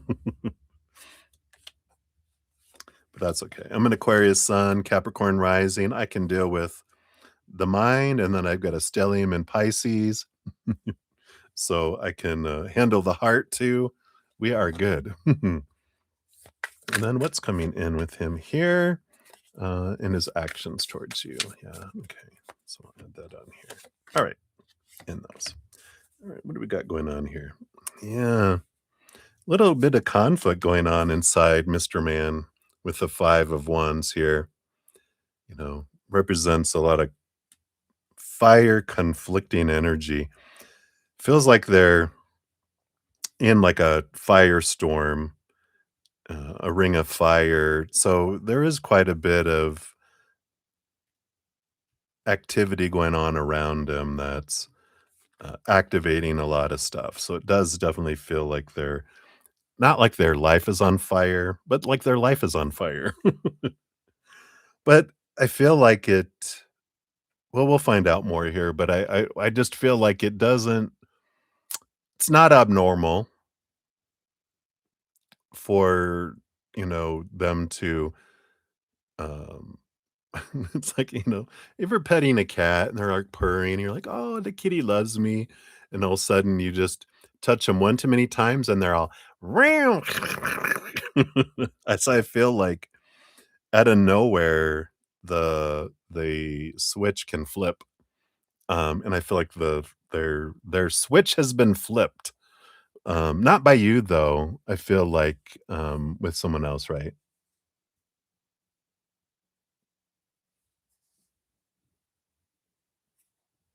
Oh, right. So it's like, "Wow." But I feel like overstimulation, their little flip switch goes on and they're off into a different world, right? So let's see here, what's going on? What did we have first? His head? Yeah, his head. So what's going on in there? Yeah.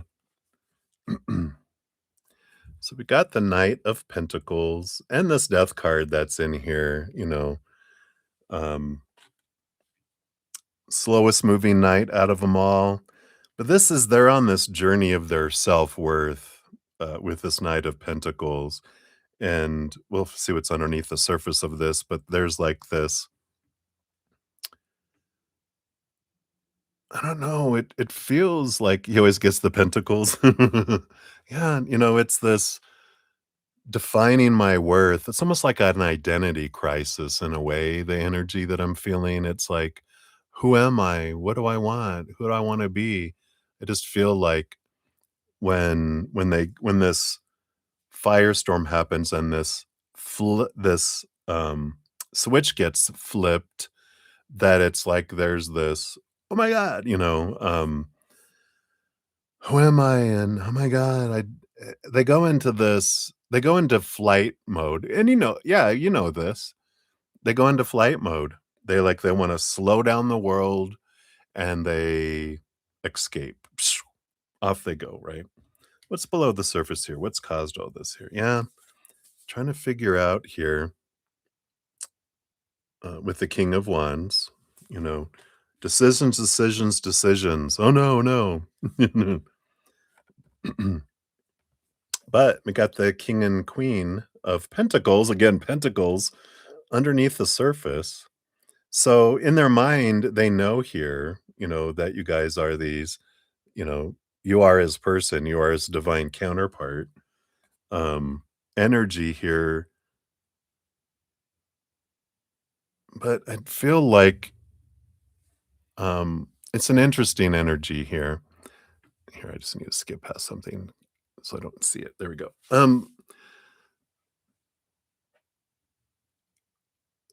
Your relationship is important, is what I first of all is what I want to say here, right? It's like your relationship is very important to them, and like other things in their life, they could be fine with losing or not, and different things like that. But it's like their regular stress overall that trying to define themselves by their outside world, because they do very much define themselves by their relationships with people, their education, their status, their job, their possessions, their, things, their body. They have all that regular, but your relationship is so important. It overshadows a lot of it, and, um, there's like this it just like plunk. It's just I feel like it brings a lot of, um, extra stress to everything, because it's like everything like your relationship is he ties it to everything, if that makes sense. Suddenly there's this big thing that just on top of everything. Um, yeah, it's all new. All right. Yeah. Yeah. Right. And so, there is this, yeah, and that it is because he doesn't want to hurt you and he doesn't want to disappoint you and he doesn't want to be a disappointment and he doesn't want to fail. And he has that very high stress, bar that he has on himself. So he goes into this retreat, and this is what's going on inside of his mind, right? Let's see what's in his heart. So we've got here, the Justice card, the 10 of Wands.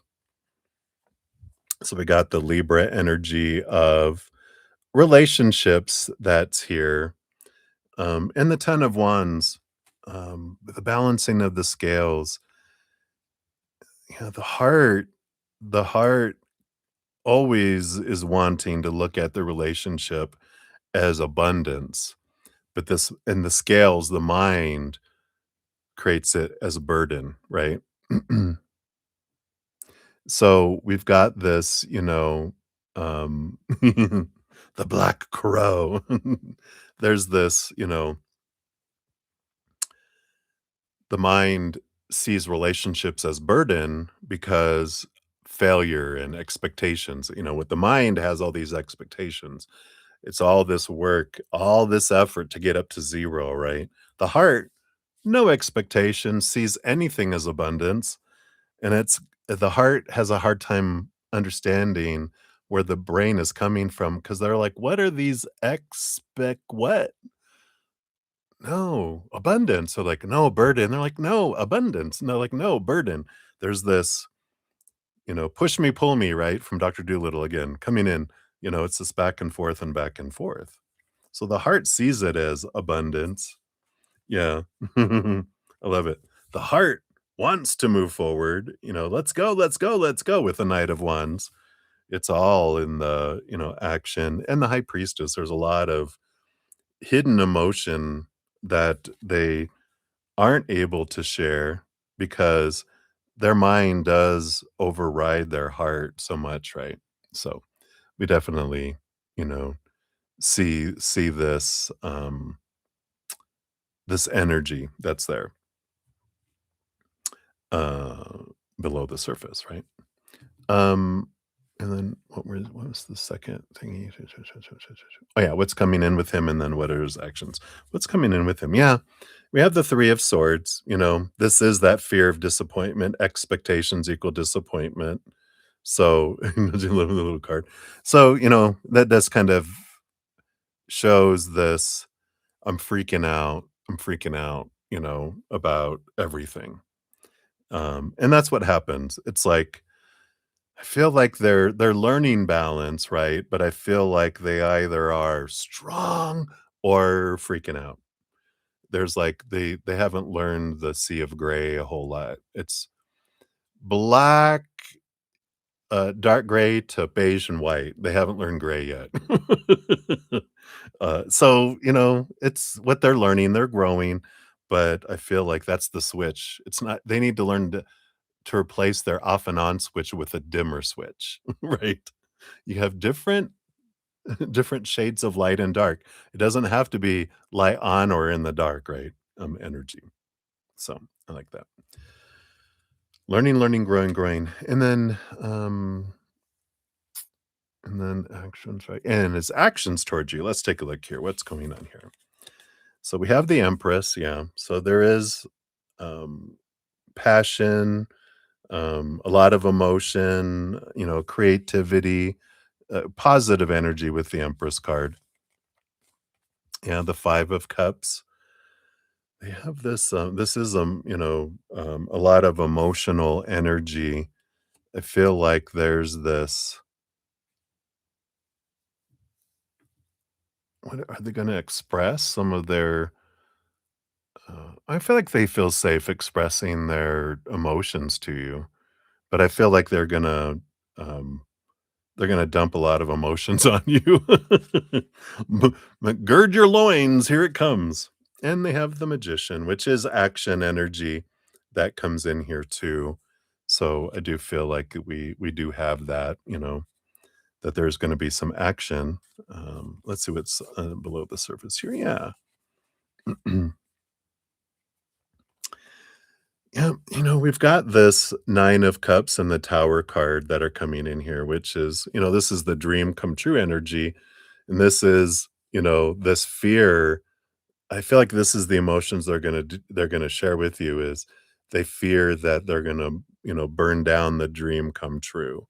And this is their greatest fear. I don't feel like this is the action that they're gonna take. I feel because this is below the surface, which is the emotions that they share. I feel like their actions are that they want to share their emotions, and I feel like they're like, I've got to tell you how I'm feeling.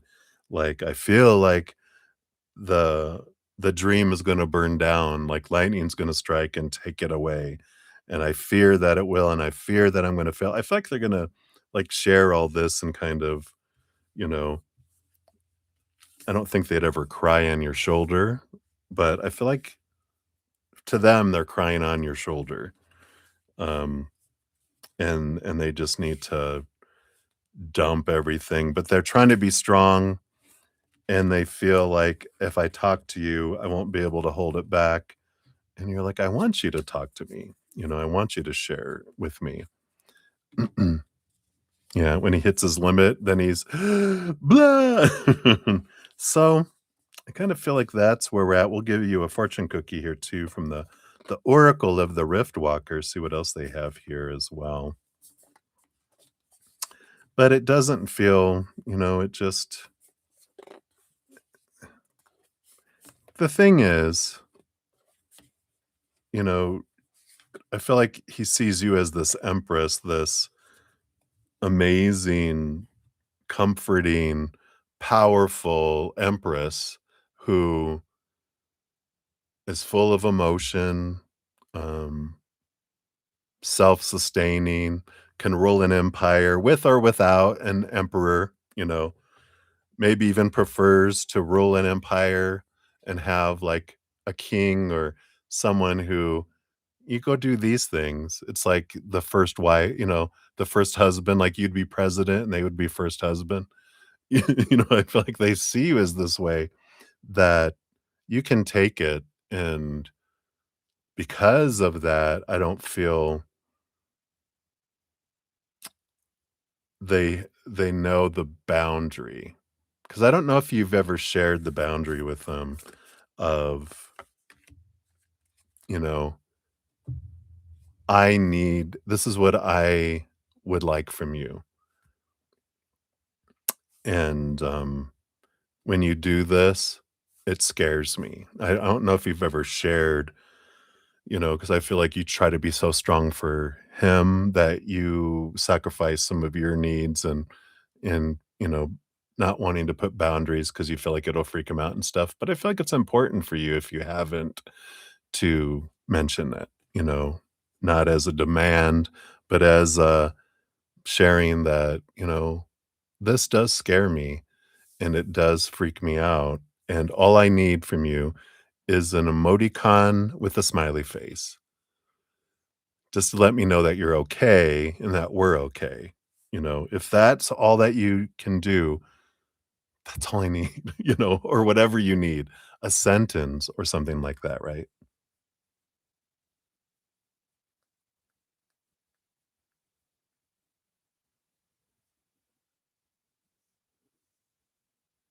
Yeah, right. Let's see what we got here. The dawn of gunpowder. Yeah. The keg has exploded. So card number 12. There comes a moment when the spark no longer waits for permission. Let's see what we have here. So the invocation says, I am the breath before the blast. When what I carry can never go back. So this card marks the threshold between potential and ignition, a volatile crossing where restraint gives way to raw force. The dawn of gunpowder arrives when something long simmering within you is ready to detonate. Truth, anger, ambition, revelation. You're standing at the mouth of the cannon, flint in hand. It speaks to a power that is not delicate, but exact. Intent must be sharpened. This is not chaos for its own sake, it is decisive, transformative combustion. The moment before the match strikes is sacred. Once lit, it cannot be undone. So here lies the edge between silence and sound, between peace and uprising. There is no safety in delay. The choice is yours. Speak, act, ignite. Boom. Right?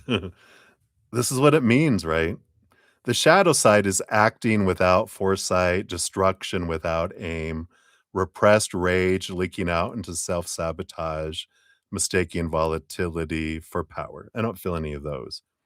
But the reflection questions say, what am I afraid to set in motion? You have three. Two, where does my truth seek release no matter the cost? And three, am I wielding power or being wielded by it? And yeah, I don't even feel like this I don't feel like this is about stepping back. I feel like this is stepping forward and telling them what you want. And yeah, to fully unleash your truth. Yeah. And to go, you know what? If I can't speak my feelings, yeah, if I can't speak my feelings and I'm gonna have to walk on eggshells the rest of my life, I need to know that now because it's not fair to you that you have to repress and step back and step back and step back and step back. You know, you're gunpowder. You're you were created to boom. And so it's like, yeah. Yeah. What a wonderful way to say it. Yeah. Right? I know you're amazing and you're worth so much waiting for and not rushing, but I need you to show up. Yeah, you were created to boom. So, I love that. So, this disappearing and not doing this doesn't show me that I matter to you. You might say it, but I need you to show it, you know? And, you know, it's a saying for a reason, actions speak louder than words, you know? Your actions often tell me that I'm important to you, but sometimes your actions tell me that I'm not, and I don't like feeling that way. And it's for us, right? You're learning a lot about yourself. Like when these things come up, it's like, all right, this is for me and this is happening for me, but it also happens so you can go, I deserve this. I am an empress. I deserve to be bowed down to. No. I deserve, you know, to be honored just like I honor you, right? Yeah, and that's good. It's great to when I don't know what to do to ask communicate, right? That's the most important thing is to communicate. And and like you said, when they're not communicating, then there's a breakdown in communication, and that's the foundation of a relationship, right? Yeah, right? I I'm no queen, I'm an empress. Boom. You are very welcome, my dear. So, I love that for you. Hang in there. Um, it's all about our growth, right? Yeah, yeah, yay. Fun, fun, fun. All right. Many blessings. Thank you again for your donation and, sending you lots of love. What an adventure. All right, and Alice, thank you so much for your multiple extra donations here. Let me grab your name here, and we'll put you on the list here for Is that 3 more? Boom, boom, boom. Am I seeing it right? Yes. Boom, boom, boom. All right. So after Alphonse, we'll return back to Alice for times trace. All right. So cheers, everybody. So much love to you all. All right. Maybe I should turn that down. All right. So Alphonse, you're up 436. Is your timestamp here. Whoops, let's try that again. There we go. So thank you so much for your donation via Z PayPal. I don't think you put anything on there. Nope. So your question was out here. So you're a Colorado brother. Yeah, that's right. I am doing very well. I hope you're doing well. So you got let go a week ago. Yay. I I was watching something on Instagram today where they said it's so powerful a statement of yes, thank you is how we can respond to things in life, and it changes our approach to it. That's why I just did that because I'm trying to get into that practice of no matter what happens, it's like, yes, like this is what I've been asking for. Yes, thank you. And it changes it to be instead of something like, oh, that it's like, yes, thank you. Like finally, this is great. This is what I've been wanting, right? Because in reality, it's what we everything that unfolds is something that we're wanting to happen. Even when we can't see it yet, we've wanted it to happen, right? So, yay, yes. Thank you. So your question, will you get a new job very soon, getting paid more money? And we'll take a look here. So, yeah, it's like, all right. So we can add in here too. Um, First of all, will you get a new job very soon? I'll pull a win card if it's a yes here. But let's ask why. Yeah, why did you want this to happen for you, Alphonse? Why were you asking for this? Why did you want this to happen right now at this time in your life? Yeah, you definitely have this 5 of Wands energy on the bottom, which is this energy to move to the 4 of Wands, to move somewhere happier. This change that's needing to have happened for a while. Yeah, even the 4 of Cups, emotionally stable and energetic stable, joyful energy. Feels like the where you were working was a bit, I wouldn't say toxic, but maybe toxic. Um, and not realizing how toxic it was for you until it ended and you're like, "Why? Wow, wow." Whew.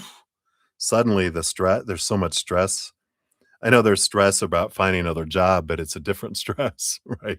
It's a wow, kind of energy. So let's see here. Let's find out the why first. I just want to find out the why before we get to your question. We're going to go to my question for you first before we go to your question because it's Spirit's question for you, not really mine. So, why did you want this for yourself? Besides those, yeah, King of Swords to change the story. This is the master storyteller. They rule over the mind. And you got 4 cards underneath. We'll see what these are. But I just feel like there is this change to give you this opportunity to, in a way, it also is about putting your education into practice. Because I feel like maybe if you studied or you got degrees or whatever you did, that you didn't get to put your experience or your abilities and your knowledge to practice. I feel like you were limited at this company and where you're going. You want the you want the ability to be able to put it into practice, to be able to have that. What else? 7 of Cups. Yeah. To open yourself up to much more opportunities with all the 7 of Cups to be able to follow something that is your heart and not trying to live up to expectations, but following something that makes you feel alive again instead of existing, energy that's coming in here. It's like the 7 of Cups is I wanna be able to feel something here, and the 4 of Swords, peace of mind. Well, you got Four of Wands, Four of Cups, Four of Swords. Stability. I want peace of mind instead of, feeling stressed all the time. You got the moon energy. Yeah, this, again, following the heart, allowing yourself to feel at work and not just feel like you want to get away from work, from this job. Yeah, and the Full card, you do want something new, something full of possibilities instead of restrictions. So, there is this, you chose this because, um, and you asked for kind of this tower moment because, when we're in at least comfort, even if it's a painful comfort, at least it feels safe to an extent, and that we wouldn't have gone on to do something else if we weren't pushed out the door. And it is this kind of energy. It's been becoming more and more and more uncomfortable for you, right? To the point it's like, all right, we can either make it so uncomfortable or we can just, it's time for you to go shove. And here you go. Will you get a new job very soon? Yes, you will. You got the Queen of Swords, which is like a job that is, it's a balance between your head and your heart. It's something that you enjoy, something that you can put your mind into practice. Queen of Swords rolls over swords with the king. Plus, behind the scenes, she also has emotion, the moon. And the Page of Wands is an exciting energy. It's an action energy, but it feels like something that you can be passionate about. Let's see here, time wise. Here, I'm gonna pull from this timing deck and see what are we looking at for time frames here.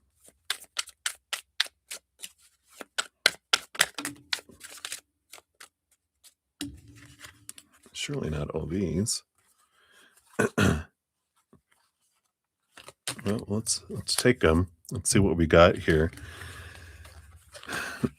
Yeah, so we'll start here with within a month. We love that energy here. And yeah, I like this that you have the Hanged Man along with this. The timing is unknown on this particular card, but we have within a month. We haven't got Neptune Pisces, which we're in that Neptune Pisces season right now. But the Hangman is about seeing things from a different perspective, right? And this transformation um, coming in. And I like that. What is this here? It does feel here um, like this in November. I feel like there's something that you tried to do back in November. And with this Jupiter in Leo, Six of Wands energy, it feels like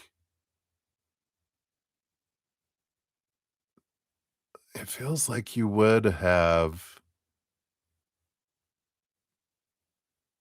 if it was the right timing, then you would have gotten whatever this was that you were going for in November, that there was something that you were wanting to do, because it feels like you wanted to do this and you wanted to move forward, and it would have brought success and victory and this recognition and this kind of energy around it. But whatever happened in November, there was this energy change that delayed it here for you.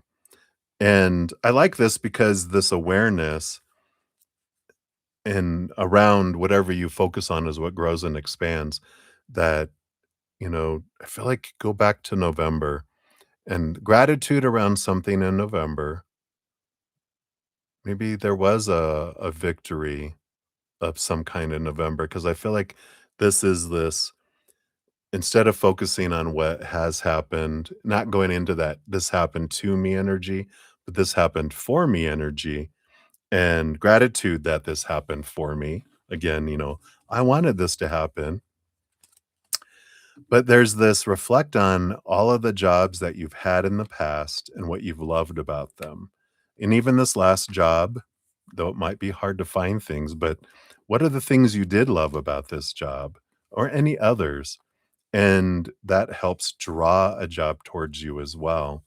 and higher pay, and especially if you're grateful for other jobs for the pay that you had, then it's like, oh, we'll give you more pay. We'll give you more of that coming in too. So let's see what your fortune cookie brings in here too with the Oracle of the Rift Walker. Let's see what we got here. The Womb of Valleys. Ooh, card number 29. The fertile ground where dreams take root and life begins anew. Wow, what a powerful card. So perfect for what we're talking about. The invocation says, I am the quiet cradle, the soft earth that holds the seed. In my depths, all growth is born, nourished by patience and sacred care. So the Womb of Valleys is the sacred place of nurturing, abundance, and renewal. It honors the quiet power of the valley as the fertile ground where crops grow, rivers nourish, and life is sustained. This card calls forth the divine feminine energy of creation, patience, and trust in the natural cycles. So this card invites you to trust the slow and steady unfolding of your goals.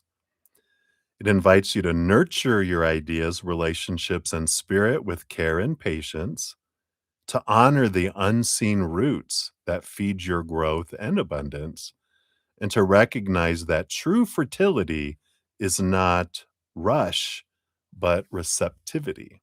So allowing yourself to receive. Shadow energy around this is impatience with growth or process. Impatience is lack energy. It pushes things further away. Gratitude energy draws things in. Neglecting self-care or boundaries in nurturing others. Fear of vulnerability or surrender. And feeling barren or disconnected from natural abundance.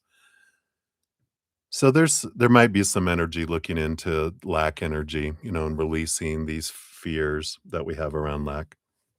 Do you have 4 reflection questions? Number 1, what seeds am I ready to plant? How can I nurture myself and my dreams more deeply? Where do I resist the natural rhythms of growth? And 4, how do I honor the sacred cycle of giving and receiving? So there is a bit of an energy with, with the receiving energy. Of course, that we have divine masculine, divine feminine within us. Divine masculine is you're doing what you can do. And then the stuff that you can do nothing about, you open up and ask Creator and say, I give this and I surrender this to you. And you know what I know what I want and why. I'm going to leave up the how and the where and the when to you, trusting you're going to bring in the perfect company, situation, job in the perfect manner, in the perfect timing. And I know that's the hard part, is the timing, but trusting that. So I like that for you, Alphonse. Hopefully that helps. Many blessings to you. Thank you again for your donation. I'm excited for you. Remember, yes, thank you. Great energies. All right. So cheers, everybody. All right. So let me take a sip here, take a breather for a moment, and then we'll jump into Alice. We got 3 more for you. So thank you so much for that. We will dive in here and get you some answers. All righty. So, oops, there we go. For number 3, we got 449.47. So there is for 3. Let me move that one here. And then, so this one, this is all the sweating. What's all the sweating? You're so funny. So this one, what kind of, let's see here. Okay, so for this one, it's what kind of personality does your your interview Haley have? What kind of candidates does she like, and how will the interview go? Will she ask you any technical or hard questions? All right, let's take a look here.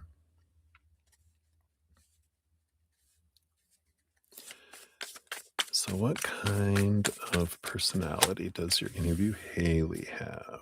Okay, got that. All right.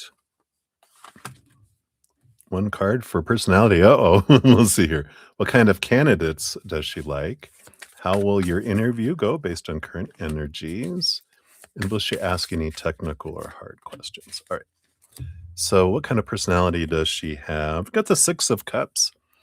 Really, this childlike energy, and not childish, but childlike, you know, like this bubbly kind of uh, world of possibilities and wow, not Pollyanna, thinking, oh, everything's great, but wow, yeah, I get all this stuff, but very positive, very upbeat, very lot of energy, like a child. You're just like, oh, if I could have that energy, very energetic. Maybe even I don't know, I kind of feel like they're showing me, like, really small, petite, almost like they could wear children's clothes.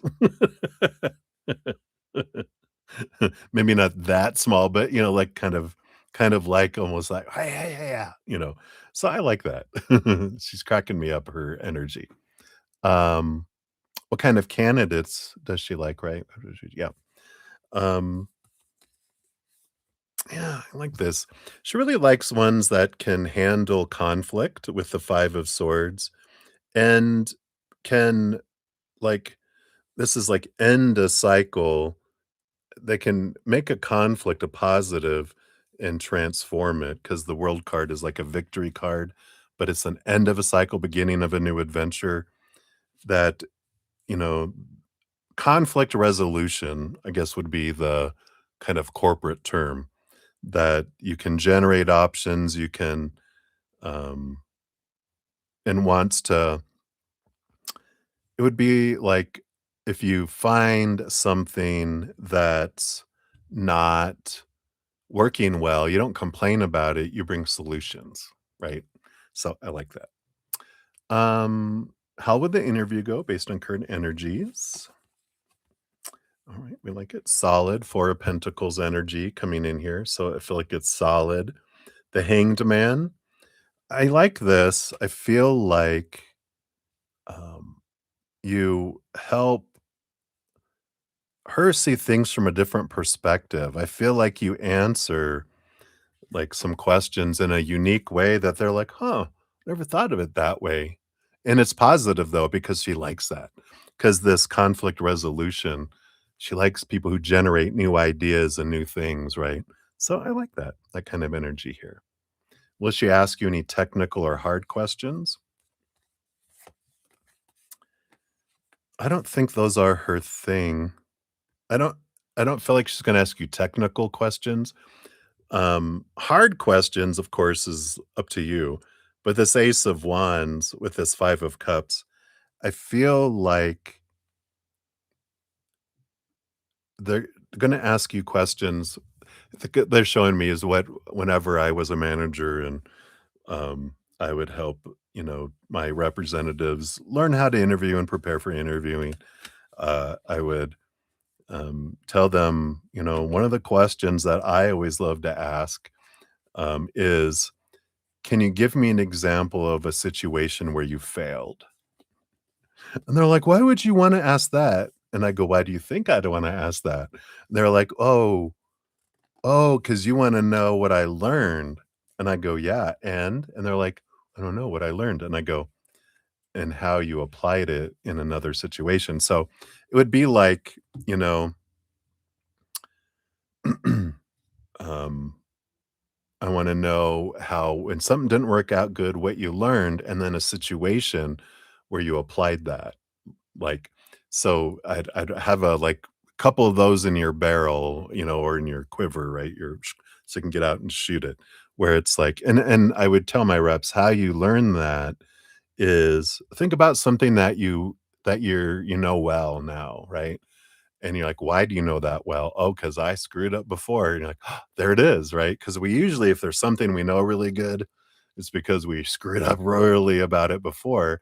So we think of the situation, what I learned, and then how I applied it afterwards, right? So we kind of think of a success or something you do really well, and then work backwards to find out, why did I learn that so well? Oh, I remember now, so you can have some of those. All right. So that's what they have for that one. Oh, nope, fortune cookies. Sorry. These are the elemental energy. So, what about this interview? What else about it here? You've got the winds of change. So it says, embrace the ever shifting energies of the air, inviting change and fresh perspectives into your life. So that's that energy. They like the fresh perspectives. So I do feel like that's that kind of energy. Think of unique ways, be different. What are the different things that you've done?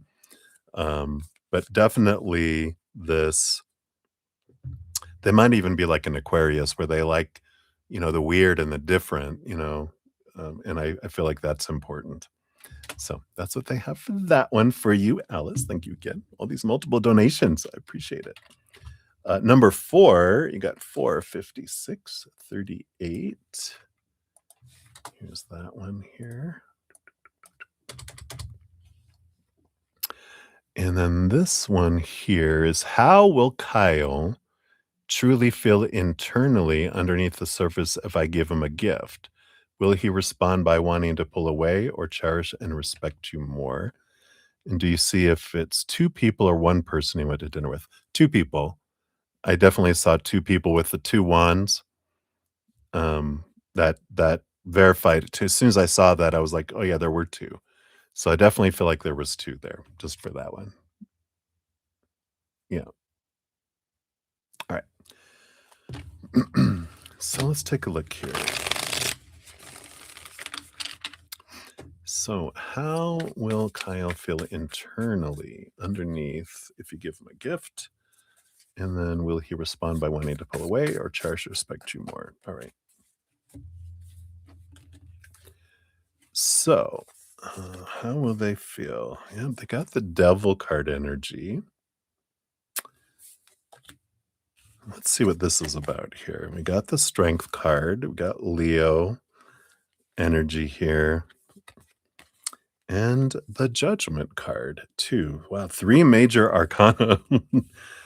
It's an interesting combo here, but, the energy that I got, the devil card is, I feel like they've got this, um well, the strength card is like pride, and I feel like that they would be feeling like, "Oh, no, this I'm not supposed to receive, I'm supposed to be the giver."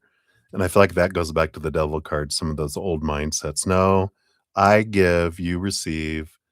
Um and gifts you give me at birthdays and Christmas, I feel like that's kinda like their underlying internal energy is, "Oh, no, no, no, I'm not supposed to receive because I'm supposed to be the giver, and if you give to me, then it freaks out someone." I feel like they're an overgiver, and they define themselves by giving, and if someone gives to them, it's difficult for them to receive, because it has to do with their esteem of how they feel about themselves. So I feel like this pride comes in underneath, like, "No, no, no, no, I'm not supposed to do this." The judgment card's an interesting one because that's, you know, this call of try to see it from a different perspective, and I feel like, you know, it's part of what they need to learn is to receive, but I feel like they they go about this kicking and screaming. I don't feel like they like it. I don't wanna, this makes me feel uncomfortable. They have a hard time. It's like compliments they deflect.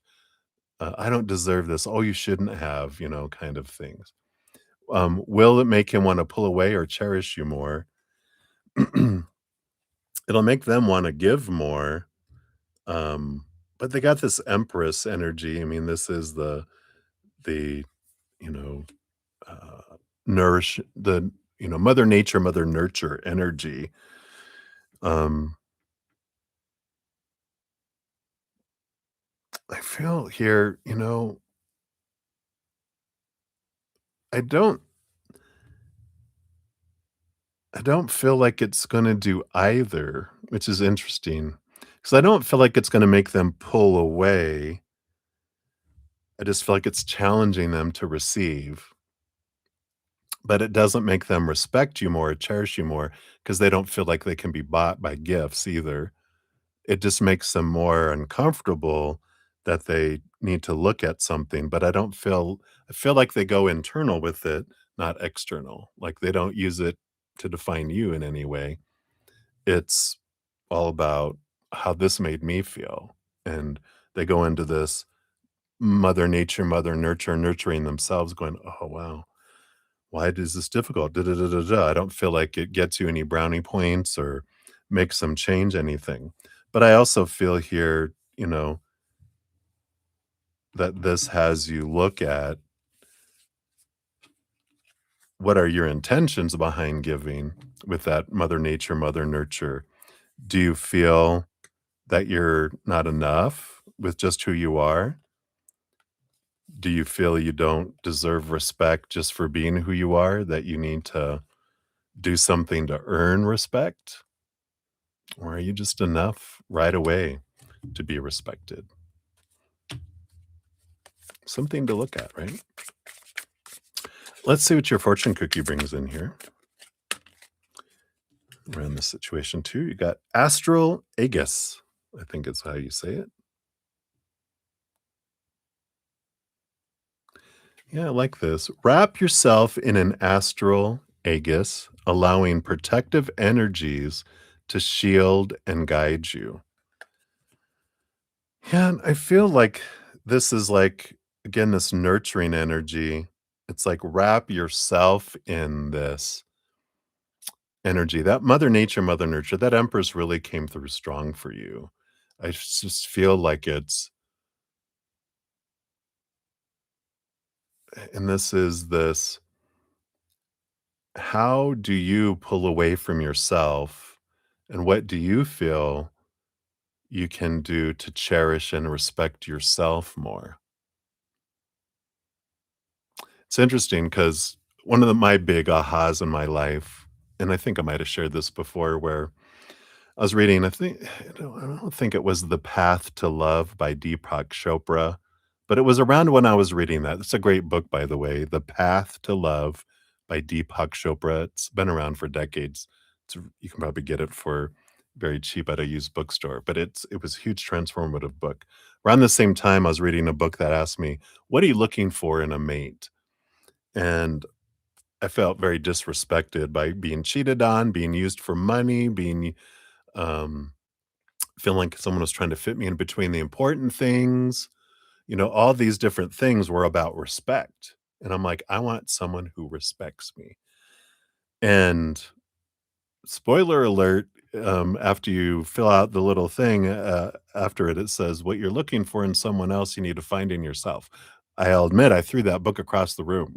I did. I was like, "What the hell?"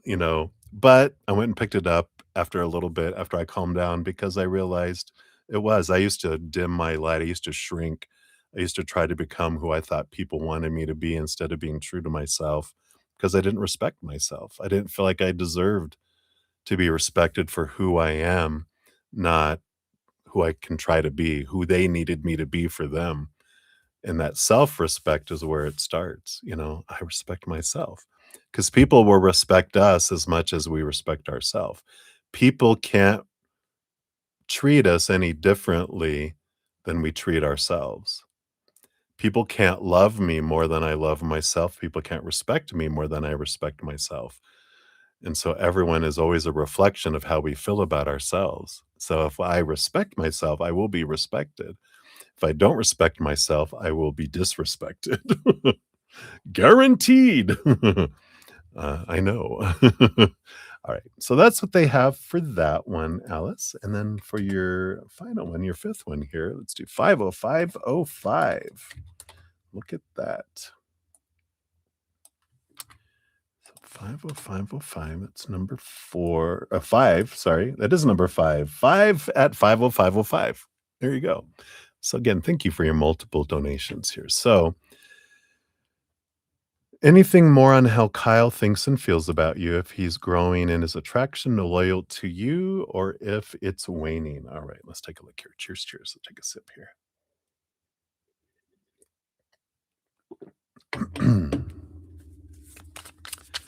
So let's see here. What can tell us what's going on with Kyle here in regards to you here?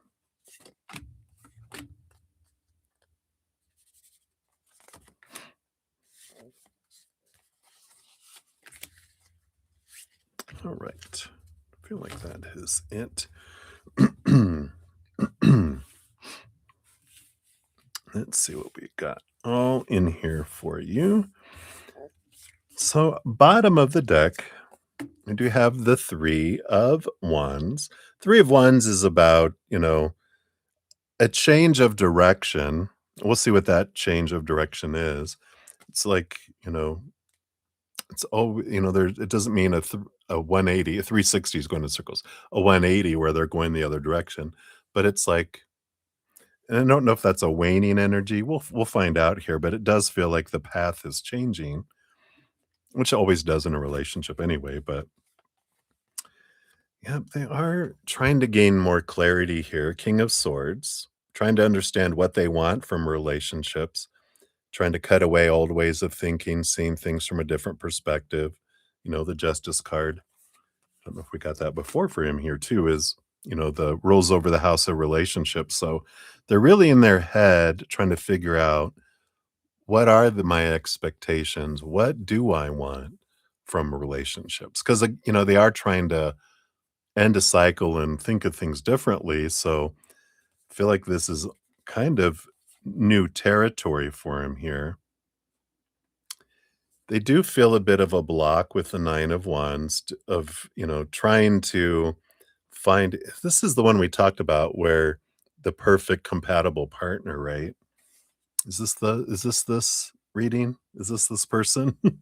I do too many readings. They all kind of blend together, but it feels like here there is this block, this is the barrier of this idea of the perfect person, the perfect compatible person. They're trying to look past this. They're trying to break through the barrier of that. Yeah, but they got the Seven of Swords. And we have the Knight of Pentacles underneath that. The slow roll with the Seven of Swords. They are trying to get out of their head of they got this um, a lot of thoughts and beliefs and mindsets that have made them feel like they've lost out of things because of this, mindset. And so I feel like all of this together, they've been battling this for a very long time of this mirage versus reality, this person that they feel is supposed to be existing somewhere, but it's only in fantasy. And they've been working on this for a long time to try to get past that. So it's been one of their big things. Um, and we'll see what these other cards are here, but I do feel here with that Three of Wands, I feel like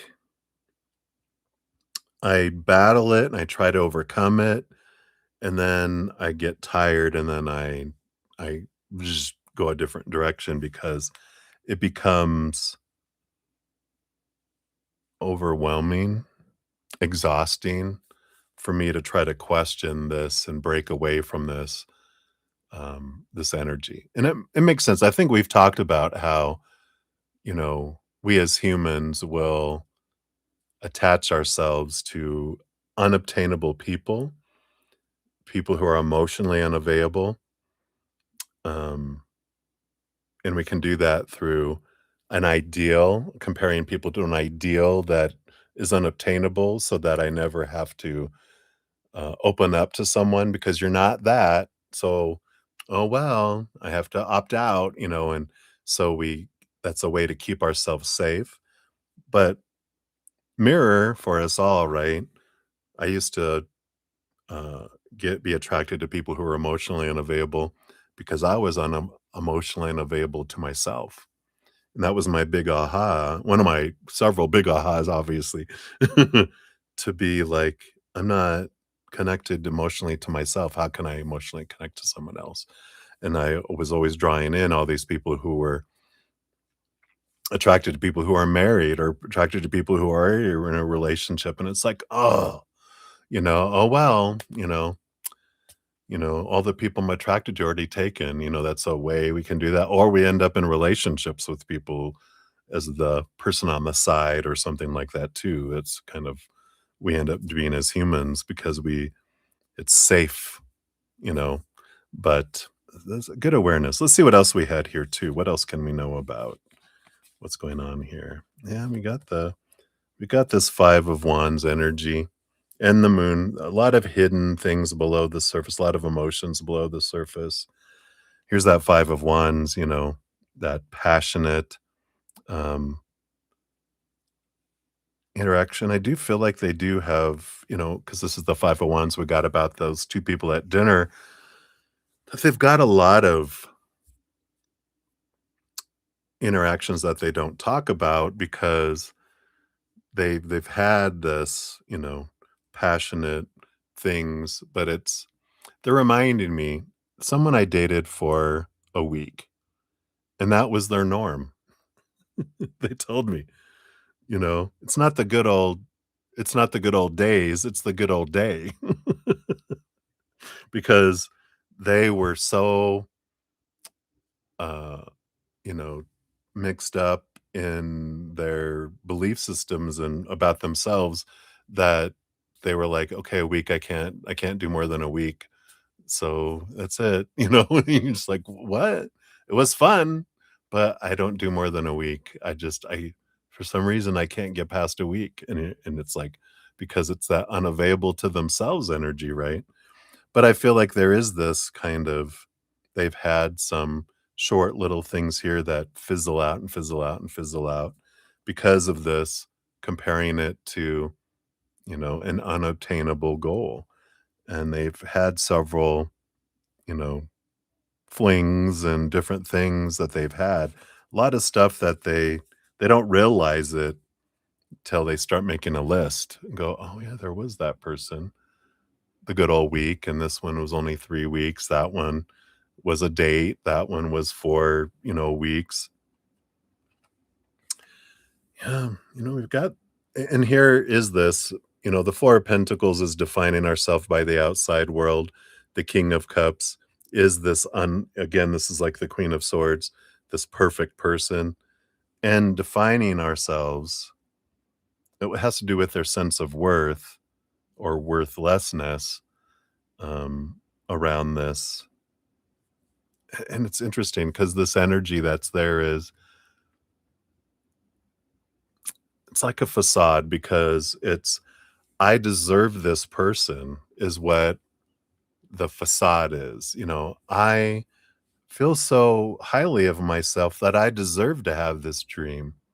When in reality, no, this dream is because you don't feel like you deserve love, that you have this unobtainable goal to protect yourself from being hurt because you feel like people will leave you, kind of energy.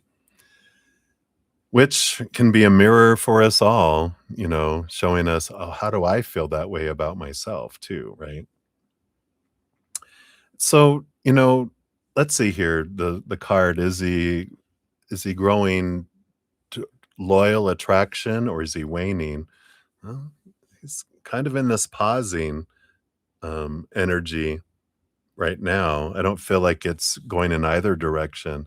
I feel like it's kinda just stopped, and they're looking at what is this? I feel like the 3 of wands is like they're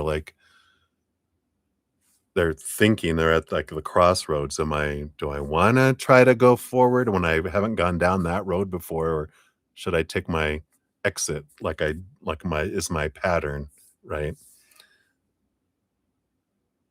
But I feel like, when we're talking about how does he feel and think about you, a lot of it is how he's thinking and feeling about himself. And, again, the 2 of the cards that represent the perfect person kind of energy, but it's not like they think that you're that. They're comparing you to that mirage, right? And I feel like they've got a lot of work to do to get outside of that mirage energy and into reality, because no one is ever going to match up to that. Uh, yeah. It's funny. They were showing me, I think the Three of Swords shows a little Frankenstein monster. And that's the expectation of trying to find that equals disappointment. Let me see if I can find it real quick, because I feel like that's the picture that you kind of need to see, that the person that they would be looking for would be the combination of a lot of different people that are brought together into one person that, and they don't exist. They're not there. Sorry. Watch it be the last card I look at. But, I feel like that's the thing to realize is they are, they're in this pattern, this cycle, and they're trying to break out of it, but they've been trying to break out of it for a long time. And unless they get, I feel like unless they get professional assistance in overcoming that, they'll continue the cycle until they're too old and no one's interested. They've gone through the entire directory and the entire town, entire city, where everyone knows, oh, that's them, the dreamer. They call him the dreamer.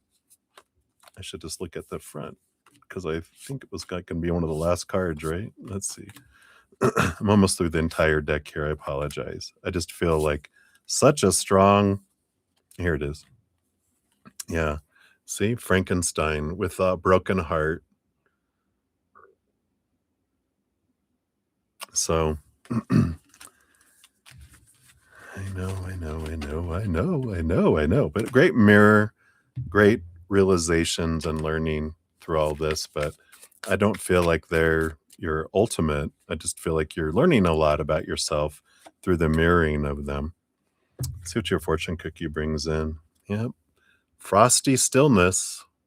Like I said, with that, are things moving? No, things are kind of frozen. Experience the stillness of frost, finding peace and clarity in the tranquil, icy silence. Yay. But it is that hanged man. It's giving you an opportunity to see things from a different perspective and understand more of, what's unfolding. So I know. I wish everything was always, oh yeah, my God, yeah, they're falling in love and you guys are gonna run away and be happy ever after. But I want to lie, that's not this channel. I don't blow smoke, as you guys know, and I feel like you guys appreciate that, right? Hopefully. I love you. All right. Thank you again, Alice, for all your donations. Hang in there, my dear. All righty. Well, I think that is it for my donations. Let me just check one more place here. Right. So we'll continue on with the free readings. So we got Ateshi, Katmia, Jazz, Maria P, Ankita, Mary the Aries, Jean XO, Against All Odds, Ravit, and Plate of SpaghettiOs or spaghetti. So that's where we're at. So let's dive in and get you guys reading. Thank you again for your patience and getting into readings and all the thumbs up. I know it's been over 5 hours. Wow. But thank you for your thumbs up. It does help spread the Zen love, and it's something you can do for free. That does help out my channel, shows me some love, and I greatly appreciate that. All right. Ateshi, you are up. Ateshi Singh, 5/19/50. Here is your timestamp. So Hugh and I walk to our cars together almost every day. He said I can park right next to him. Does that routine of walking together mean something to him? All right, let's take a look here.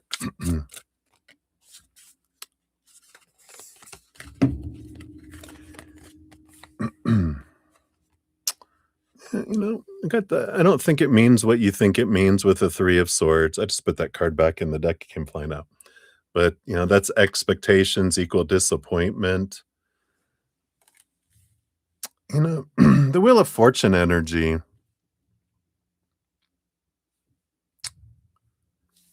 I feel like it makes him feel good, but it feels more here he feels like a almost like a hero, which is funny, but it's like, "You can park next to me, I can walk you to your car, and then you're safe," and I feel like I'm doing something helpful, something caring, but it doesn't mean what you feel it means with this 3 of swords, um, but it means something to him about himself, but I don't feel like it's an expression of love to you kind of energy. I feel like it's more just makes him feel good, like he's doing something nice and he cares about you, but he doesn't like care about you kind of energy. Just he feels like it's a nice gesture and a caring gesture, but not a one that represents love kind of energy. I know. I wish it was, but it's not. So that's what's coming in for you, Ateshi. I know you waited all that time for that. Gosh. All right. Any blessings to you. Right. Cat Mia, you are up. Meow meow. Good to see you. And here's your timestamp. And you want a guidance if CW is the thing I should work on for KB. Let's see here. What kind of energy comes in if you do. Because, of course, from spirit, there is no shoulds, right? There's only different choices with different outcomes, different experiences. So if you do work on this, um, it's an ending and beginning energy. There's a victory with the world card. It does bring in new input, new energies, but um, it's an ending and beginning energy. I feel like it's not the end all be all, but it helps you in the process. So it's not like the end result. It's not like the final destination. It's a connecting airport. It's one destination that you can take to get there. That's one way you can get there, but it's not doesn't take you directly there. It's a step, then a step, and then a step can take you there, but not a direct flight. So hopefully that resonates there for you. Yeah, that's what I have there for you. So many blessings. All right. And then we've got Jazz 523 and 29. There you are. And then you'd like guidance from your spirit team, what messages they want to give you. All right, Jazz, let's see here. What do they have here for you? Okay, we got that one. What else?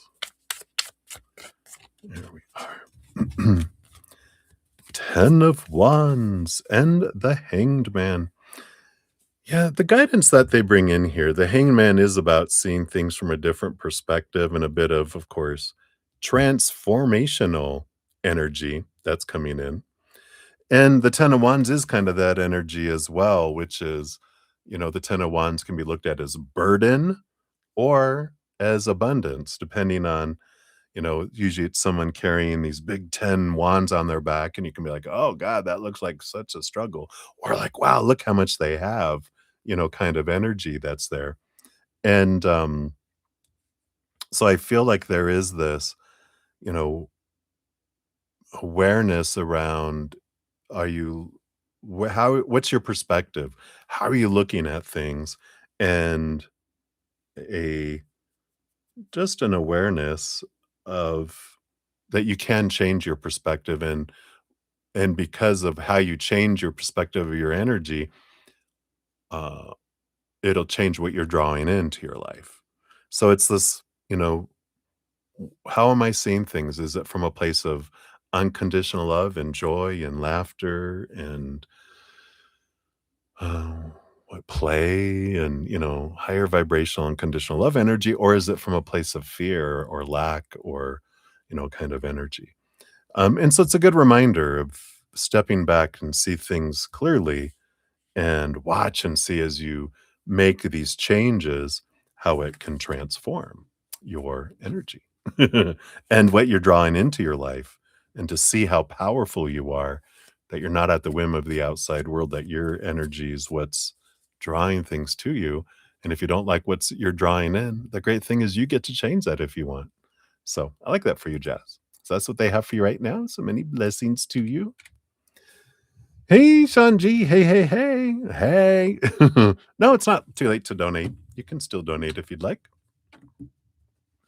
Finishing up some free readings right now, so feel free.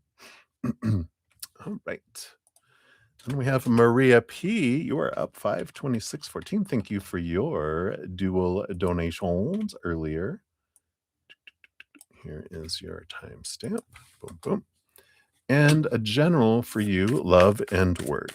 So love and work. Nope. They're like, nope. I thought it was one and it ran away. They're like, no, not that one. I'm like, all right. So love, you got the Page of Pentacles. I like this. It's funny. We got the Pinocchio energy here. But this is abundance, looking at your worth in relationship to, the world in a new way, a heightened way. But the story of Pinocchio is when he becomes a real boy. And there's this energy of that your relationship is becoming more and more real. That's funny to say that, but it's like, because we have this idea of what we want, but I feel like there's some realness coming in, and it's like, wow, this is really starting to feel and fill out like a real relationship. That's funny.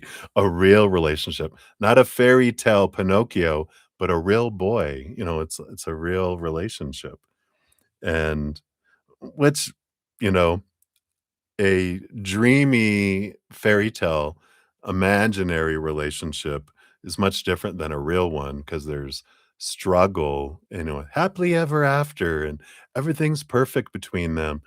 No, a real relationship, there's challenge, there's things that, unfold. So be aware of that. And it's good. Work, you do have the Five of Wands. I feel like they keep bringing this energy, and as soon as I saw the card, they're like, um, repair burnt bridges is their guidance for you. These individuals that, you know, you've had struggles with at work, it's repair the bridges between them. And it starts by understanding why it bothered you, how you feel wronged, how you feel hurt, because it's what fears are at the underneath that, that comes in there. So, that's the I think the focus for work is what they'd like you to be aware of, right? So many blessings to you. All right. Sean G, I see your Cash App came through. Zoom, zoom, zoom. I wonder why it didn't do. Maybe my phone did light up. Oh, it sure did. I just didn't see it. All right. Oh, probably because I have that text open. That's why. All right. So, Sean G, thank you so much. Let's put you on the list over here. So your timestamp 5/29/26. Here is your timestamp. So you had a date earlier, and you don't know about the end. Kind of feel like he wanted you to invite him over, but I'm not there with him. I like him, but not there. I wanted to ask his views on you. All right, let's take a look here. Let me take a quick sip here. Cheers to you. Just a little left here. I'm going to take a second sip. This is about to get deep. No, I'm just kidding. That's not going to be that bad. All right. Bring up my water. All right. So let's see here. What were his views on you? Let's see here. Did he want you to invite him over? Let's ask that first. Okay. Got to get the tea. All right. So, what were his views on you? What's his perception? We got that. We got that. All right.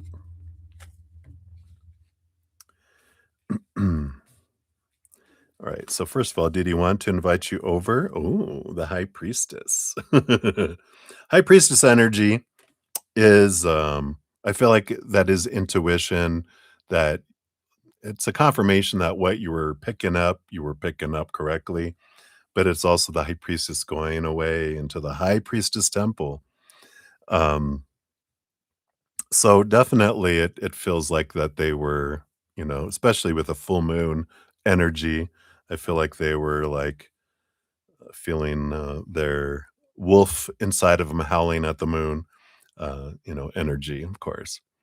What were his views on you here? So we got the King of Cups, which is this energy here, a bit of, I mean, it's a great energy because it's very compatible energy. It's like one of the cards is like, wow, you're intelligent, you can express your emotions, you can talk about stuff.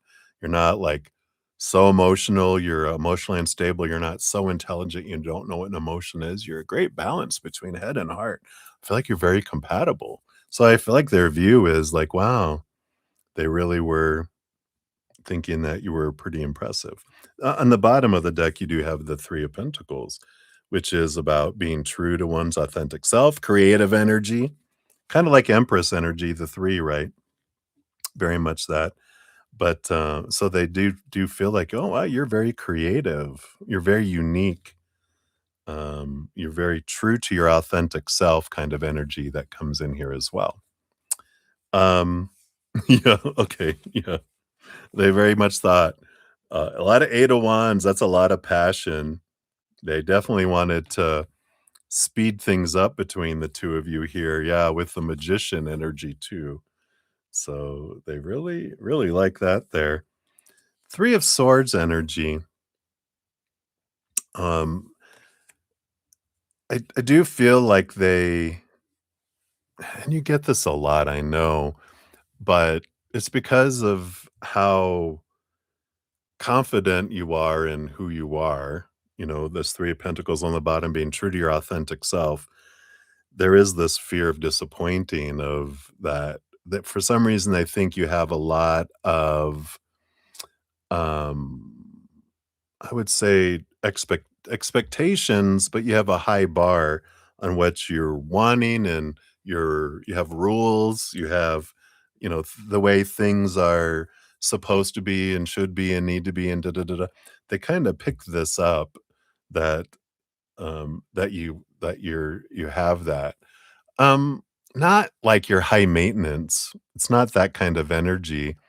It's just like, but I love the quote. I heard this a long time ago. "Yeah, I might be high maintenance, but I'm worth it." And I feel like that's the kind of energy they feel from you. Not like you really think you're high maintenance, but they're like, "Hey, even if I am high maintenance, I'm worth it." And I feel like they're like, "Yeah, I agree, but I am afraid I have this fear of disappointing you," kind of energy, that comes in there. So, that's interesting. What else? Yeah, 4 of Wands, joy, celebration, happy, a lot of joyful energy, gathering. It's interesting here with the 4 of Wands. It's like they do consider you like, like marriage material. They could see you as marriage material. That's the 4 of Wands, right? Marriage card. So they're like, "I can see it." Um, so very positive energies, um that I feel with these. I know you hear a "but" coming, don't you? But that is until they don't live up to some expectations, and then we'll see how they feel about high maintenance that you're worth it, right? Yeah. So it's like, You think it's cool now until you get a they're like, "I love their scoring system," until you get an F, and then they're like, "I don't like your scoring system." And especially when you give them an L. Alright, let's see here. I feel like I wanna wait, I see you got a second donation, so I feel like we're gonna give you the big oracle of the rift on your next question. I feel like we're gonna do the smaller oracle for this reading here. Yeah, I don't feel he deserves your big oracle. We got the quarry of quintessence, which says, delve into the quarry of quintessence, extracting the essence that fuels your spiritual journey. It's interesting. I feel like, for this one here, it's like, to say this in a nice way. I feel like to hit gold or hit oil with this one, you're gonna have to drill deep. Because I feel like, like all of us in our depths, we're amazing. When you get past all the surface level expectations and conditioning, when you strip away all of this supposed to be and should be, need to be and have to be, when we can drill into the heart, we can really see the amazingness of who we are. But I feel like you have to drill through a lot in them. I feel like I don't know if it's what's surface level. What is the word I'm looking for? And they have a lot of their definition of their worth based on outward things, how they look, how much they make, what education, you know. It's very much this definition rooted into the outside world, energy. That's the word. Thank you, Gene.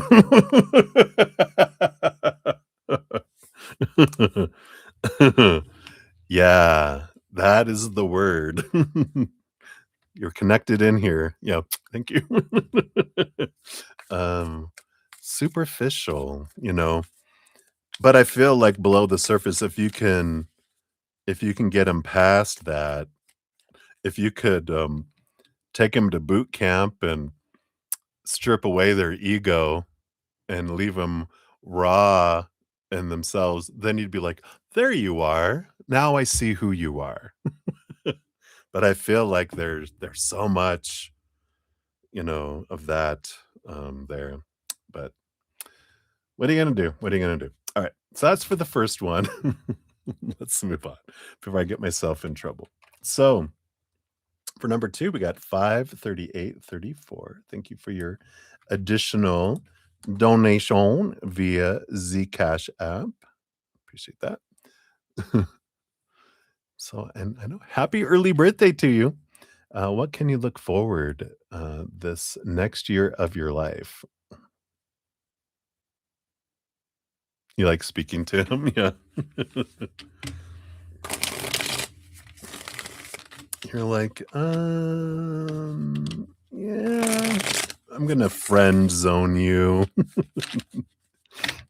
All right. So let's take a look here. So for your next rotation around the sun, what are some things to know here? Okay, I feel like that is the big things here. We shall see what these are. There is a baby. No, I'm just kidding. You're like, I don't know. I don't see the cards yet. They're all face down. You're like, I just had to give you a scare to wake you up. All right. So the bottom of the deck, you do have the strength card. You have this beautiful Leo energy out into the spotlight. So this next year, you do have um, there is a bit of yeah, it's funny. We just talk about the full moon and the wolves. Another year of wolves. But no, I like this. Howling at the moon. Oh my god, she is howling at the moon. You get to howl at the moon, but you do it is about, Leo energy being drawn out into the spotlight, being seen. So there's a big energy of that this next year that's working in your favor. I feel like there's 4 things. The first one, yep, 4 of wands. There is joy, there is celebration, there is gathering. It's wedding energy. So there's a possibility that marriage could be in the cards this next year. Um, or going to a wedding. Always the bridesmaid, never the bride. I hear you. But this energy, it does show here. And again, full moons on both the strength card and the 4 of wands, which there is this fruition energy that comes in here. So we'll see what this is here. Women who run with wolves. Oh, I love that. You also have the Page of Swords. It's a year of clarity. Um, there's something about writing here too. I feel like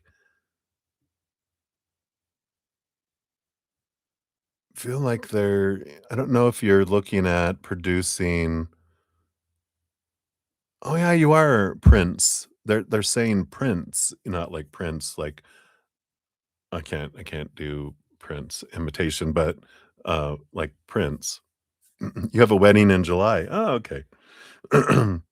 But this, Page of Swords is I feel like you do get your artwork into print, printing where, you're able to sell prints. I feel like that's a big thing that happens, for you. It's one of the highlights of your year. Um, so I like that for you. What else? 10 of Pentacles. Yeah, abundance, fullness of life coming in. Um, so this is great energy. Well, there can be children with the 10 of Pentacles. So it feels like this. Let's see. I did get 2 cards below this one here. Yeah, we got Empress energy, which is Mother Nature, Mother Nurture. This is the card when I was putting them down when I said, "Oh, you're getting pregnant." So beware. 6 of Swords too. Letting go of old ways of thinking, new ways of thinking, movement energy. So I do feel like there is some sort of um, energy that's coming in here. It feels Mother Nature, Mother Nurture, harvest, but there is this mothering energy around all this here. You're like, oh God. Let's see what else we got here. You got the 2 of Wands, and then 2 of Wands energy, of course, is um, you've got a great opportunity with whatever you focus your energy on. Gratitude, gratitude, gratitude. I don't say it enough. I say it a lot, but I don't say it enough. I should say it like, every second of every day. Our energy is what draws things into our life. The more I focus on unconditional love and joy and laughter and gratitude and play and fun.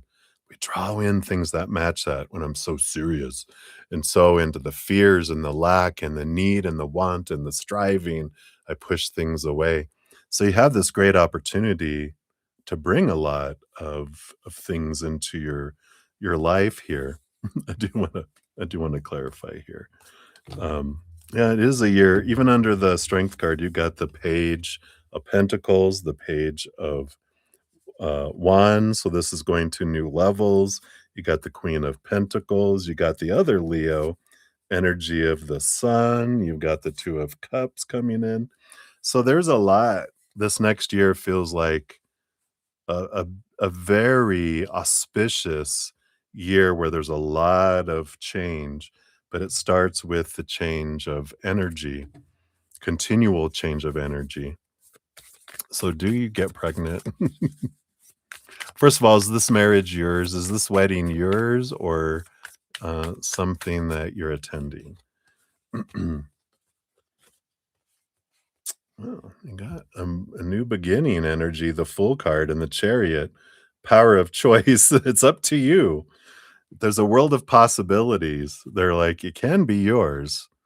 Um, Here with the chariot, again, that's the power. I get to choose my story, my emotions, my energy, my actions. But the full card is about letting go of expectations, which makes sense. Yeah, I do have that high bar. As long as you have that high bar, those expectations will keep us blinded. The more we release and go, creator, you know, that I want to find love and why I want to find love, what and why is your job. Who, how, when is what we surrender to the creator, right? So this birthing, we got the 3 of cups, joy and celebration energy that comes in here. Maybe you're going to have twins. But it is a world of possibilities here with this full card. I feel like they're saying that there is a lot of harvest, there's a lot of fullness of life. That Empress, you get every single card, but you know, it is possibility if that is what you're wanting. It's all available to you, and I just feel like it's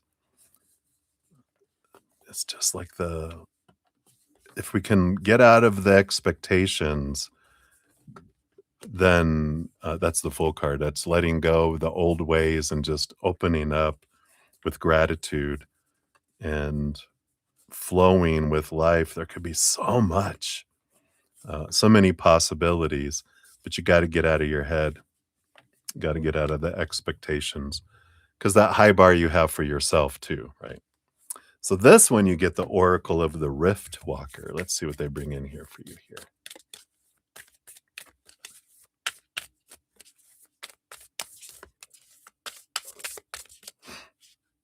What else for your next year here? You got Iron Bark. Interesting. Card number 23. Unyielding strength upon the surface, resilience forged through time. It's interesting to be a tree with protection all over you. The invocation says, I do not ask my body to prove its worth.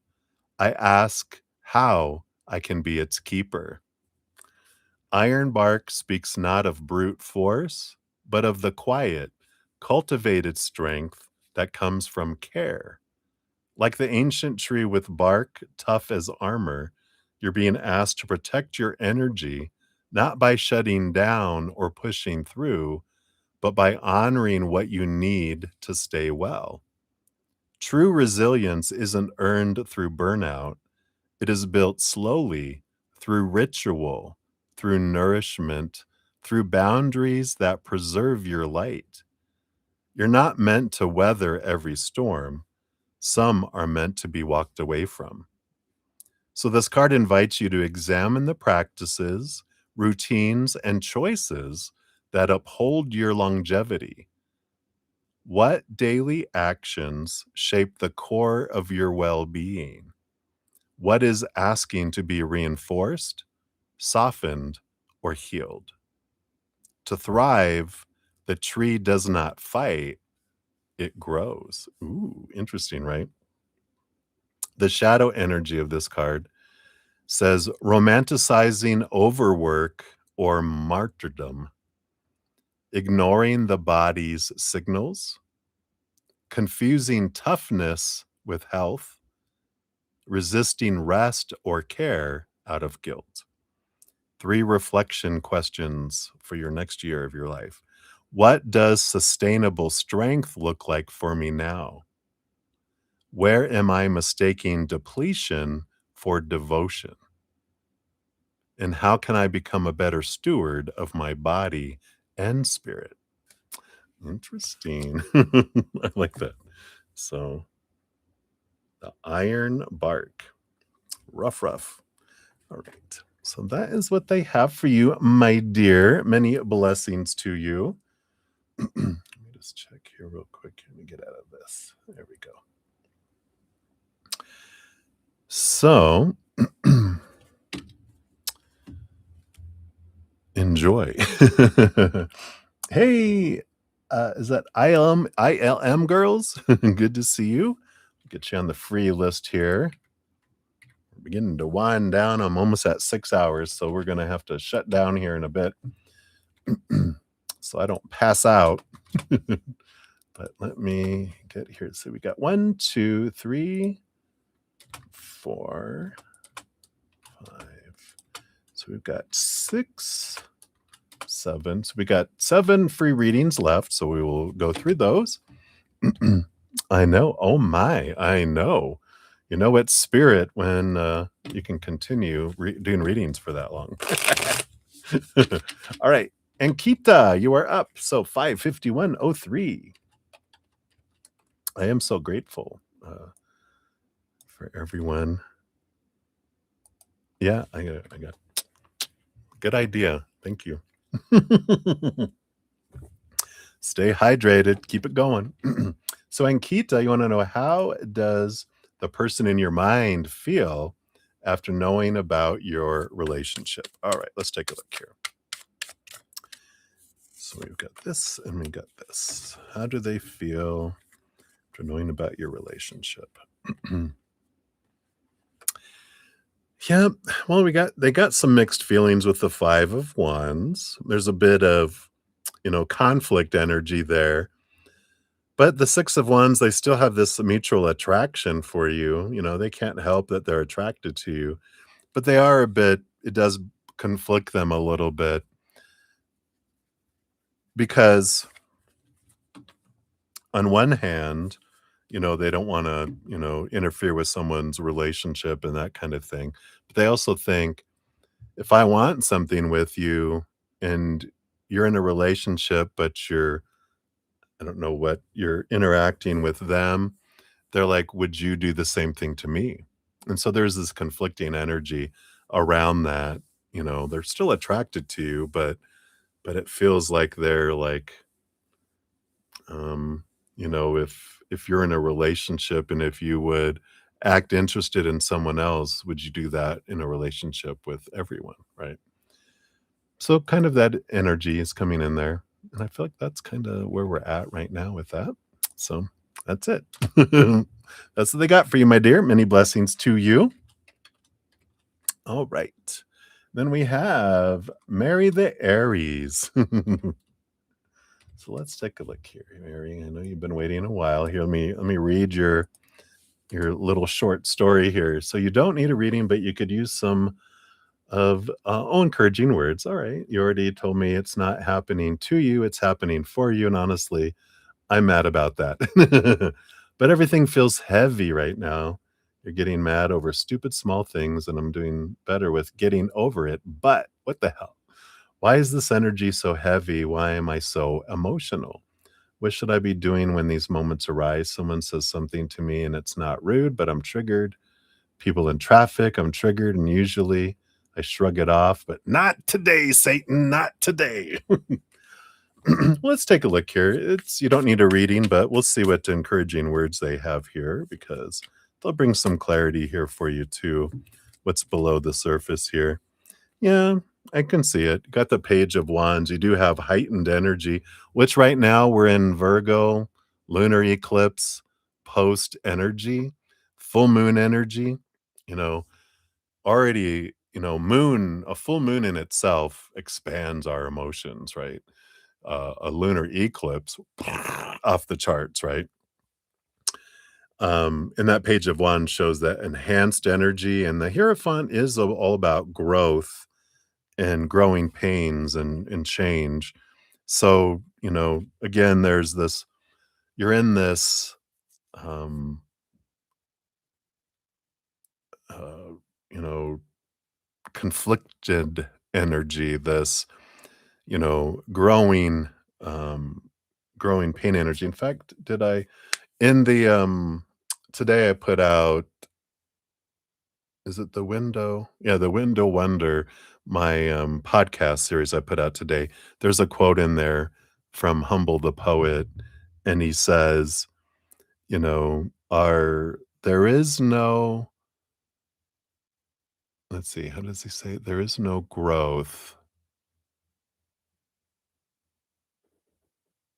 in our comfort zone, and there's no comfort in our growth zone. And I was like, "Oh my god, yeah, and you're in a growth zone, so there's this discomfort, this uncomfortableness that you're feeling, and because 'cause you're changing, you're altering, there's this conflict between head and heart." And, you know, whenever our inner child feels unsafe, out of control, uncomfortable, it does go into that fight or flight mode. It does ignite and it throws out our intelligent, loving, compassionate side, and we go into reaction mode. It's human, it's what we do. What we can do in those moments is when we start to feel things rise is breathe. Realize that, just realizing that it is moon energy, that is this time in your life where you're learning and that things are unfolding to help you release things, that trusting that this is for me, that I chose to go through this. It's not being done to me. When I feel like life is happening to me, I'm going to go into victim mode and I'm going to go into hatred reaction mode, right? Hissing cat mode. When I'm done and I take a deep breath and I come back to, where I allow my loving, compassionate, intelligent side back in, then I can question and go, why did I want this to happen for me? Till I freak out and, and hiss again. I come back to and I question it. The more I question, what's gift is in this for me? Why did I want this to happen for me? What am I learning about myself? Then, I become an observer of things instead of an active, reactive participant, and I'm freed from things, and then the less reactive I get. And it's all happening, for our adventure. And, it's like being gentle with yourself is very important, that when you experience that road rage or whatever, try not to act on those. Allow yourself to feel it without acting.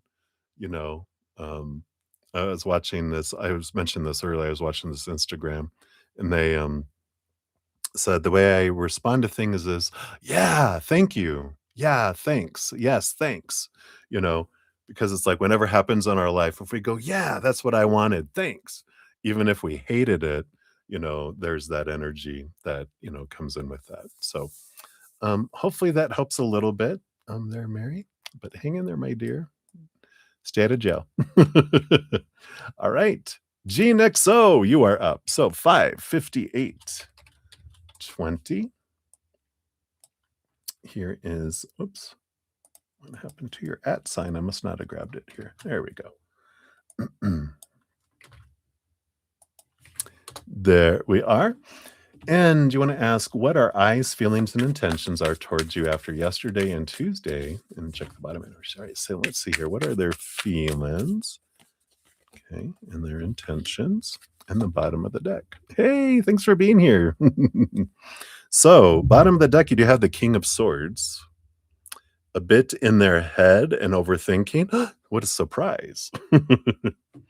Their feelings they have here. Yeah, we got the little hermit. So we got this little energy of,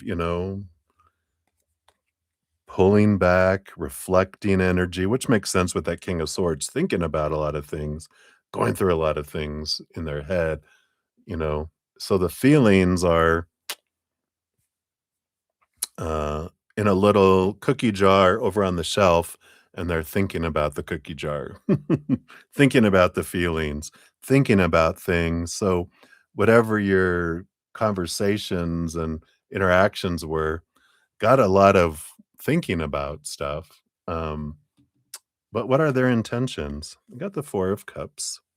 The Four of Cups is this energy of, I don't know, it's keeping emotions where they're at, which makes sense what I just said there in the cookie jar.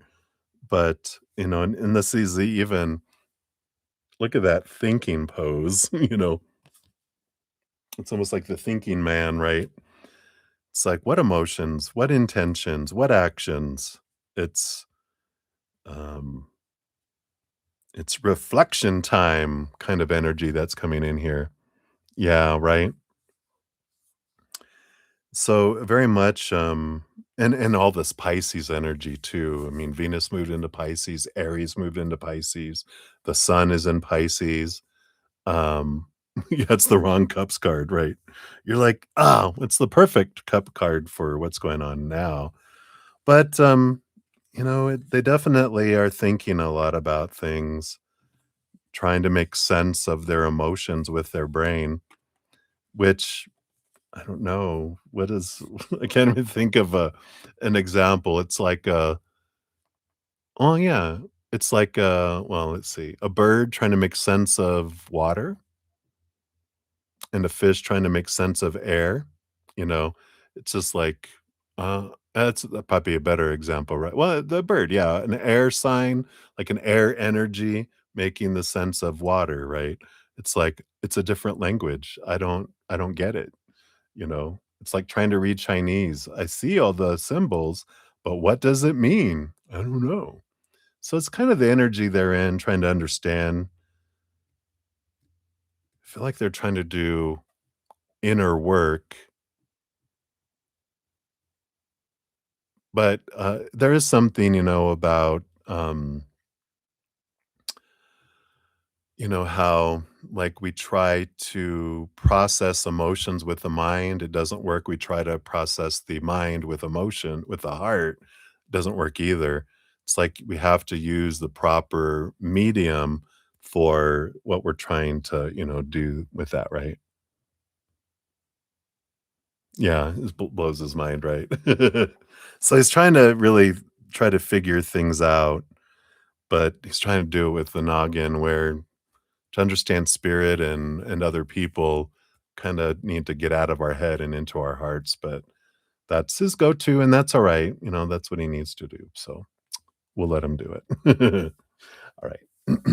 Hey, Alice, I'll get to your donation reading. Just some of these people have been waiting for their free readings for a long time, and since we've had 5 of donations from you, hope you don't mind. I'll get to your question here in a sec. I need to start winding down because 'cause I've been on for 6 hours. So I'm gonna have to start saying no to some readings here in a minute. But um, so hopefully, thank you for understanding. I know you do. All right. So we got Against All Odds host. You're up next here. So 60302. You're very welcome, Gene. Good to see you. Thank you again. All right. And then what are your Virgo's true feelings for you? Is he thinking about taking our relationship to the next level? Engagement? Let's take a look. So what are Virgo's true feelings for you? Right. And then are they looking at, based on current energies, are they looking at taking it to the next level? All right. Yeah. Well, we got the King of Cups energy, their true feelings for you, which is a big, huge compatibility, feeling like you're such a good fit that you guys fit like a glove in a lot of ways. There's this, energy that's here. Um, so it's very positive, uh, feeling like you're a great balance between head and heart. You know how to express yourself. You can great conversations, wonderful emotional connection energy that comes in here. So I like that. I know sometimes it's hard. Virgos, big thinker energy, very earthy energy, but they're big thinkers. So sometimes um, they maybe don't express their emotions a whole lot, but they'll tell you about things. But let's see here. Are they thinking of here of taking things to the next level? We got the Eight of Wands. I feel like here with the Eight of Wands, I don't feel like they've made that decision yet. The Eight of Wands is kind of going with the flow, following the passion. There's a lot of energy. There's a lot of flow energy. I don't feel like they're saying like, I don't want that. I just don't feel like they've decided yet. Again, realizing Virgo like to do their research. They like to get the details. They like to make sure everything is uh, very well researched, very well, like I see all sides of it, and I've checked it again, and I've checked it again, kind of energy that's coming in. So they're like, after the 2 audits of our relationship, it feels like we could go that direction, but we need to make sure one more time. You're like, "Really?" But it'll be in the perfect timing, right? But it feels like things are flowing with that 8 of wands. It's, think of 4 wands on each side. There's definitely mutual attraction, this wonderful energy. So I feel like things are flowing. They're like, "That's further down the river. We'll get there." I don't feel like they're thinking about, you know, taking an off ramp or anything, but they definitely feel, that it'll be there. All right, so that's what they have there for you. So many blessings to you. And then we've got Ravit. You are up 60609. You're almost up here, plate of spaghetti. Think you're next. And you want a general reading for today. Let's take a look here. What does Spirit want you to know here today, Ravit? Got the Knight of Wands and the Two of Pentacles. All right.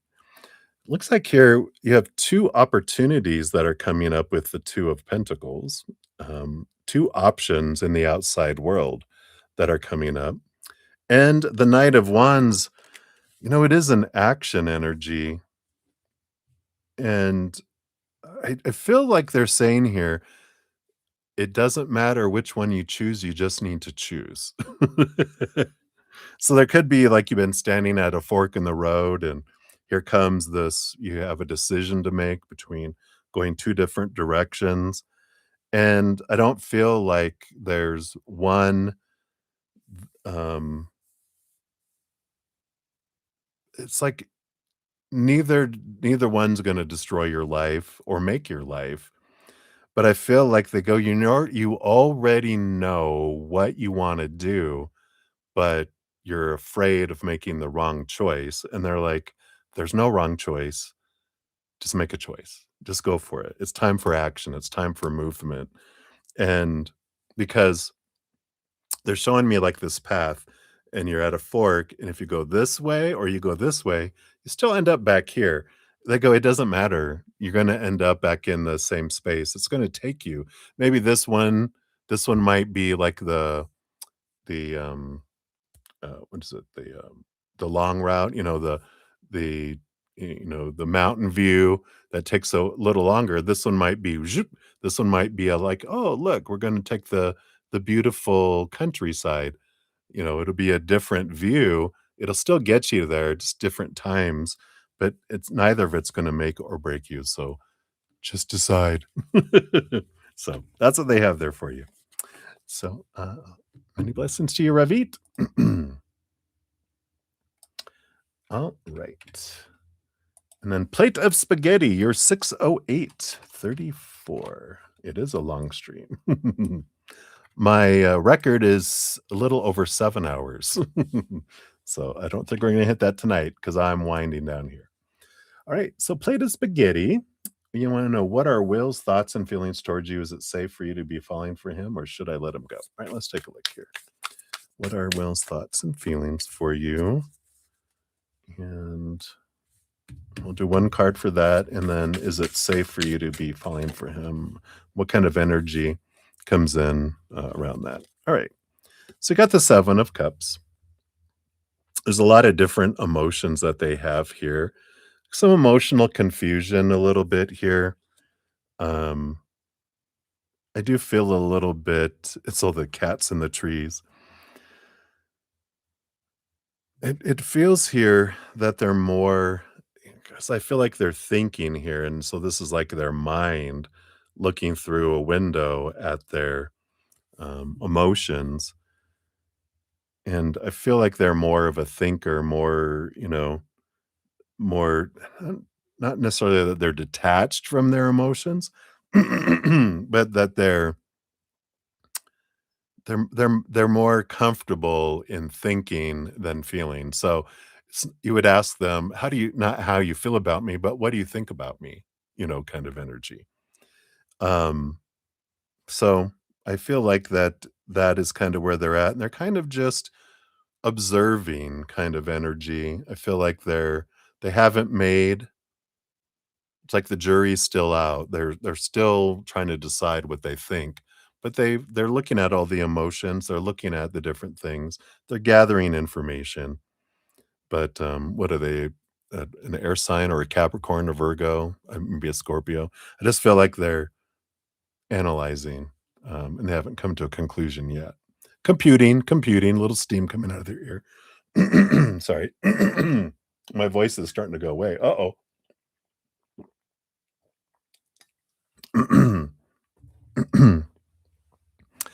As many readings as I do, I don't remember, everyone's sign, sorry. I've done quite a few. But let's see here.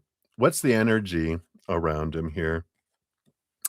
Well, you do have the Hierophant. It is a 5 energy, the master of change, the master of uh, stepping stones, seeing things differently, more lessons than long-term relationship. Um, you know, there's no should from spirit, it's just different choices with different experiences, different outcomes. It's not gonna be a long-term relationship with them. You're gonna learn a lot, from the stepping stone, but I feel if you're falling for them, um, I don't feel like it's not kind of relationship that you're looking for where you're the chosen, the only one, the, you know, the end all be all. I feel like because is this the one? Is this the poly? Is this that reading? Sometimes spirit does bring back, information, but there is this learning and growth energy that comes in here. You know, when you say safe, um, oh, same answer. Yeah, it's realizing, when we're going, is it safe for me? What do you feel safe is? I feel like is one of the big things that you learn here because, well, am I going to get my heart broken? And when we talk about, our um, every relationship, you're going to have disappointment, and that's what heartbreak feels like. Is are they going to choose me and only me? No, you know, um, but you get to learn to choose yourself through it, which is, this amazing awareness that comes in with it, right? Because that's what sets you free and it prepares you. That's what stepping stones are. They teach us things so that we don't screw up, a relationship later, that we don't have to go through all the crap with someone that we're going to be with the rest of our life. Let's deal with the crap with the people that we leave behind. And then we enter ta-da, and they're like, "Wow, you're so evolved," and you're like, "I know, right?"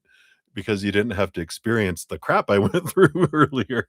We don't have that ammunition against each other to go, "You remember when you did that?" We don't have that. That comes in to this long-term relationship we do with the it's like the pummel stone and with a rock that makes us a smooth rock, and then we're this gem.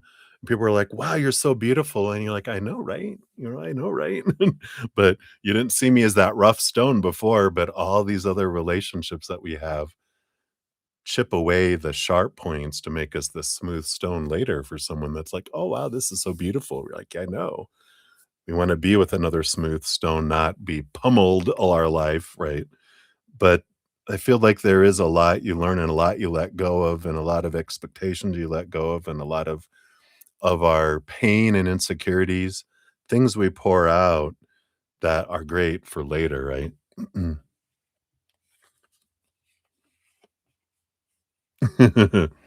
Yeah, because you're the one you're looking for, you know? And if you do go through the things, the transformation that happens, brings such a it's always worth it. It's never, you know, doing all this work and you get a $10 gift card to Starbucks and you're like, really? This is all I get? Like, no, you get, you know, the mighty, someone who's so compatible and it's, it is always worth the, um, the pain and suffering. So, hopefully that helps. But, you know, it's about it's about growth, right? Um, because there is no we were just talking about, there is no comfort in growing, and there's no growth in being comfortable. So the uncomfortability is part of our growth so that we can be in a place where we can have a beautiful, equal, supportive, long-term loving relationship.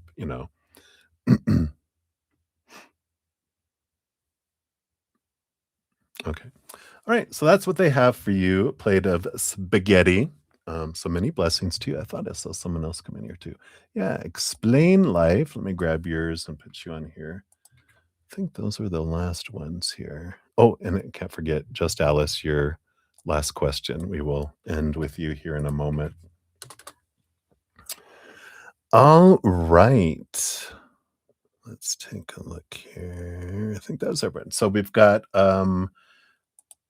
ILM Girls, you are up next, and then Explainer Life, and then Just Alice will end with your final donation and close it down. I will be back, of course. I'm on Wednesday through Sunday night, so I shall return.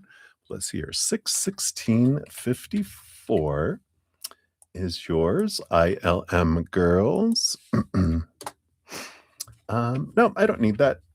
We just connect with spirit. Do you see you receiving unexpected money soon? Where will it come from? All right, let's take a look here. So we'll see here. Do you receive it? And from whence will it come if it is? All right. So are you receiving money? Really, you got the Emperor card, which is totally up to you energy. When we get the Emperor, it's Aries energy. It's Um, a lot like the King of Wands where you're taking the power of it. And when we get that kind of energy, it's about, you get to decide what you're wanting to bring into your life, with this.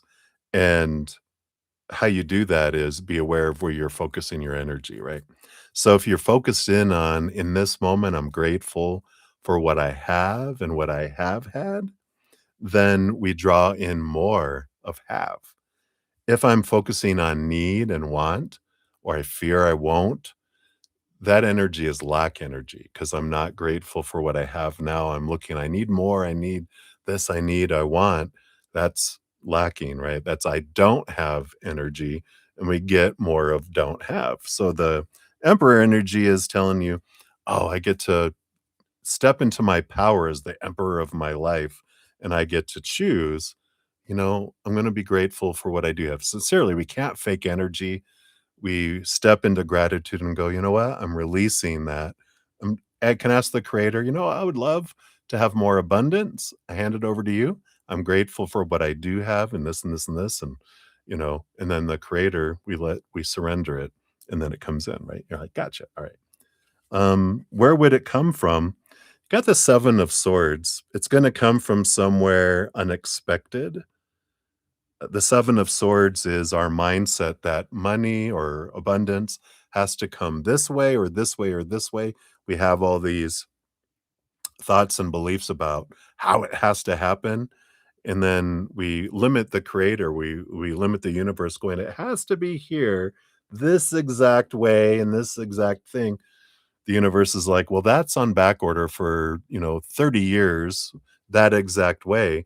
If you let go of these expectations, you leave the how to me, we'll get it to you sooner, right?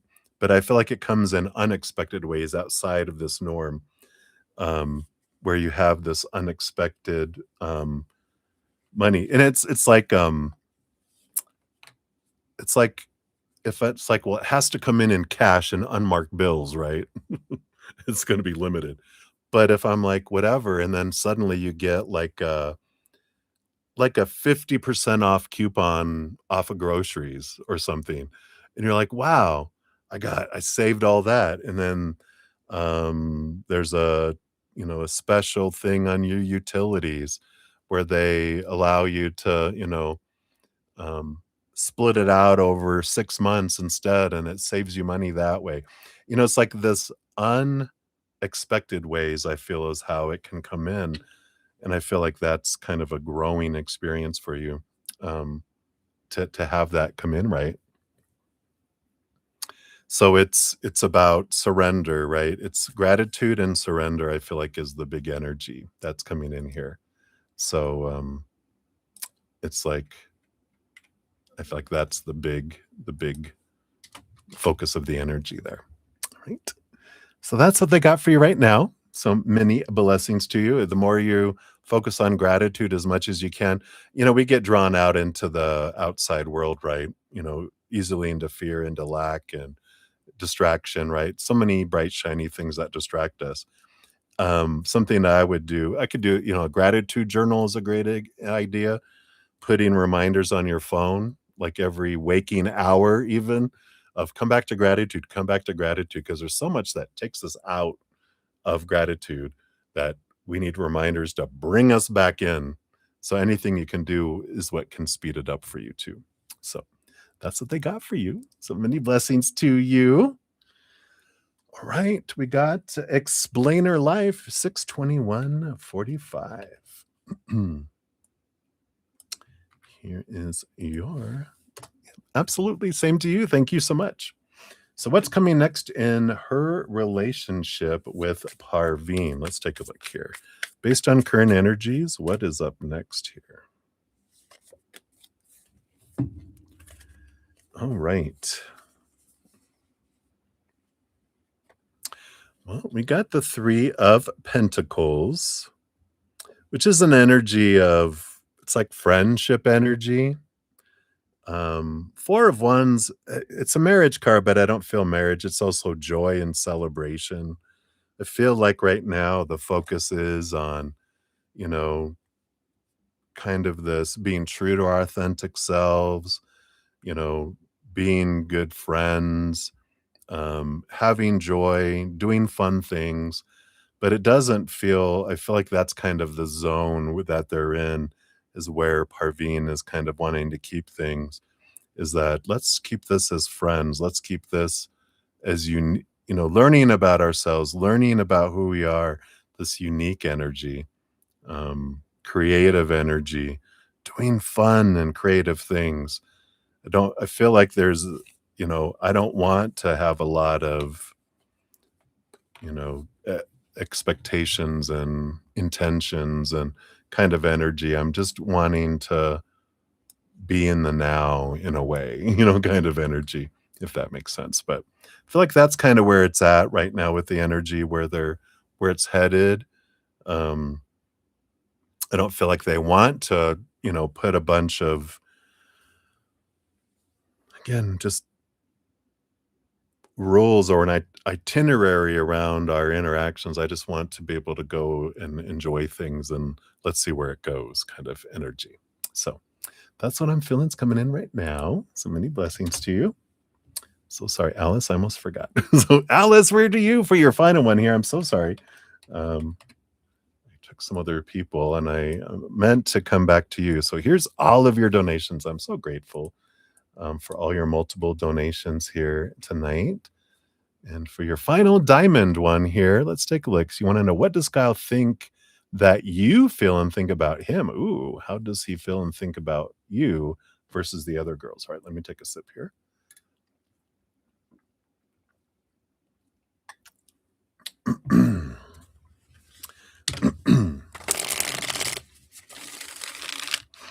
All right.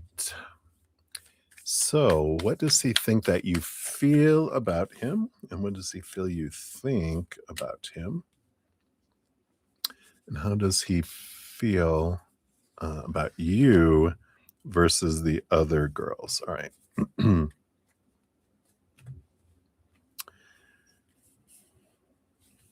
So, how does he think that you feel about him?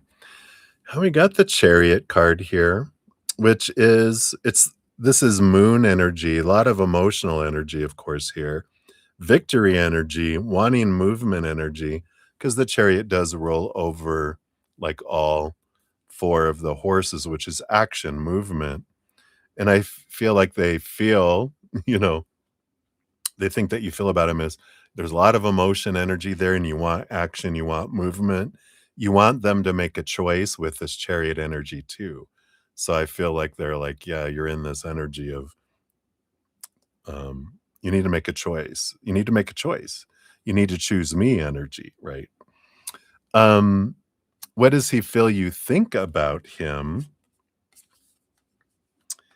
Yeah, we got the 3 of Pentacles. It feels like that you feel like he's unique and different, and the King of Pentacles that he's abundant and, um, not like a great source of income kind of energy, but something about security, and that's because that's a lot of what he feels, you know, a man is supposed to bring into a relationship is I'm supposed to be a provider, I'm supposed to be a source of security, I'm supposed to be this, so he feels like, "Well, that's what you feel about me, because you want me, you want me to be this, you're interested."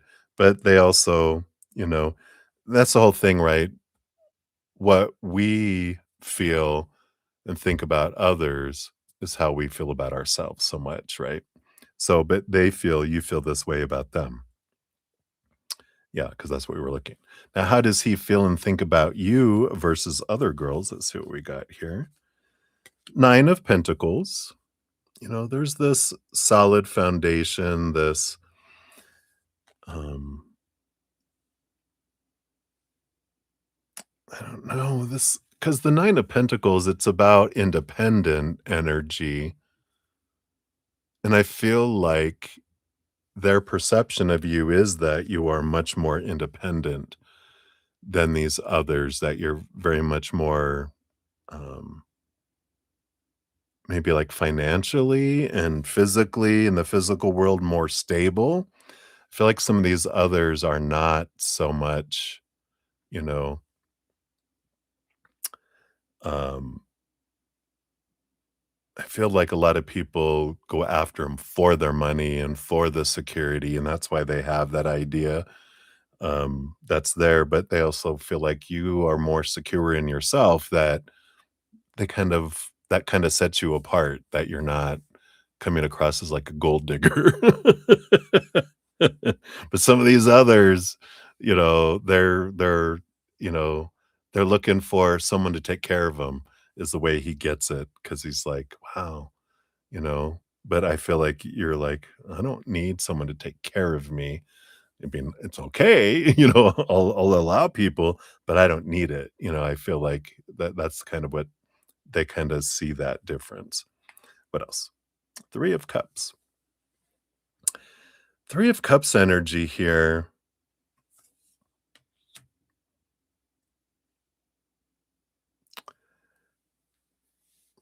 Well, because I do, in one sense here, they feel like, you know, you are a faithful person, that they feel like you would be loyal, that you wouldn't with this 3 of Cups. Because the 3 of Cups is like other people um, don't come across as loyal and as committed and that kind of energy. They are, I don't know, it's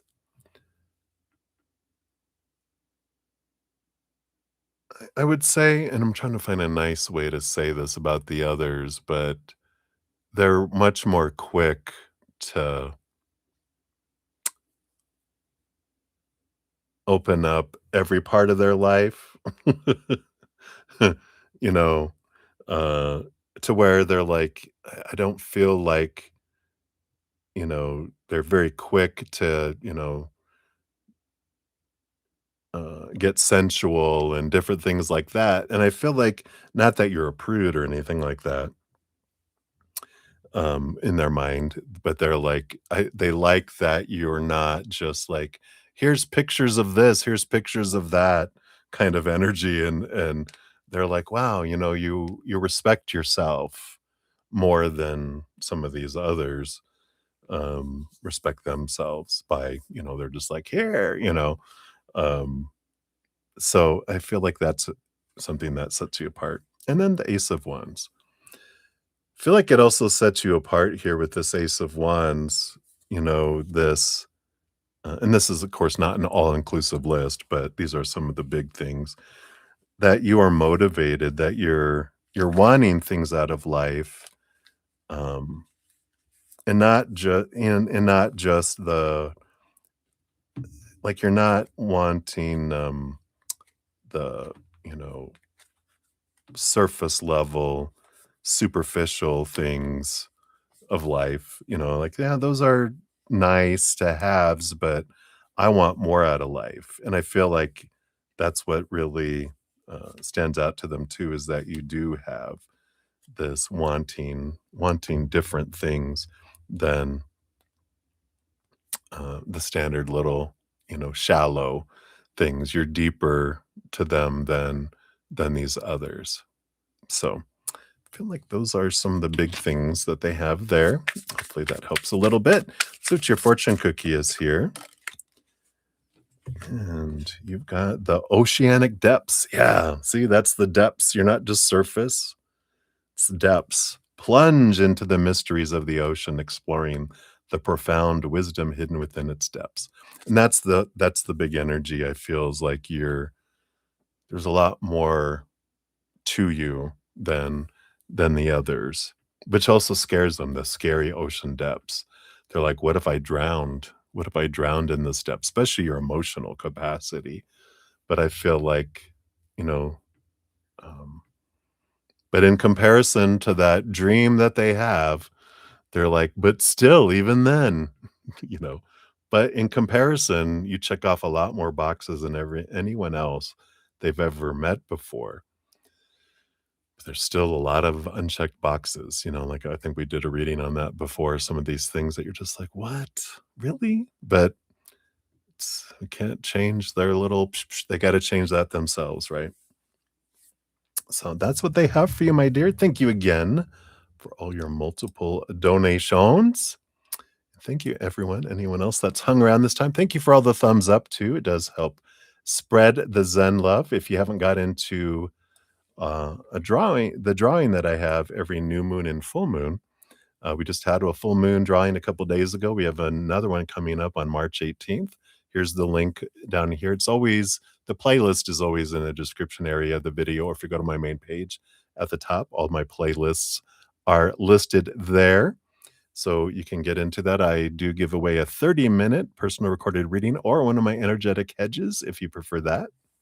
So check that out. Also, around every full moon and new moon, I do put out a video talking about making the most of the new moon or full moon energy. Because that Virgo full moon lunar eclipse was just a couple days ago, you can still take advantage of that release energy and the affirmation energy. So be sure to check that video out if you're wanting to see how to do that. And then lastly but leastly, we did have a new adventure come out today in my podcast, The Easier Path.